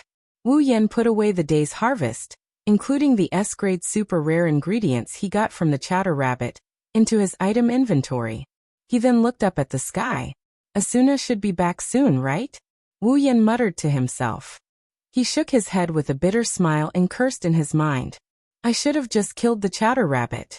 What's wrong with me that made me want to keep it as a souvenir?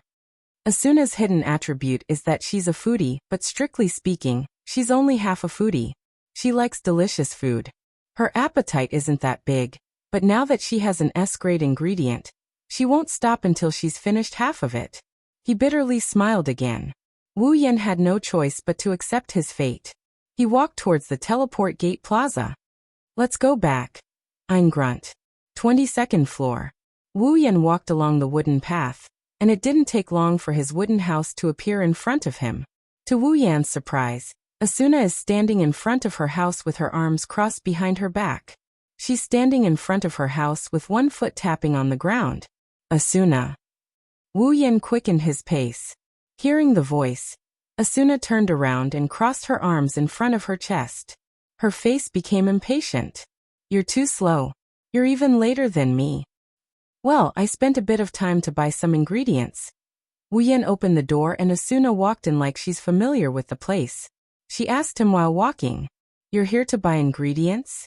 You have a lot of ingredients, right? There's always something I don't have. Wu Yan turned on the light in the living room and sneered. And because of someone's exploitation, I'm almost out of ingredients. Asuna rolled her eyes and sat on the sofa. I don't know who was the one who said that girls should eat better. Why? Now I can't even get some ingredients from you? Didn't I give you the recipe? I have the recipe. I don't have the ingredients. Asuna nodded and smiled. You don't lack money or ingredients anyway. Wu Yan smiled and sighed. That's why my house became your exclusive restaurant. Don't make it sound like I'm here all the time. Asuna complained, but Wu Yan didn't hold back. You're here all the time. Asuna choked, and then she started scolding Wu Yan. It's all your fault. Who asked you to cook better than me? Huh? Wu Yan was speechless. What kind of reason is that? It's a legitimate reason. Asuna turned her head away. Since your cooking is better than mine, of course I'll choose the one who eats better. What a glutton. Of course not. Exactly. What are you talking about? Asuna pursed her lips and put her hands on her waist. I even sped up the raid and came here as soon as I finished. That means. Wu Yan looked at Asuna strangely. You purposely left your subordinates behind just to come here and freeload off my food? I'm not here to eat. Asuna refuted with all her might. You're the one who invited me here. Wu Yan's hands trembled and his legs went soft. He almost fell to the ground. You're the one who threatened me. Seeing that Wu Yan didn't have anything else to say, Asuna showed a victorious smile. Wu Yan felt like all the energy in his body was draining away. Are you okay? Leaving your subordinates behind? Wu Yan raised his spirits and looked at Asuna meaningfully. They seem to care a lot about me, including you, the vice leader. Asuna's smile slowly disappeared and turned into a heavy expression. She knew what I was talking about, so she lowered her head and tapped the ground with her heels. When I was on my own, I encountered a few unpleasant incidents. Since then, the guild has sent a guard to protect me. It's core deal. Although I told them that I didn't need it, they used the guild's policy as an excuse. To be honest, I didn't want it to be like this, Asuna continued in a low voice. In the past, our guild leader would personally invite the members of our guild one by one. But as the number of members increased, the members kept changing and the guild grew bigger and bigger. From the moment we were called the strongest guild, Things started to get weird. In your words, it's not worth it. Asuna turned to Wu Yan and her eyes dimmed. Obviously, Asuna didn't like being in the Knights of the Blood. Wu Yan listened to Asuna quietly. When he saw her dimmed eyes, he shook his head and shrugged. If you don't like being here, why don't you leave? It's not that easy. Asuna smiled bitterly. The title of Strongest Guild sounds amazing, but when it comes to strategy, our guild's strength isn't that great. Every member of our guild is precious. Plus, I'm the vice leader and the person in charge of the strategy team. I'm more important than a normal guild member, so the higher-ups won't let me go. In other words, Wu Yan sat across from Asuna and looked into her beautiful eyes. Do you want to leave the Knights of the Blood as well? Asuna fell into silence. It's not that she doesn't want to answer, but she's conflicted. On one hand, if she wants to leave this world, she has to do everything she can to complete the strategy. From this point of view, it's more important for her to stay in the Knights of the Blood. On the other hand, Asuna isn't happy at all in the Knights of the Blood. Such a contradictory question exhausted Asuna both physically and mentally. Traces of heart-wrenching sadness began to surface in her eyes. Perhaps no one would have thought that the awe-inspiring shining Asuna actually had such a weak side. Suddenly, a hand pressed on Asuna's head. She looked up in surprise and saw Wu Yan's smile that made her heart beat faster. Don't worry about it. Wu Yan rubbed Asuna's head. Don't forget, there's work and enjoyment in life. Asuna's heart melted when she heard his gentle voice.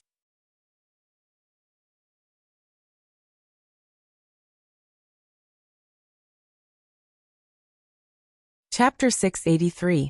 Asuna lowered her head as Asuna's hand gently touched her head. Her originally complicated heart miraculously calmed down under the touch of Asuna's hand. Sometimes I really envy you, Asuna said enviously. You can live the life you want and enjoy it as much as you want. You have enough strength to rival the clearers, and you don't have to worry about the clearers. Perhaps no one in SAO is happier than you. That's because you don't know how to enjoy life. Wu Yan sighed and said with a bit of displeasure. Also, if it wasn't for the fact that the boss room is so hard to find, I wouldn't have let you clearers get there first. Asuna giggled and sighed. Actually, someone in the clearers suggested that in order to clear SEO as soon as possible, we should focus all our efforts on finding the boss room, and provide you with the information about the boss room. Oh. Wu Yan's hand stopped on Asuna's head. Then what happened? What happened? Because of the risk, Asuna said to Wu Yan. This method might be able to clear Aincrad faster, but it's based on the condition that you have the ability to kill the boss alone. Almost no one in the clearers would believe that you can kill the boss alone all the time. The monsters in Aincrad would become stronger and stronger as the floors increased. After reaching the 70th floor, the pressure the players felt from the monsters would reach a whole new level. Almost every player knows that every 25th floor of Aincrad is a dividing line. After passing the 25th floor, the difficulty of clearing Aincrad will greatly increase. If the 70th floor and above is already this difficult, what about the 75th floor? At the end of the day, no matter how strong Wu Yan is, he's still a solo player. No one in the clearers would believe that he has the ability to kill the boss alone all the way up to the 100th floor. One day, Wu Yan won't be able to kill the boss alone. The clearers who spent all their efforts on finding the boss room will be reduced to mere spectators, and the boss will fall into a dead end. Everything will be over by then. The clearers naturally don't want to bet everything on Wu Yan.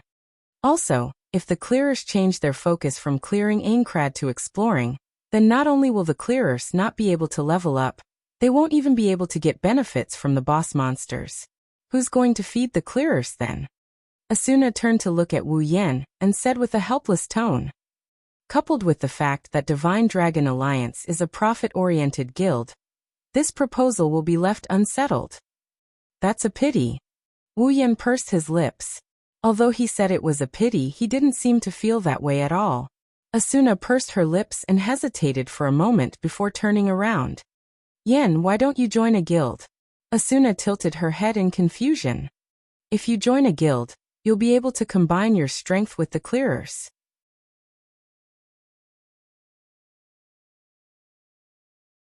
That way, clearing Aincrad will be much easier, and you'll be able to work together to kill the boss. Wouldn't that be a lot safer? Why are you so insistent on going solo? Well, Wu Yan rubbed his nose and said bitterly, maybe it's because I'm an unsociable person. Asuna frowned and said worriedly, aren't you afraid that something might happen that you can't handle alone? The monsters on the 70th floor and above aren't easy to deal with. You don't have to worry about that. Wu Yan smiled and patted Asuna's head, causing her to pout. Do I look like someone who doesn't know what to do? Oh, is that so? Asuna raised her head and her chestnut-colored eyes flashed with a strange light. She suddenly said, then why don't you team up with me? Wu Yan's hand froze on Asuna's head, followed by a smile on his face. Asuna's lips curled up when she saw Wu Yan's expression. Her gaze suddenly became oppressive, causing Wu Yan's heart to tremble. If you team up with me, I don't think your unsociable personality will be triggered, right? Asuna's body moved closer to Wu Yan. Her head also moved closer to Wu Yan's face. Wu Yan was sitting on the armrest of the sofa. When Asuna moved closer, Wu Yan reflexively leaned back. But Asuna kept moving closer and closer, forcing Wu Yan to keep leaning back. After a while, Wu Yan's waist is almost touching the sofa while Asuna is above him. It's a woman on top and a man on the bottom. Asuna. Wu Yan's forehead was dripping with cold sweat. He smiled awkwardly. I can really do it alone. Speaking of which. Asuna raised her voice and looked down at Wu Yan with sharp eyes. It was because you suggested that I join a guild that I joined the Knights of the Blood Oath. Don't you think you should take responsibility for that? Take responsibility. Wu Yan gulped. He looked at Asuna's delicate face. He looked away awkwardly. Wu Yan weakly said, but aren't you going to lead the guild members to the labyrinth area? Yes. That's to test the strength of the monsters on the 74th floor. Asuna smiled. If we follow you, we should be able to achieve our goal even better. I believe that even the commander wouldn't disagree with us. But, Wu Yan forced an ugly smile. Your guard will follow you, right? I don't think I can get along with him. Then don't bring him. Asuna made her choice without hesitation. What trouble? If you can't handle it, then Corradil won't be able to do anything. He's no match for you. Wu Yan wasn't happy to hear Asuna's compliment. Asuna narrowed her eyes when Wu Yan didn't respond. Yin Kuan, you're the one who told me to enjoy life. Asuna said with a smile. You won't refuse such a small request, right? I won't be happy if you do. Wu Yan finally understood what it meant to be caught in a trap of one's own making. Looking at Asuna's firm expression, Wu Yan knew that if he didn't agree, they're going to part on bad terms, and it's not going to be easy for them to meet again. Okay, I understand. Wu Yan nodded helplessly. I hope you can keep up with my progress. Asuna's eyes lit up when Wu Yan nodded. Her eyes turned into crescent moons as she smiled. She opened her profile and sent a party request to Wu Yan.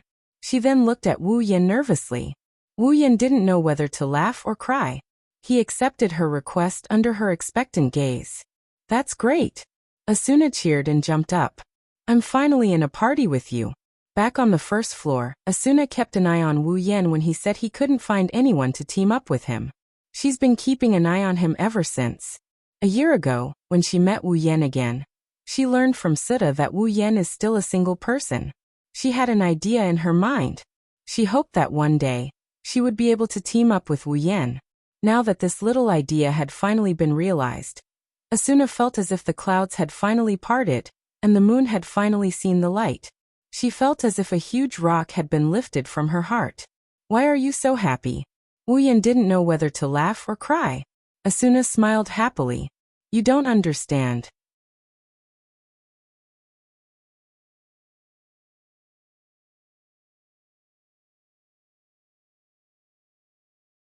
Chapter 684. Aincrad, 74th floor, Camdetto.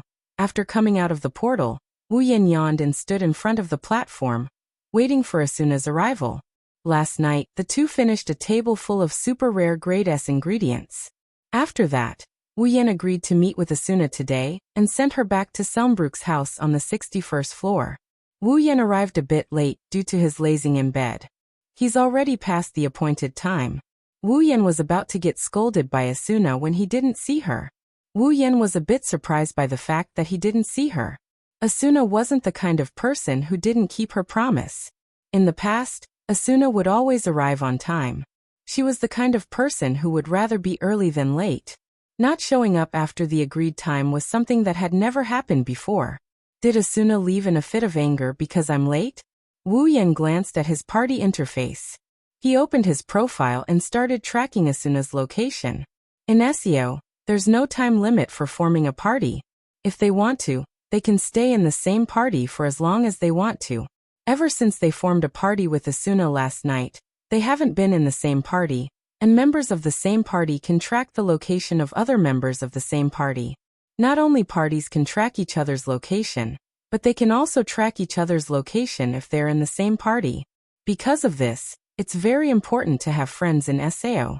If you accidentally log in someone with bad intentions, it's the same as selling your location to them. It's not a joke in this dangerous world. For example, Wu Yan only has Asuna, Kirito, Sachi, Cheyenne, Silica, Suda, and the 3 founding members of the Moonlit Black Cats in his friend list. There's no more than 10 people in his friend list. With a party and friends logging in, Wu Yan easily tracked down Asuna's location. To Wu Yan's surprise, Asuna isn't on the 74th floor, nor is she on the 55th floor, Granzum, the headquarters of the Knights of the Blood. She's on the 61st floor, Selmbrook. Is Asuna really late? Wu Yan rubbed his chin and scratched his cheeks. He looked at the location shown on the map. Suddenly he remembered. In the original apartment, Asuna also formed a party with Kirito to explore the labyrinth. Her situation was similar to his, but she was entangled by her guard, Kuradil, on the second day. That's why she didn't arrive at the rendezvous point. Could it be that Kuradil's Asuna is entangled with Asuna's guard? The more he thought about it, the more Wu Yan felt it was possible. In the original apartment, Kuradil was watching Asuna's house even when she went home. If Asuna ran into him when she went out in the morning, she would have been entangled with him. Asuna didn't come back, because she wanted to get rid of Kuradil. Furrowing his eyebrows, he turned towards the teleportation gate, and he started thinking about something. In the original novel, Asuna jumped into the portal to get rid of Kuradil. She bumped into the main character of the original novel and got molested. Could it be that this time too? Wu Yan chuckled as he looked up at the portal platform. That's impossible, right? The portal in front of Wu Yan lit up, illuminating Wu Yan's stunned face. Then a familiar figure flew out of the portal. Wah, get out of the way. Staring blankly at the petite figure pouncing on him, his last thought was, it can't be that coincidental, right? Then he was hit by the soft human cannonball. Wu Yan reacted when he felt a soft touch on his body. He subconsciously reached out and hugged the body that was flying towards him. Mentally prepared, he steadied himself and forcefully resisted the weight on his body. He slid back for a distance before he managed to stop himself from falling to the ground. Phew! Wu Yan exhaled. Good thing I reacted fast enough. Before he could finish his sentence, he froze. His mouth slowly widened and his face was filled with disbelief. His head stiffly moved downwards. When he saw his current situation, his eyes almost popped out of their sockets. He could clearly see that the petite figure that was flying towards him was being carried in his arms in a princess carry position. The other party's face was still pressed against his chest at 0 distance. Perhaps it was because of the impact. The other party seemed to be a little dizzy. Her little head kept shaking, and it took a long time for her to recover. That wasn't the most important thing. The most important thing was that one of his hands was pressing against her chest, and the other was pressing against her buttocks. Feeling the super comfortable sensation, touch and softness coming from his hands, he looked at the beauty in his arms in a daze. After a while, he pulled a smile that looked uglier than a crying face. Really? It can't be that coincidental, right? Maybe Wu Yan is just having a stroke of bad luck. While he maintained this ambiguous position with his hands in heaven, the girl who came flying towards him to deliver him benefits finally came back to her senses in a blink of an eye. The two of them stared at each other, neither of them saying a word. Just like that, they stood in the middle of the teleportation gates plaza in a pose that was enough to cause a scandal. If it weren't for the fact that there were no other players present, this scene would have become the headline of tomorrow's newspaper. Swallowing a mouthful of saliva, he looked at the girl in his arms who was staring at him blankly, realizing that if this goes on, things will get really bad. Holding the idea of dying early, he laughed dryly. "Good morning, Asuna." His voice was like a clap of thunder that woke Asuna up. Asuna finally realized how bad her current situation is. She could feel the man's hands moving up and down her body. She could even feel the heat coming from his hands. She could even see the system notification that she had issued a protection order. This is clearly a violation of the rules of sexual harassment. If Asuna presses the OK button, Wu Yan will be instantly transferred to the Black Iron Palace's prison. Asuna's beautiful face slowly turned red, and her expression was one of extreme shame and anger. A few drops of tears hung from the corner of her eyes. Asuna's first reaction was not to press the OK button, but to let out a scream and slap him hard in the face. Slap! A crisp sound was heard. It wasn't the sound of a palm hitting a cheek, it was the sound of a hand grabbing another hand. "Asuna, this is a misunderstanding." Wu Yan grabbed Asuna's hand, and he placed it on the ground. He raised his hands in a surrendering gesture. "You were the one who flew over. I was just catching you." Asuna immediately crossed her arms and took a few steps away from Wu Yan. She glared at Wu Yan as if she was looking at a pervert who was about to touch her. If Asuna's fans saw this, no matter how strong Wu Yan was, they would definitely challenge him. Wu Yan grinned sheepishly. He couldn't do anything about it. He wasn't in the wrong, but he was the one who took advantage of her. Whatever Asuna did to him was within reason. It's best if he didn't get into trouble with her. A murderous look appeared on Asuna's face. Asuna's expression kept changing. She looked like an executioner who was contemplating whether or not to draw her sword and kill someone. Her murderous look was mixed with a thick sense of shyness, which made Wu Yan's heart beat faster. This Asuna, she wouldn't throw me in jail as a pervert for sexual harassment, would she?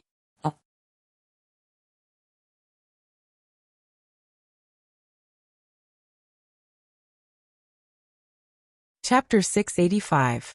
The two of them stood facing each other. One of them raised his hands in surrender with a look of embarrassment. The other crossed her arms in a defensive posture with a look of shame and anger. They were in a deadlock on the spot. But soon on the transfer platform, a sudden bright light from the lake broke up the deadlock between the two of them. Asuna remembered something when she saw the flash of light. She didn't care that the person in front of her just took advantage of her.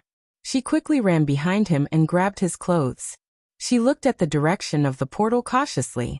Wu Yan didn't realize what was going on. He just stared blankly at Asuna's actions. A figure wearing white heavy armor with red edges appeared from the portal. Asuna's expression became even more vigilant when she saw the figure. Wu Yan was startled for a moment before he realized who it was. The person who came was Asuna's guard, Kuradil. "Lady Asuna." Kuradil immediately noticed Asuna, and Wu Yan as soon as he stepped out of the portal. His pupils shrank, but he pretended to be calm as he looked at Asuna. "Lady Asuna, if you act on your own, it will cause me a lot of trouble." "What do you mean act on my own?" Asuna shouted angrily. "There are no guild activities today and no raid quests. Don't I have the right to act on my own? Stop. Don't be so capricious, Lady Asuna." Kuradil waved the cloak on his back and walked down the portal platform. "It's not like you don't know how dangerous it is for someone of your status to travel alone. That's why you have me as your bodyguard, isn't it? You don't have to. You don't have to tell me where I have to go." Asuna was angry at Kuradil's words. "The guild doesn't say that I have to get permission from a guard like you to go anywhere, right? Why are you at my door so early in the morning?" "Early in the morning?" Wu Yan narrowed his eyes and glanced at Kuradil. "Is this guy really spying on Asuna? I'm just doing this for your safety, Lady Asuna." Kuradil walked towards Asuna with a straight face. "All in all, it's dangerous to be out there alone. Asuna, please follow me back to the guild headquarters." Kuradil did not care whether Asuna was willing or not and walked towards her. It seemed like he was planning to take her away by force. As Corridil approached, Asuna's expression changed. She tightened her grip on Wu Yan's clothes and shrunk her body inwards. Corridil, on the other hand, ignored her and continued walking forward. Just as Corridil was about to reach Asuna, Wu Yan moved. He took a step forward and stood in front of Corridil, looking at him calmly. Corridil stopped in his tracks. Looking at Wu Yan's calm expression, Corridil gritted his teeth and said in a deep voice, "Do you intend to interfere with our guild's internal affairs?" If it had been anyone else who dared to stand in his way, Corridil would have hurled insults at them. After all, he had done so many times before. Unfortunately, the person standing in front of him was no ordinary player. He was not even a top player. He was a legendary figure. The Fey swordsman Wu Yan is widely acknowledged as the strongest player in SAO. His battle record is comparable to that of the clearers. Not only is he capable of soloing a floor boss, he also has the second unique skill in SAO. Even if any one of these stories were scattered, it would be enough to become a distant legend for the players, not to mention when all of them were put together. No matter how arrogant Corridil is, no matter how strong his background is, he doesn't dare to insult the person in front of him, at least not on the surface. Because he can't afford to offend him. Don't try to pin a crime on me. Wu Yan shrugged and his lips curled into a grin. I'm just trying to protect my friend from being bullied. Bully? Corridil was so angry that he started laughing. I am Asuna-sama's bodyguard. I am responsible for her safety. How dare you accuse me of bullying her? Bully? Have you ever seen a subordinate pressuring her superior? Wu Yan shifted his body to reveal Asuna, who was hiding behind him with a reluctant look on her face. Look at your vice leader, and look at yourself. I'm sure no one would doubt that you're bullying her, right? Yes. I'm doing this for Asuna-sama's safety. Corridil shouted. For Asuna-sama's safety. Even if you accuse me of disrespecting my superior, I will accept it. You. Asuna was disgusted by Corridil's righteous attitude. Although she didn't know Corridil's true colors, she would be the first to doubt his loyalty to her. Oh. Wu Yan shrugged helplessly. You can't pin a crime on me, so now you're trying to put a tall hat on your head? You said you're doing this for Asuna's safety, right? Wu Yan took a step forward and his gaze sharpened. Corridil was startled and took a step back. Then you can go back now. Wu Yan smiled. Today, I will be responsible for Asuna's safety. Wah. Corridil's face turned gloomy. Are you trying to say that I don't have the ability to protect Asuna? Wu Yan continued with an expressionless face. A hint of mockery could be seen in his eyes. Corridil opened his mouth as if he wanted to say something, but in the end he couldn't say anything. Instead, his skeleton-like face turned red from suffocation. Wu Yan doesn't have the ability to protect Asuna? Although Corridil wanted to say that, he knew he would become a laughingstock if he said it out loud. If even the Fey swordsman Wu Yan can't protect Asuna, then who else in SEO can? Corridil? He's not even worthy of carrying Asuna's shoes. Corridil might not know his place, but he's not an idiot. When the gap between him and Asuna is so big that he can't even imagine it, even if he doesn't know his place, he wouldn't dare to talk big. This is the deterrent effect Wu Yan's name has had in SAO for the past 2 years.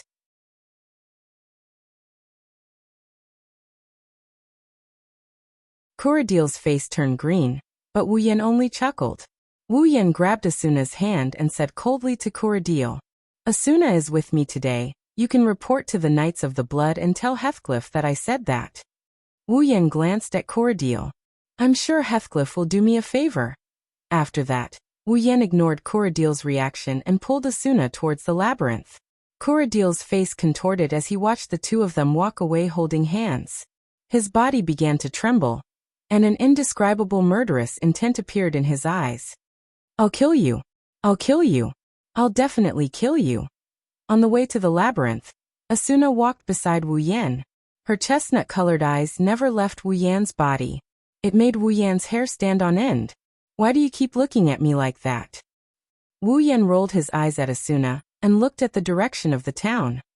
It's not that I want to criticize you, but you should get rid of that kind of guard as soon as possible. Asuna stopped smiling, sighed, and pulled herself together.